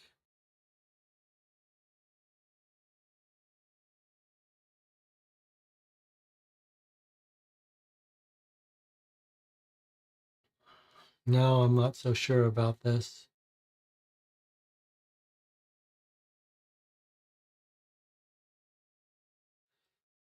All right, well, let's put the tokens here and decide what we want to do. I feel like maybe we've got to hightail it out of here. Maybe this was all a mistake coming down here into the VIP area. There's a gear here too. Okay, so here are our options. We could try to explore this whole area. Maybe from this bed, there's a way up into here, like a false wall that would get us into this haunted house faster. But maybe not, and maybe we're going to have to crawl all the way out here. So I think maybe what we should do is let Brick's turn's done, so he's done. But Maeve and Selena still have time. So here's what I'm thinking. I'm thinking we grab the grenade from Maeve and throw it over here.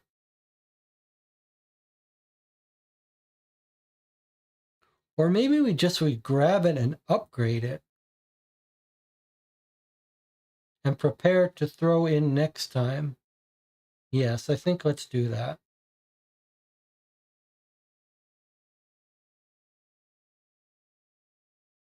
All right, so here's what we're going to do. We're going to have Maeve take the grenade. We're passing this grenade around and enough gears to upgrade it.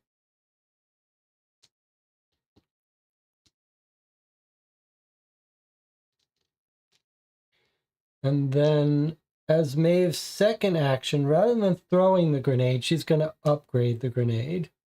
2 gears. And flip the grenade to upgrade it. Let's see what it says now. Choose an area within 1. All characters in that area take 6 damage. Okay. Still a one-time use, but that's fine. She's done. Selena has one action left. She doesn't want to wake up the lizard. There's really nothing for her to do. She doesn't want to walk in here because when we throw this grenade, anyone here gets injured. So she's basically going to stop here.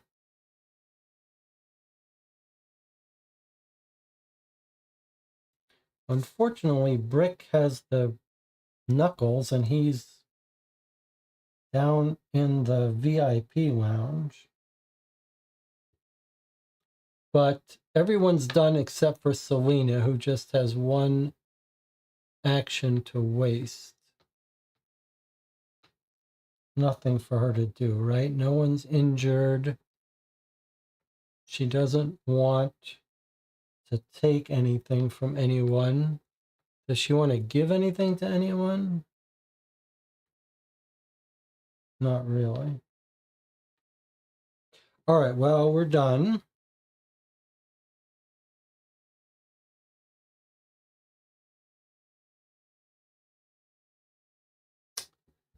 So this comes here. We have 3 more rounds to finish this mission. And then we come here. So here's sort of my proposal. Let's go in here, kill these people, and then either get this guy back up as fast as we can to join us, or we can have him explore while we do this.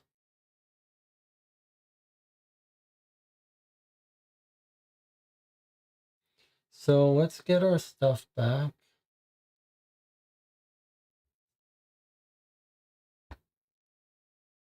Probably we're all going to need to be together eventually.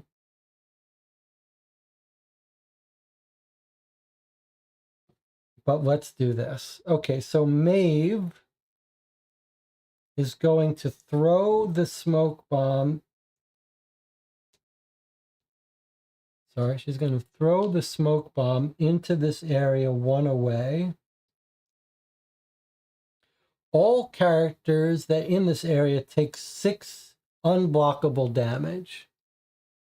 So that immediately kills this guy. He's only got 5 health. His defense doesn't make a difference for when it says it takes 6 damage.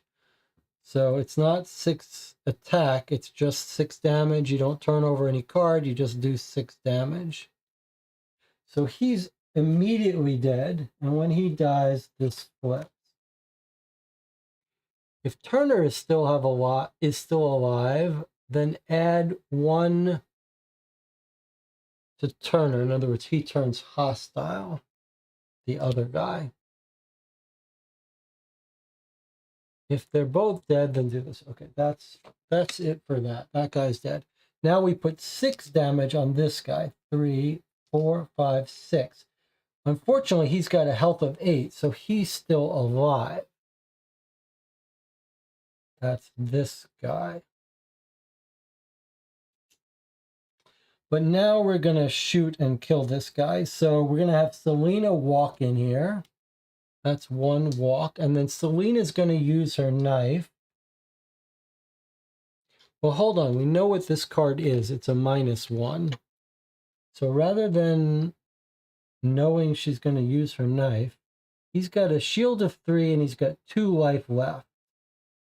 So we need to do 3. We need to do 5 damage. -1. So we need to do 6 damage. So yeah, we need to team up. But we don't need to use the rifle. We could just do a knife and a melee, which might be better. Okay, so Jamal is going to walk in. Selena walked in. And now 6 knife plus melee makes 6. We need 5 to kill him, -1 is 5, and so he's dead. 3 get blocked, 2 get through, and that's enough to kill him. All right, so we did that fairly efficiently. I'm not sure if that's the smartest way to do it, but we lost our improvised grenade. That was a one-time use, unfortunately. I don't know what happens with this. The rule does say, I'm just going to leave it here for now. All right, we killed this guy. Let's see what it says. If they're both dead, then we flip 242. Okay, so we've now killed both of them with a grenade, which took us a lot of effort to get. But we were able to do it. And now we can walk in that door. All right, so these two are both here. Maeve is there with her gun. Brick is down here.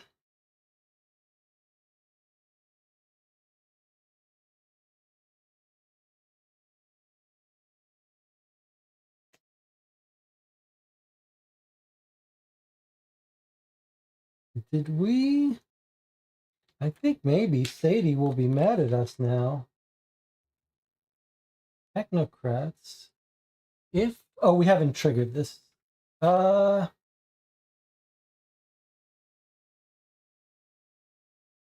don't think I triggered this. I guess it's going to happen after we finish our stuff. So after we finish this, I think Sadie, who's a technocrat, is going to try to kill us.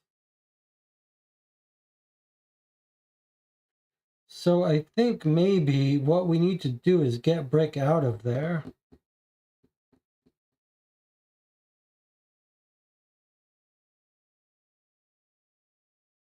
So as soon as we finish our round, this will flip because there's no more technocrats. I wonder if it should have flipped last time.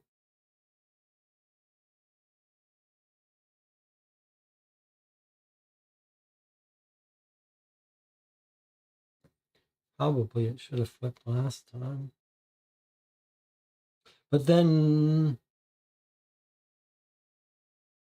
All right, let's flip it. I think probably it had to flip last time when we made the deal and then finished up our actions. Okay, we're going to flip it now. We've sown chaos among the technocrats. The faction hates us now. On the other hand, the scavengers seem to appreciate us. Admittedly, we have been a source of discord among their opponents. They thank us for everything we've done. So burn the 206 scavenger card. So this is no longer relevant. However, now Sadie's not going to be so happy. We anchor this.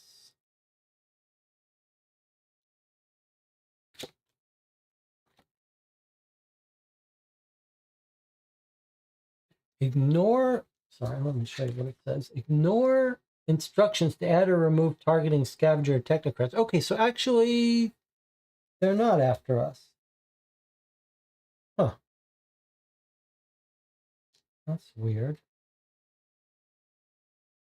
Scavenger higher esteem. Okay, so nothing really happened. Sadie's not mad at us.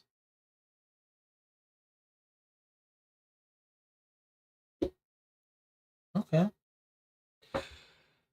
All right, help me decide what to do now. We're definitely, these people are going to go in here. The moment we walk on here, we trigger this. So the only question is whether Rick should try to come up or should he stay and explore this while we go in here?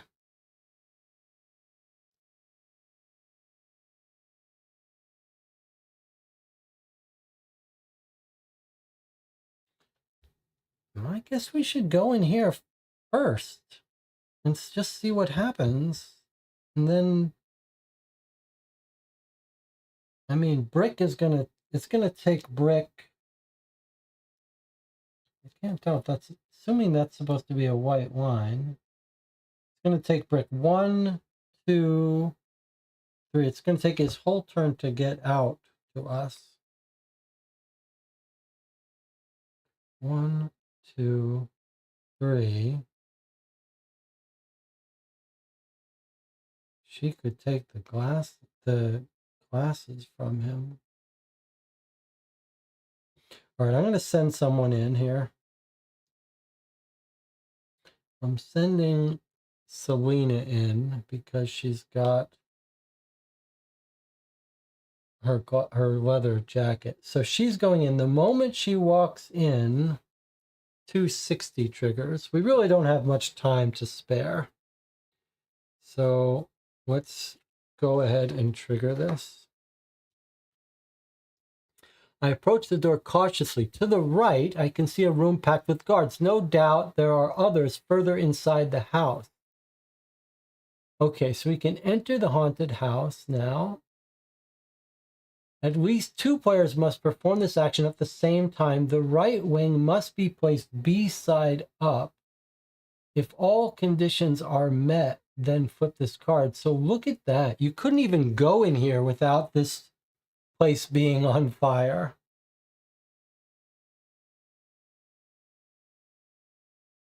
Like, if we had tried to go in here before this was on fire, it wouldn't even let us. So this comes out.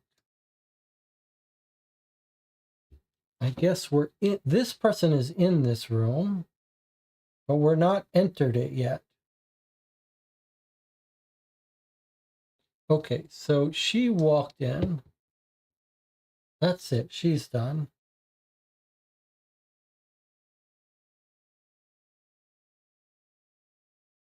Jamal could walk in right now, but he doesn't have any weapons.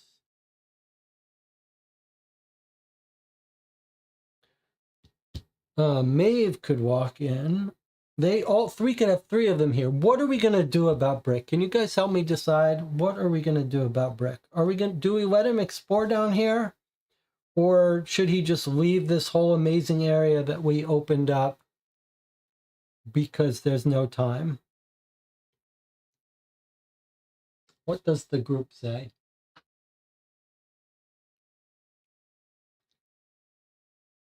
Remember last time we had to all be together. And also Brick has Knuckles to fight with. So it's a shame to have him down here.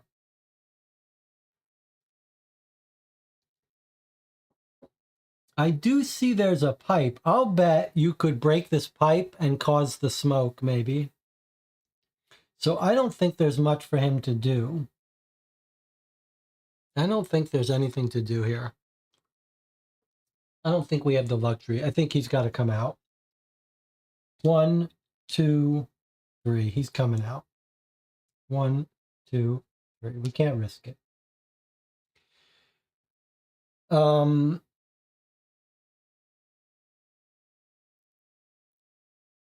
I think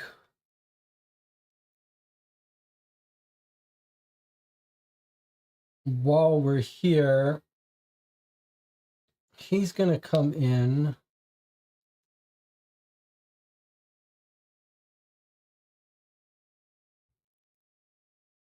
Brick has no more moves. I'm going to take these glasses with an action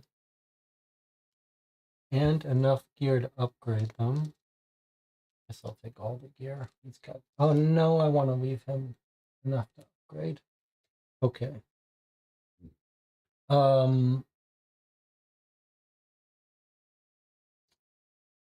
This was used. That was the take. Then I'm going to have her walk over here.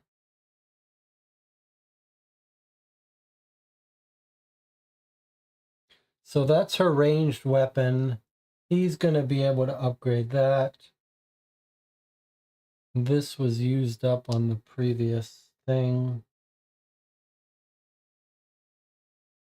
I think that's it. At least 2 players. All right, we're going to try to enter this whole house together as a group.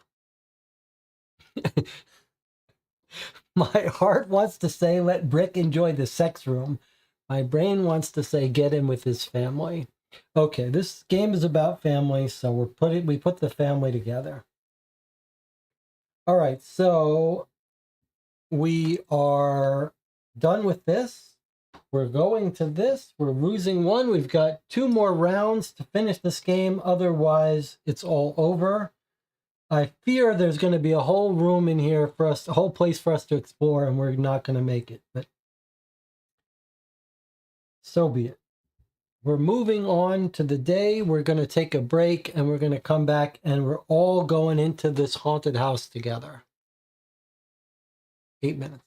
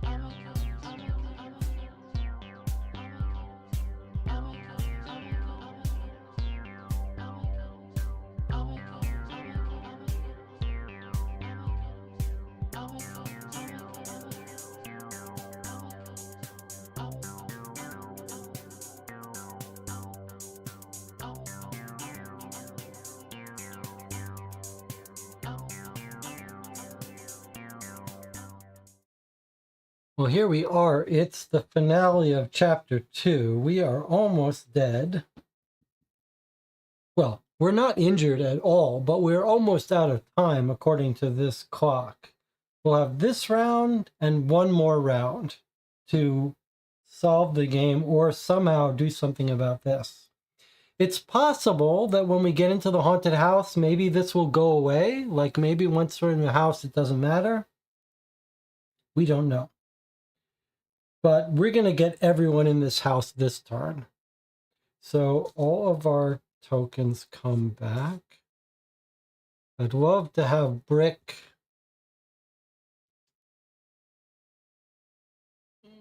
get his knuckles upgraded, but here's what we're going to do. We're going to move Brick 1, 2. Now he's with his family. We're going to move Maeve 1. All right, now everyone is here. We can all enter the haunted house. At least 2 players must perform the action at the same time. So that's a weird statement. I don't know if it means that there's 2 will go in, and anyone we want to go in should use their hands to go in. We're going to assume that's the case. So I'm going to have everyone use their hands to go in. That's Brick's last action. If for some reason it really only needed us to do 2, then we'll only do 2. It's possible that it's all over and we win, but probably not. Okay, so we've done this. Luckily, we set the place on fire, so at least 2 people have done it, have used their hand to enter the haunted house. The right side is on fire, so we flip this card. Thick smoke pours into the building, sparking panic. We sneak in and finally discover Swan in a small room. He's flanked by 2 scavenger. Facing them are 3 heavily armed technocrats. They seem to receive orders through a small black loudspeaker that they are carrying on a tray. We hear a disembodied voice. Perfect. Hand over the child, then you will be paid as agreed. Smoke fills the room completely. The guards begin choking and scatter. If we had the smoke, if we had the gas mask, we'd be fine. Guards begin choking and scatter. We creep behind the scavengers that take advantage of the chaos to knock them out and retrieve Swan. He's injured, can barely stand. One of us must carry him. We must move as discreetly as possible toward the exit. Could we win this chapter? Is it possible? 261. How are we going to get out of here?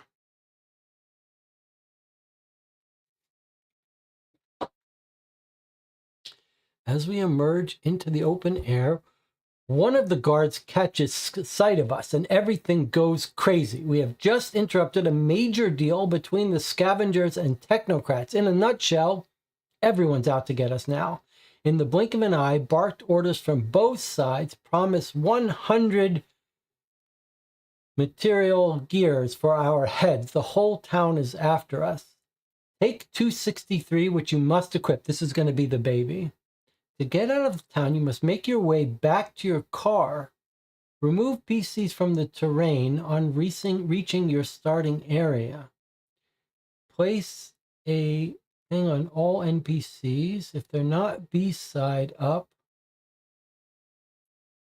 then get rid of those cards. +2 on the day card. Okay, so we're going to have 2 more rounds. It's giving us 2 more rounds, but it's put us... All right, let's make sense of all this. 263. So first of all, here's the kid that we've come to rescue. He must be carried by a player character at all times. If a wound is placed on this card, then he's going to die. Okay, so someone's going to carry him. I guess we're going to give it to Selena because she's got some leather jacket that can be used to absorb wounds. We must make our way back down to our car, which I guess is here, where we started from.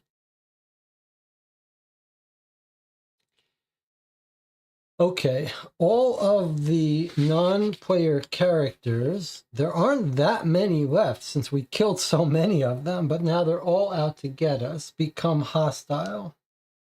That just means they're after us. The mayor is pretty strong. The mayor, Sadie's pretty strong too. We should have killed her when we had a chance. Okay, and then the scavenger and technocrat cards would go and we get this one, but that's okay. We've already done that. We've already triggered the war.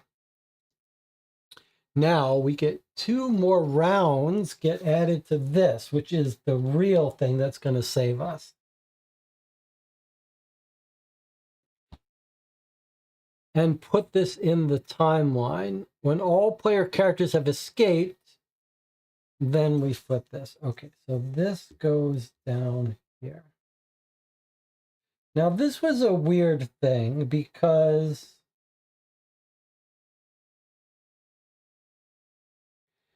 we really didn't have to use all 4 of these hands to go in. That rule was a little bit misleading. So what I'm going to do is I'm going to say Brick doesn't go in because he did his last thing, and Maeve didn't have to go in. Sorry, it's this one. So we're going to do it like that. Only Selena and Jamal went in. Our first 2 that went in. The last 2 that went in. All right, let's make one of them go in once more. 3 of them used their hands. Brick didn't use his last action to go in. We'll do it that way. All right, so now Selena is carrying the kid. Everyone has to get out.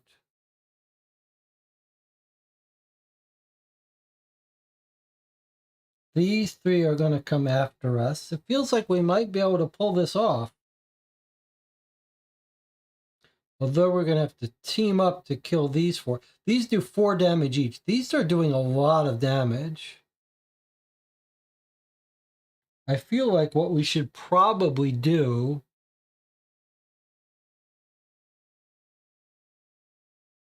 Walk 2, walk 2, walk 1. We could just try to beeline it and not stop to fight them at all. But we are going to have to fight them.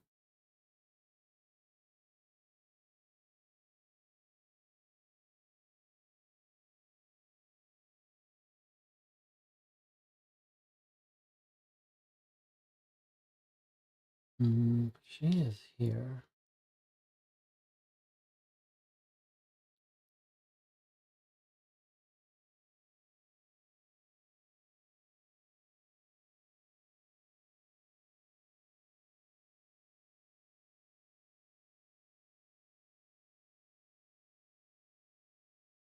So we have to figure out what we're going to do here. How we're going to get out.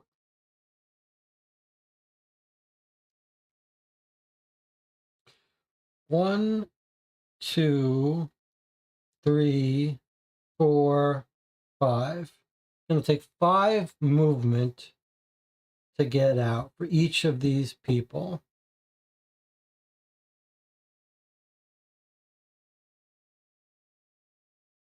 They all get removed from the board. To get out of town, you must make your way back to your car. Remove from the terrain on reaching the starting area. Okay, so as soon as they get here, they leave. 1, 2, 3, 4, 5. Which we could do in 2 rounds of pure running. But we have to survive all the wounds. And they're doing a lot of damage. This guy only moves 1 towards us. We can outrun this guy. We're not going to be able to outrun this guy, and certainly not her, though. So I'm wondering if we don't come and kill her as a team. Like, let's all stay together. Kill as a team. We got enough time to walk our way out and kill 1 person 1 time. Is there a rule that forces you to stop in a space that's occupied by an enemy? No. The problem is how much damage. I mean, like 4, 5, 6. Let's say they get a +2 on a 4 damage.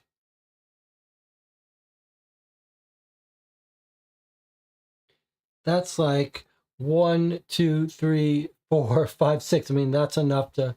It's not enough to kill because you flip over. So I just feel like the real risk of us dying is if they all team up on us. So I'm thinking like we might be able to kill one of them before like 1, 2. But this guy has a ranged attack, the mayor, unfortunately. She's got shield of 4. We can shoot at distance too. I'm thinking we might...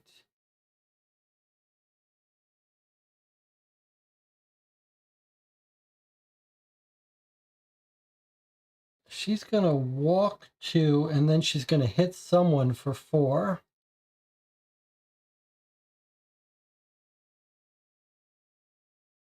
Walk, walk, walk, walk.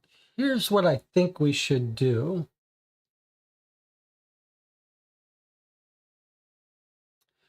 I think we should probably...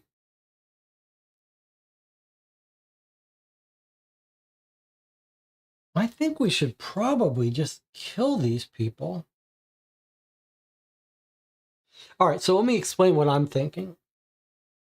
This guy moves 2 and then shoots at range of 1. 1, 2. So if we walk here, he's gonna try to shoot one of us for 4 damage. She is going to walk 2. She'd come up and attack us. So I think what I'm thinking is we actually stay here. We stay here and spend his last token to upgrade his knuckles and her last token to upgrade her ranged weapon. This woman will be the only person to attack us. He will make it to here. And this guy will make it only 1 space. And he's got a range of 2. So he won't be able to shoot us yet. She will be on our space. She'll do her 4 damage on her turn. And then we'll kill her as our first thing. And then I think we'll be able to kill the mayor.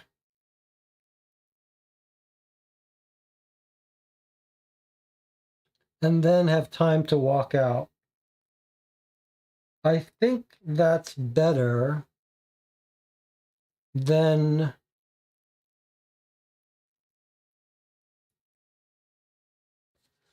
trying to have one of us make a run. Like if we make a run for it, they're all going to be in range to attack us each time.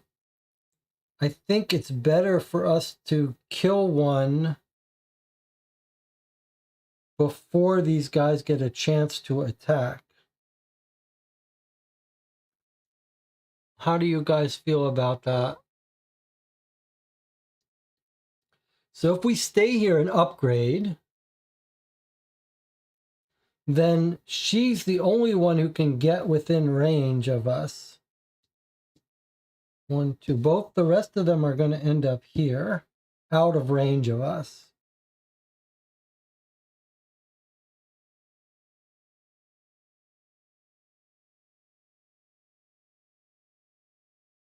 So they'll not do anything, and I think we have time. And then once we kill one of them, it won't be taking so much damage each turn. Okay, so I'm going to do that. I'm going to have him spend his last action, stay in place, but spend his gears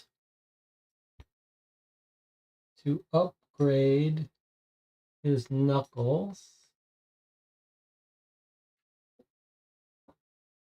Now he's got 3 slots to do 2 damage each. Doesn't really help us.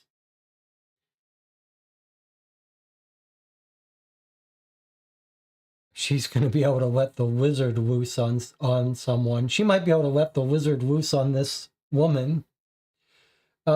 Maeve is going to use her last 4 gears to upgrade her glasses to damage +1. Oh, that's nice. Okay. So that's her hand. Okay. So actually this is a gear. He's just got laxatives. Okay. And I wonder, I'll tell you what let's do. Let's have Maeve spend an action to give Jamal the backpack with the wizard in it.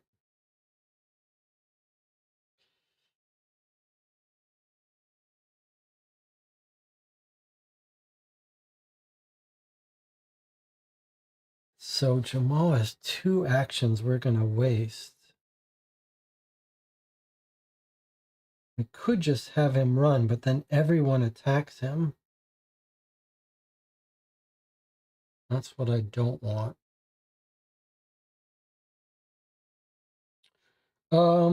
Oh, that's interesting. We could barricade this with brick instead of him upgrading his knuckles. Then she wouldn't be able to attack us.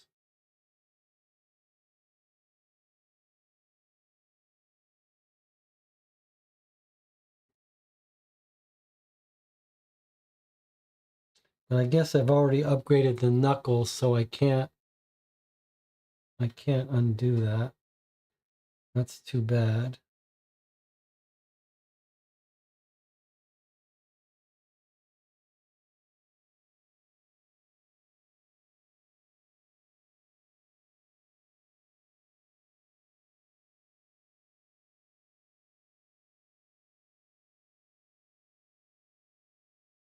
That would have been smarter, huh?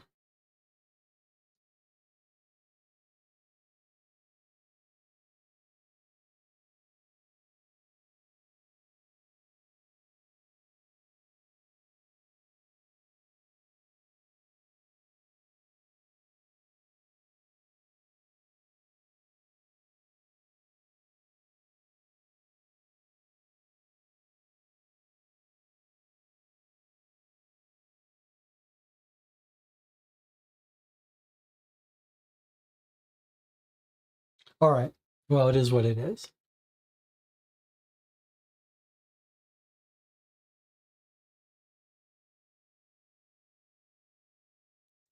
All right. It is what it is. So I'm moving over here. Sorry. We don't have to do anything here. We're going to here. We lose one of these. Sorry. That's not quite right.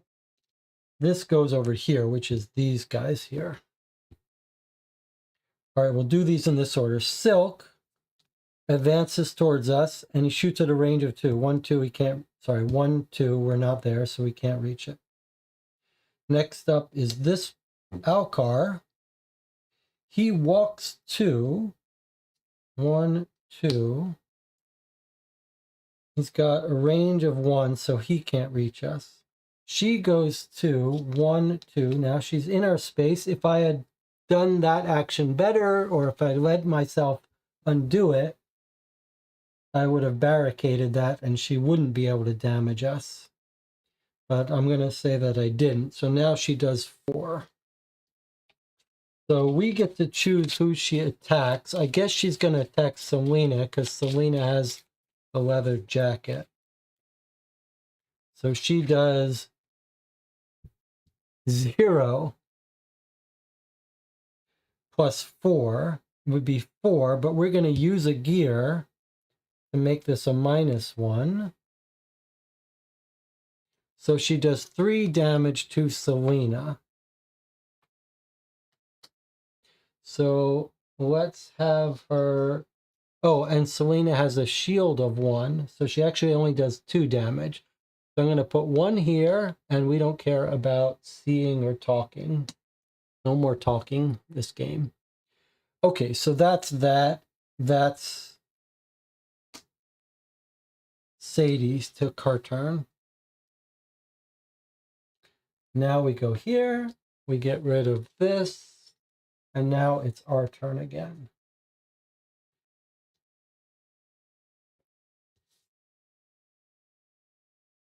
All right, so the first thing we're going to do is kill this woman. She's got a 6 and a 4, so we need to do 10 damage. And there is a -2 in here. So ideally, we'd like to do 12 damage.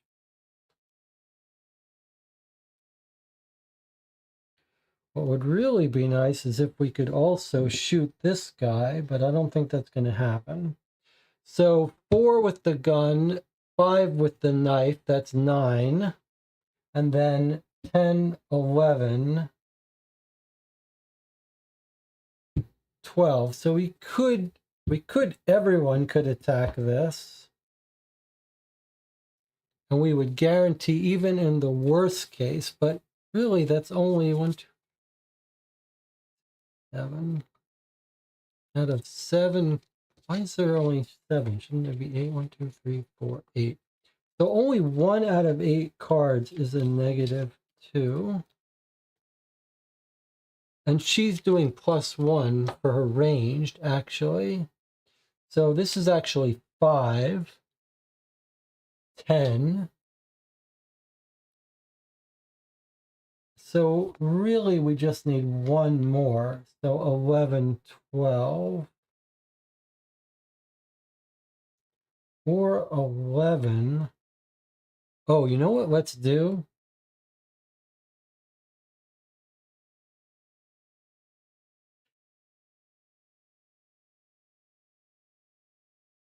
Let's have Jamal not fight. Okay, we can't take any chances here. So we're going to do 5 plus 5 is 10, plus 11, 12. So the 3 of them are going to attack her and guarantee to kill her. And then I think what we might have Jamal do is walk here and then open up the lizard backpack and see how badly it can do this guy on its own. And then we can meet him. So that's what we're going to do. And yes. Okay, so here we go. We're doing 5, 10, 11, 12. So she should be guaranteed killed even in worst case scenario, which would be nice if we get -1. Okay. So we did 11 that completely kills Sadie as planned. Now let's see what it says here. Sadie falls lifeless to the ground. Crouching over her, I frisk her body, hoping to find a way into the VIP area. Keys. I rush to the grate, fingers crossed no one will see me. The gate swings open and I drag Sadie's body inside. Okay, so you could have gotten inside there just by killing her. I hope we didn't lose out on some good stuff here. By not... Seems a waste. We went into the VIP and didn't find anything good. All right, she's dead. We still got to get out of here. If we don't get out of here in time, I really would have killed us. But all right. So now what I think we're going to do is have Jamal go 1, 2. All right. This is the fun part. Now he's going to unleash the backpack. And we're going to see what happens with that wizard here. He's got 4 defense, so we're sort of hoping that this lizard eats through his shield. If it doesn't, we still have time to come to help him. All right, so he's spending the last action here to get rid of this last token. Okay, so we're removing the last token from here, and it says, if 0... take 921. The lizard will attack a living NPC in your area. Okay, so it's secret 921. So where's our secret cards?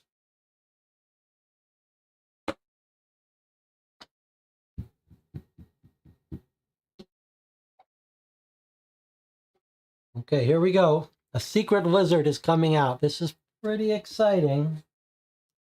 There's the lizard. I don't know if that's its tail or what.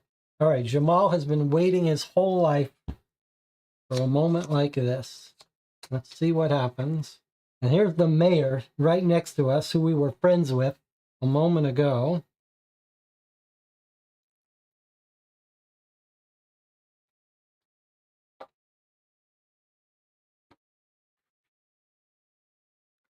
The player character carrying the nest. Carrying the nest.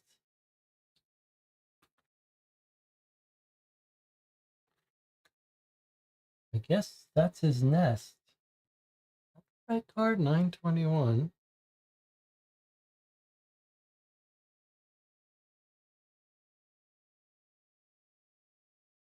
Okay, player character carrying the nest targets a living non-player character with a red anchor in its area and attacks it with the lizard. It takes 1 damage?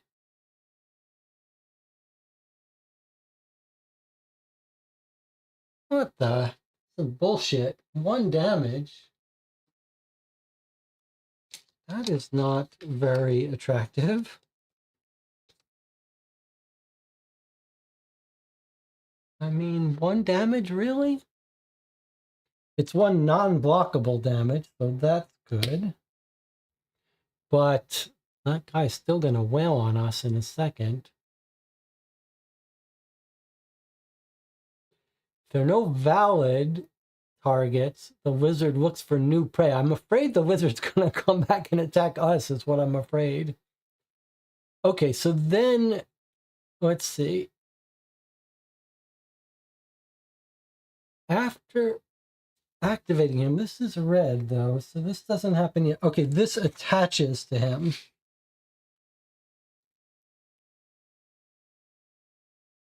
I see. Okay, so now he's attached to the wizard. The wizard is just going to keep biting him. But doesn't really help us. The wizard's going to look for new prey. Let's just hope he doesn't come after us.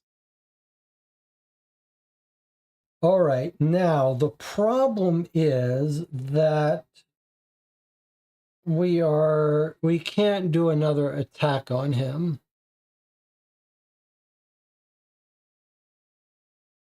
And Jamal is going to be attacked by this guy and this guy.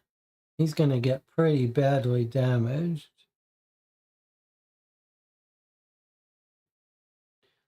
Can we do anything about that? We've all got 2 actions left, so we could all join him in this region, which might be smart. Then we can split up the attack a little bit. Or we could... Yeah, I guess that's what we're going to do. So everyone's going to go 1, 2. Is there any reason not to do that?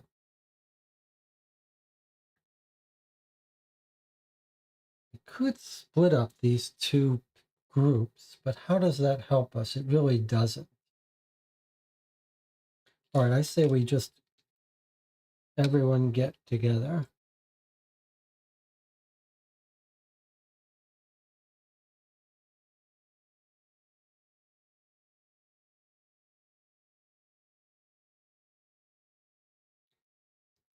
One, 2, 3, 4, 5. 1, 2, 3, 4, 5. Okay, so everyone's spending 2 more actions to get on the same space, which lets us team up.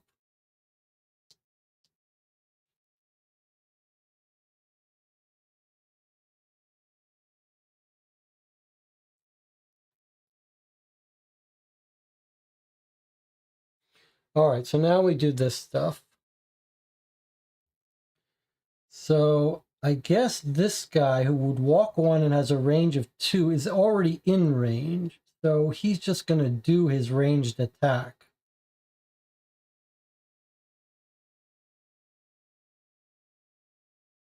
So let's have him go after Maeve.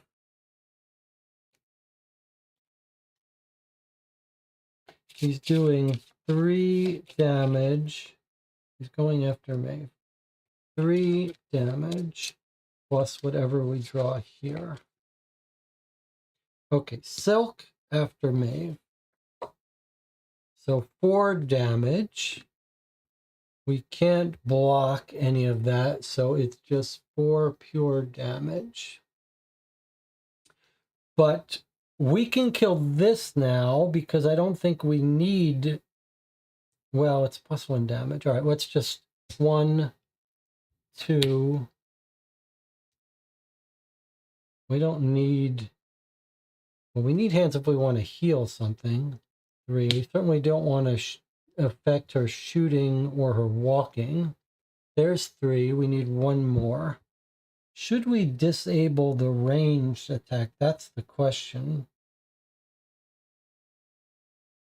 Should we... If we do this, we remove damage. I think it's just she can't heal. But she's got a gun, so she's not about healing. I'm going to put this... I could also flip her card and give her a serious injury. I've just been avoiding that. It is an interesting mechanic how if you wound their both hands, they can't heal anyone else up, but someone will heal her up. Okay, there's her 4. That's Silk done. Now this guy is going to attack. He does 4 damage straight off. He can walk up to 2, but he's done. 1, 2, 1, 2, 3. We're out on our next move. That's it. We're going to win this. We're out on our next move. So as long as no one dies on this attack, we all get our 3. 1, 2, 3. We're done. I wonder if we should have come in here. Like we could kill these guys and go explore the VIP room. Is there any benefit from us for killing these people? I'm just gonna, this guy's gonna attack. Let him do his attack and then maybe we'll kill him. This guy has very little shields. We could kill these people. All right, who's he gonna attack? I guess he'll attack Jamal. Let's give Jamal a break. Let's let him attack Brick. He's going to attack Brick, who's sitting right next to him. All right.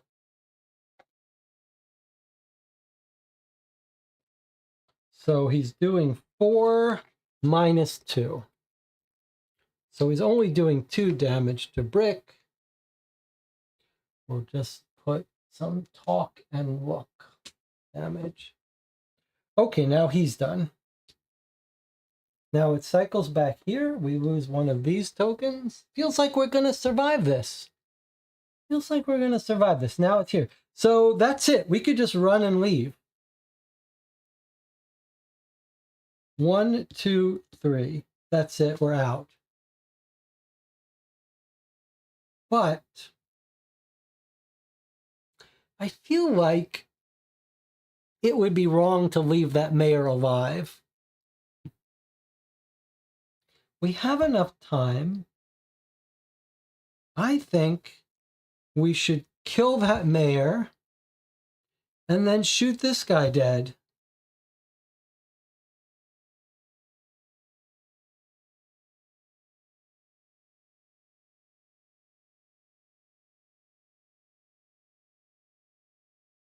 I mean, he's got 7...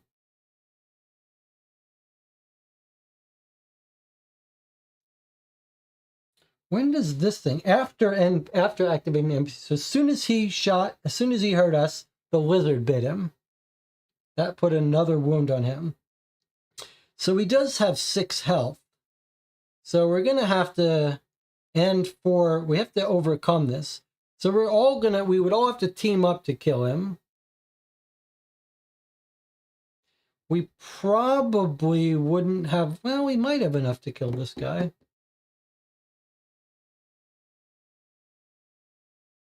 All right, well, let's get our stuff back. I think we should kill that mayor before we leave. I feel like we have time.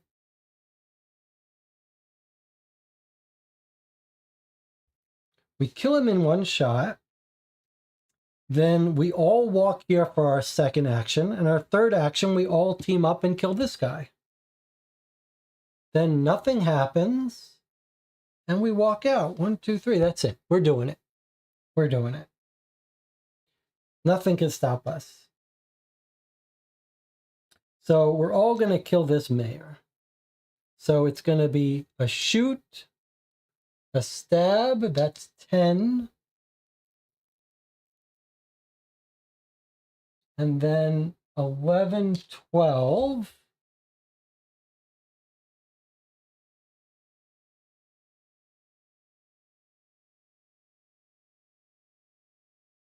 We only need to do 6 damage. So even if we got So 12 minus 4, 8 would get through. Even if we got a -2, we would succeed, but there is no -2. So actually, we don't even need Rick to use that. Let's just have Jamal fight. 5, 10, 11. 11 minus a shield of 4 does 7. And then if we get a -1, it's 6, but that's still enough to kill him.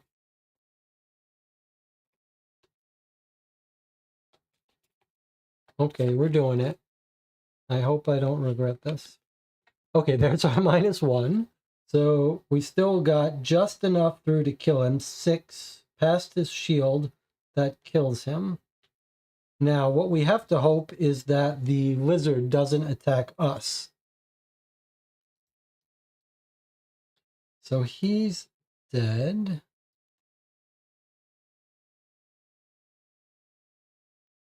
When we kill him, we take scavenger card off. We lose 5. We burn this and we take 259. What is that going to do?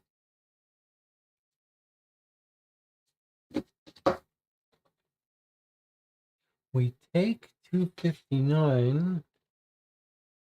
That's not 259. Oh, I gotta be careful. I need my glasses when we do these things. Where's 259? Is that 259?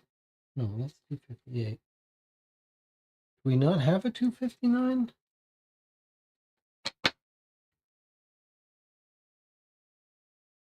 259. We don't have. It must have already come out.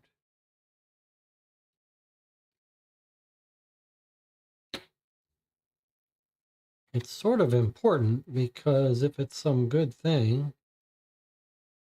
758, 259 isn't here. What do you think 259 was?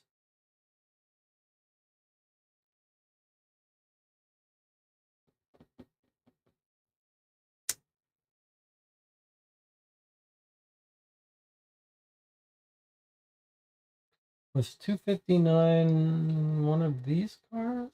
No.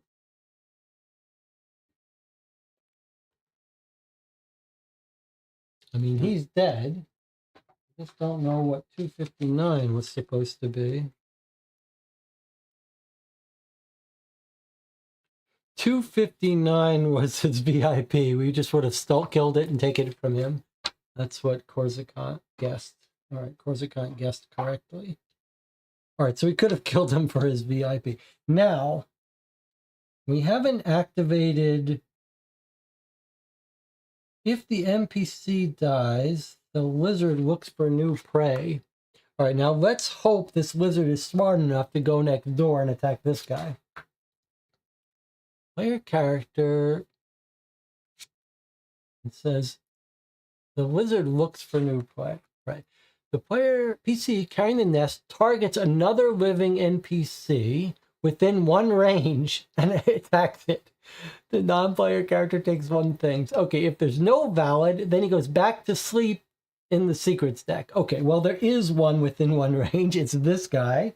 So this lizard immediately attacks it and puts a wound on it and attaches to it. So the lizard jumped to the next guy. This guy died. And we're all here. And Brick has 2 actions. So I think we all just move 1 space closer. That's everyone takes a walk. And now this guy has a defense of 1 and a health of 2 left. So there's no zeros. They're all, there's no negatives left. So they're all positives.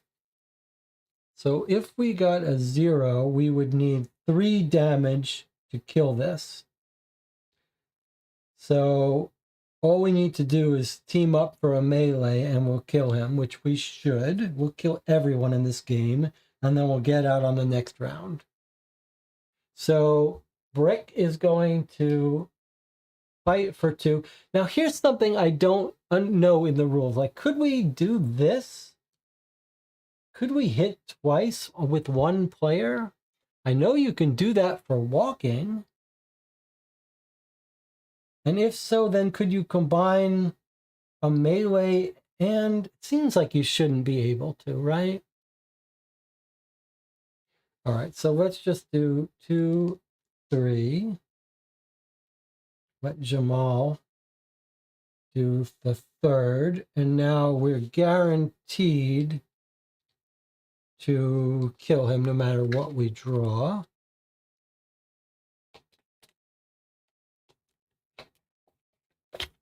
So 0.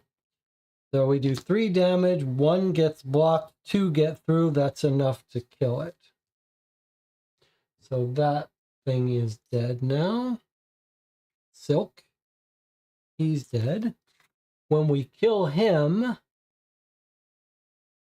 231, which was the thing he was carrying, which is probably the smoke bomb.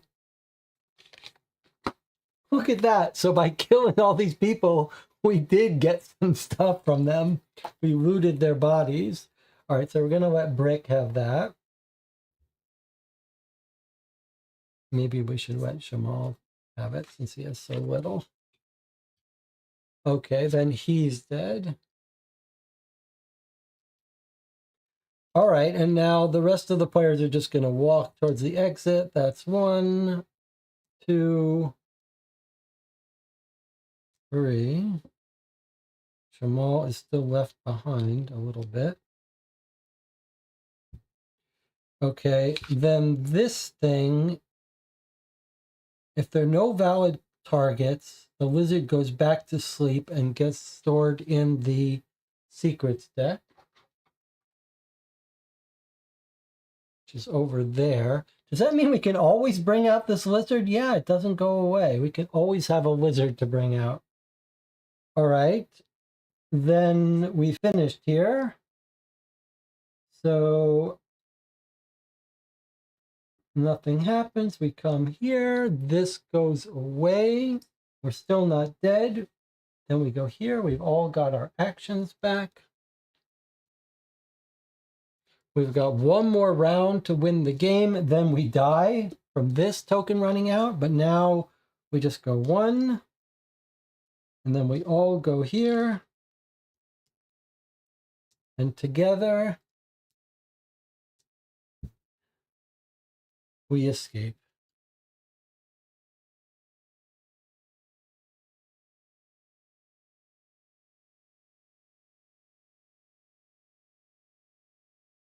We've killed everyone with no time to spare. Last round. This was our very last round. The only sad thing is we didn't see what's in these rooms. Maybe something good. Maybe gas mask. This looks like it could have been for winning some money. All right, let's read the rule explicitly about leaving. Make sure we haven't done anything wrong.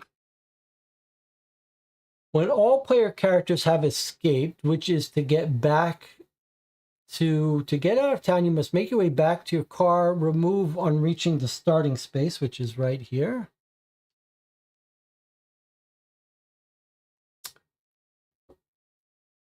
And when all player characters have escaped, Selena character flips this card. Notice we didn't trigger Selena's thing either because none of us have become severely injured. All right, here we go. Here's the finale. Gasping for breath, Dad turns the key in the ignition and hits the accelerator. For a second, the car fails to move, wheels spinning and throwing off smoke. Then we're off at last. Remember, we've got our kid with us, too. There was no extra problem with carrying this kid, right? It didn't slow us down. No. Maeve and Brick take care of Swan in the back of the pickup. Grabbing the rifle, I cock it and start shooting like crazy, hoping to kill these madmen. I feel an urge to kill everyone in the town. Yeah, we did kill everyone in the town. I want to hurt them. Tears of rage burn my sight. I hear myself yelling, "Why?" Mom runs her hands through my hair. It's over now. We're going to be okay. Your brother's hurt, but he's with us. My eyes settle on Swan, who seems exhausted, but he smiles softly at me. I take his hand, and the familiar touch soothes me. Unfortunately, our respite is short-lived. In the distance, I see vehicles streaming out of the town, chasing after us. Gulp.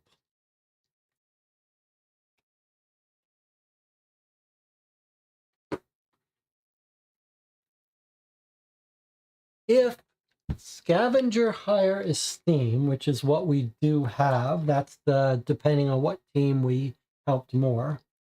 Scavenger hire esteem is anchored, then replace the sociable karma card with 266. Okay, so these are our upgrades for the end of the game. So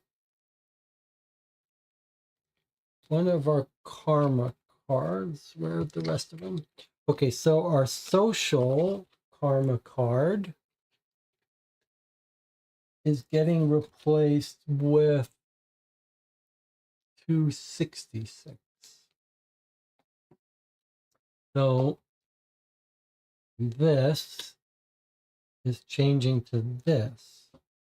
If you attack or are attacked by a scavenger, then miss or times 2. Otherwise, it's a 0. So it's a 0. But if they attack us, we can make it a complete miss, or we can double our attack. So we're much better against scavengers now.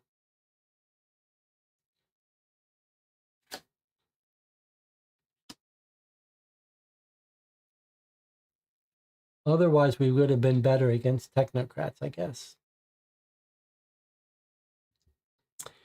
If the violence card is no longer anchored to Jamal, which it isn't, because I guess it finished up. Is that right? We finished the violence card? I think that's right.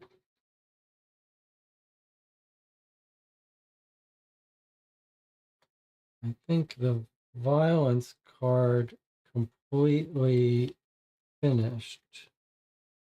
I think. Yes, it did. Okay. So then we take 911, which is a new secret card.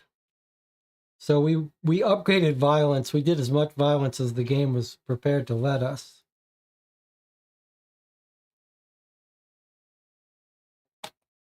So now it's giving us a new violence? I don't think that can be right, can it?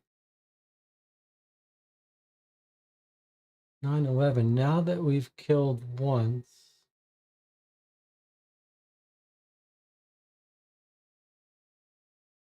and turn this, which would upgrade. Maybe violence 2 can upgrade. Let's make sure that that's true.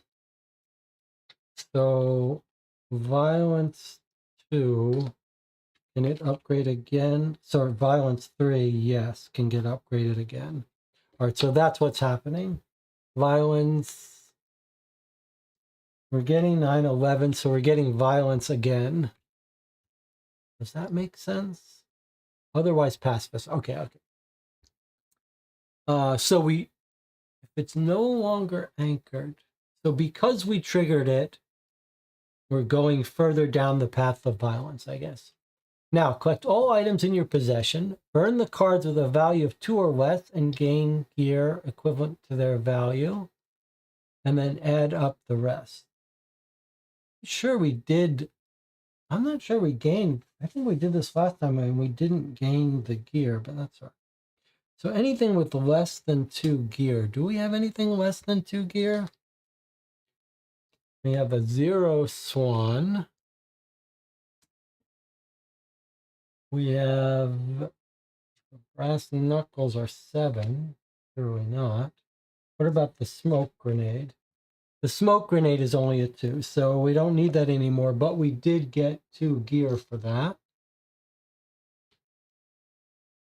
And I guess that's it. So we gathered those up. Burn cards. So Swan is...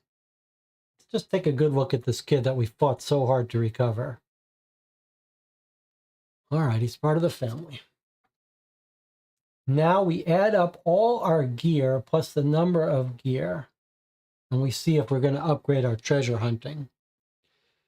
Okay, so let's see. Let's take all our gear, add it up. Oh, laxatives also go.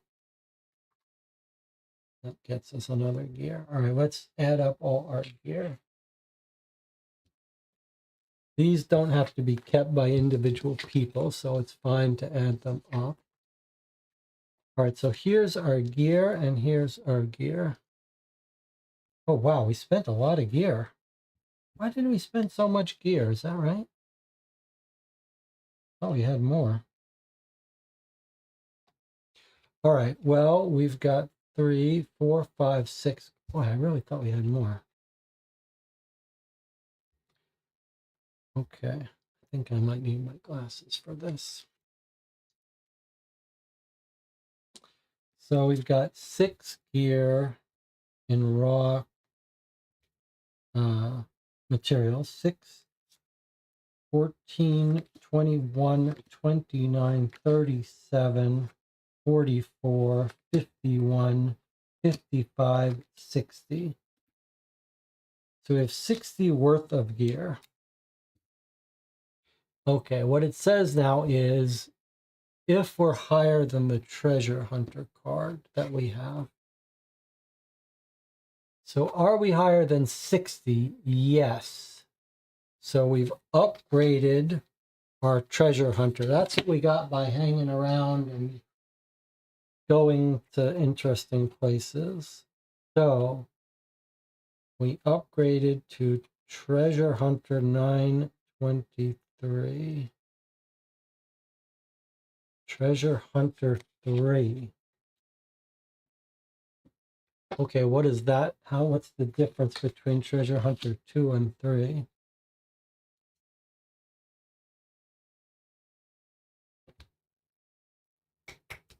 Let's go. Okay, treasure hunter 2 said we spend a gear to go +1 or -1. This one we spend a gear to go +2 or -2. Pretty cool. Okay, so treasure hunter gets added to our deck, and the other one leaves our deck. Okay, so we're building up our karma deck.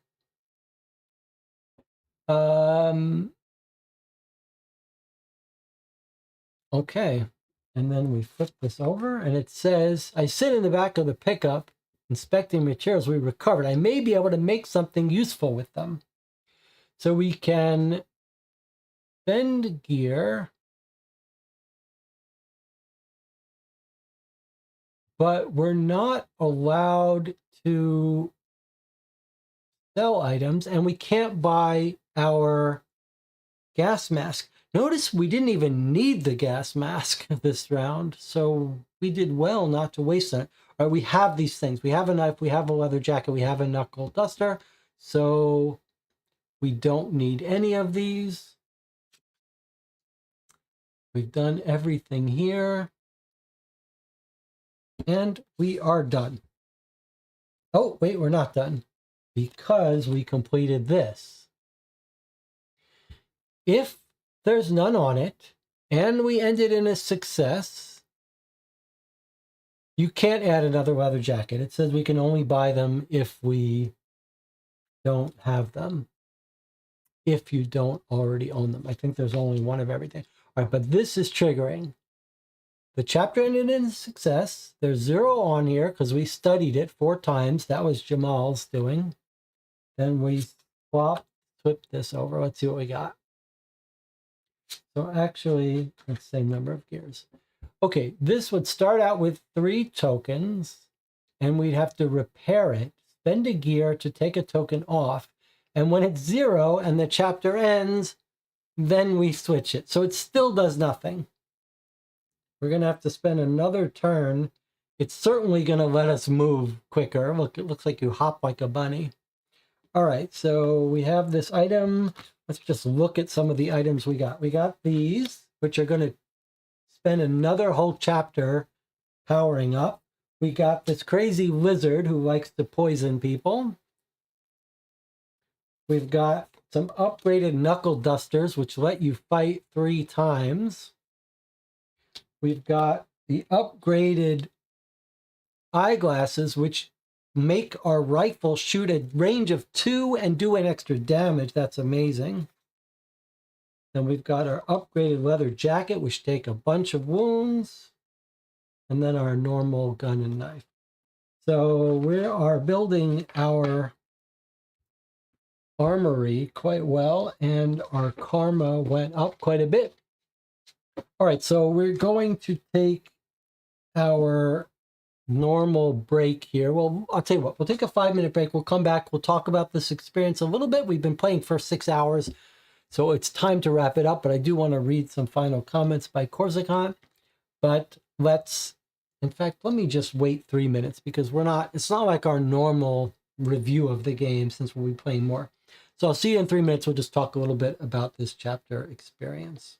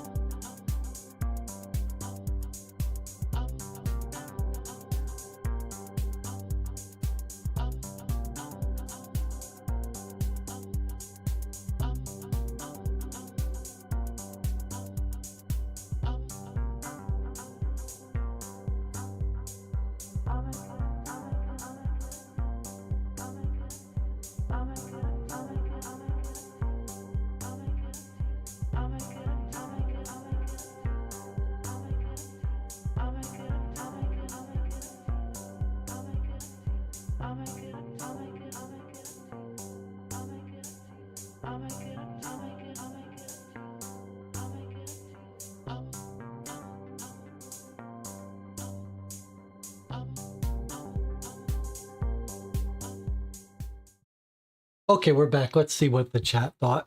Corsican is the only one. Oh, Sarah was here for most of it.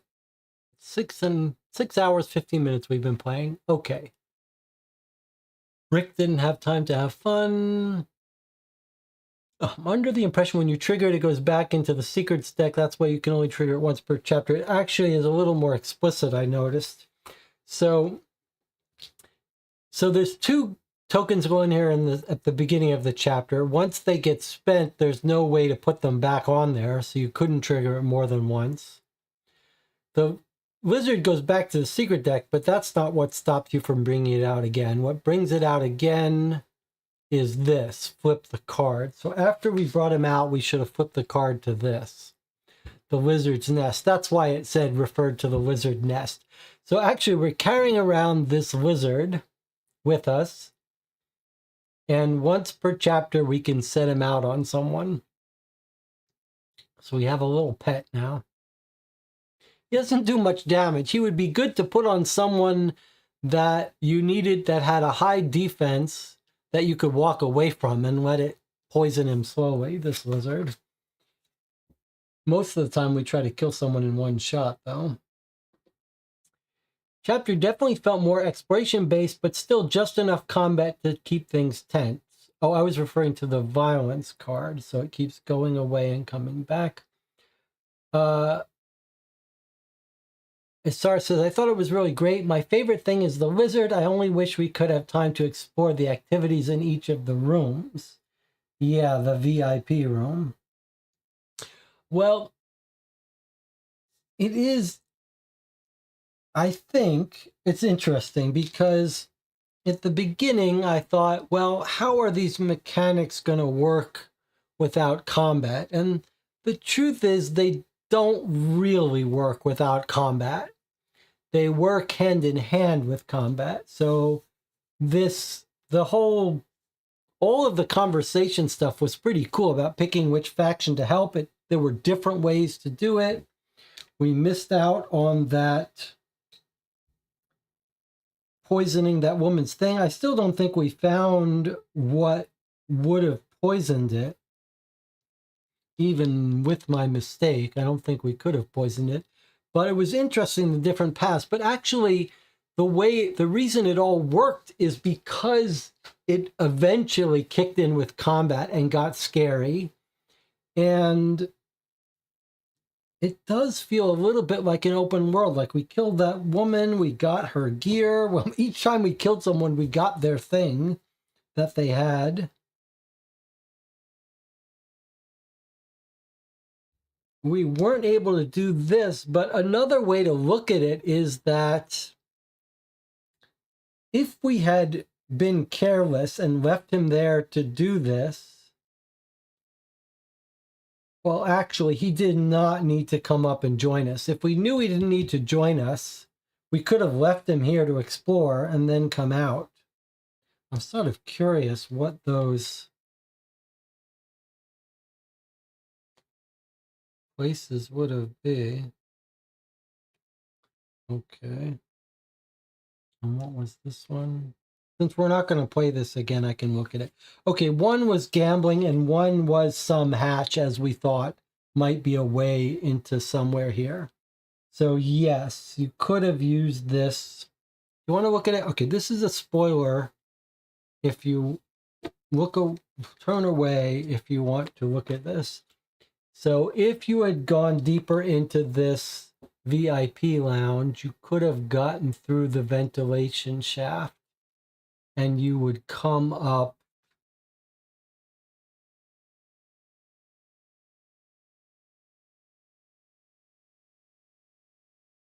you can combine it with something, some other way to use the shaft.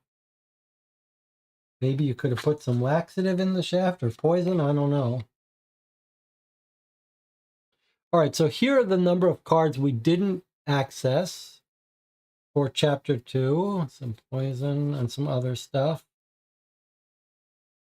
So with chapter 1, I think we saw just about every card. This one, there were a couple paths we didn't take. I thought it was very enjoyable.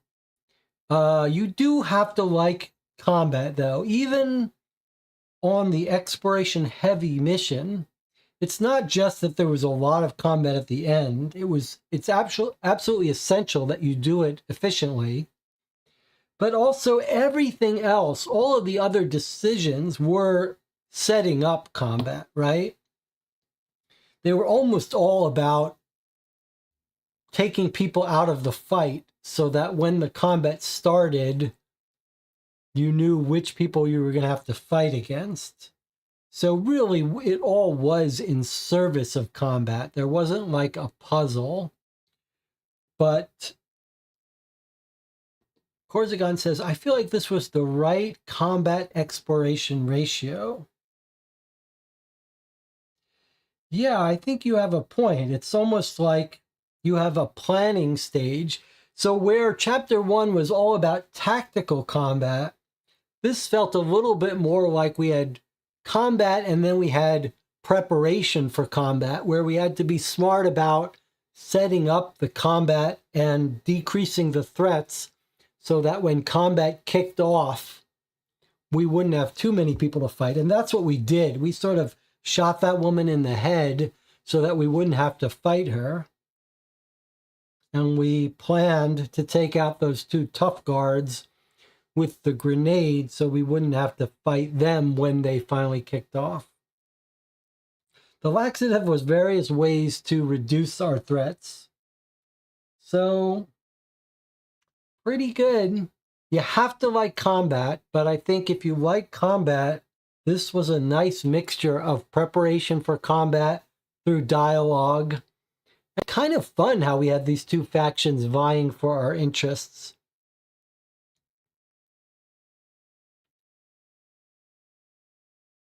I would say the only room for criticism that I would have, like the things about exploring where you're not sure where it is, that's all great. But this one was a little weird. It was like at least 2 people have to take this action. And in terms of planning and preparation, it's a little odd that like we didn't know whether this was going to open up a huge extra area that we were going to be in, or what really happened. It said you went in, you got him, and you got out. So it was a little weird, but I mean, I guess you can't really complain about not being able to anticipate everything. That's like life. How could you like anticipate what it is? I just would think maybe it would be a little clearer about, 2 people have to take this action explicitly. It's a little weird that it would have us run in and waste that. And then a little bit of open world oddness here. When we killed that woman, we got her gear, but we were saying like that's what we should be able to do. But if we pay her, we lose all that money. You could see how some group, if they're really strict about the rules, if they spent all their money to buy the gear and then killed her, and then it says if she has gear, she drops it, that doesn't really make sense. She should be dropping her money too. It was fun how we killed the mayor. We tried to help him. And I'm consistently surprised by how well the rules handle all of these circumstances. Every time I think there's a little bug, like, oh, it didn't handle this case, it actually does handle it.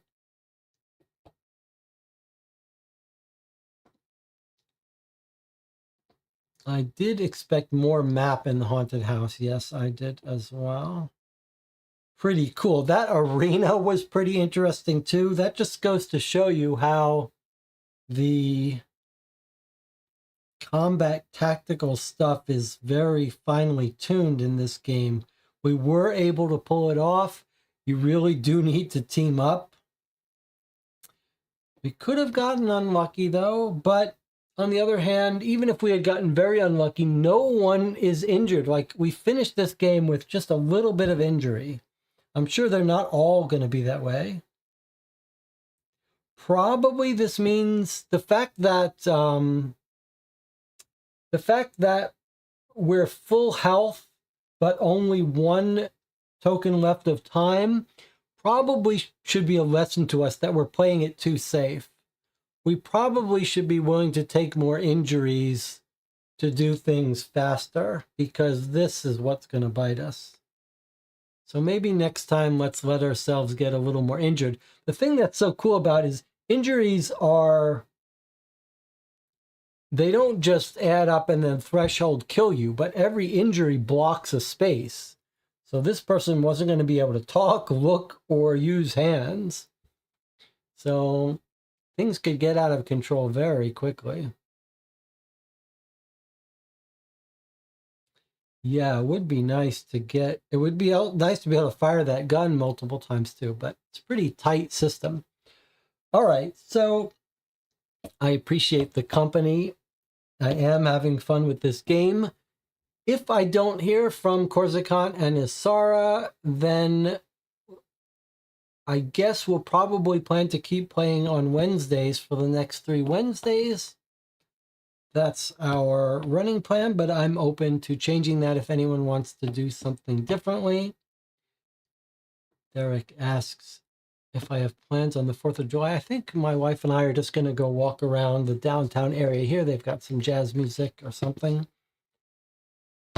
Probably on Sunday, I will do a channel update. I'll make a schedule. I'll schedule that if so. Thank you for joining me. I'll see you all next time.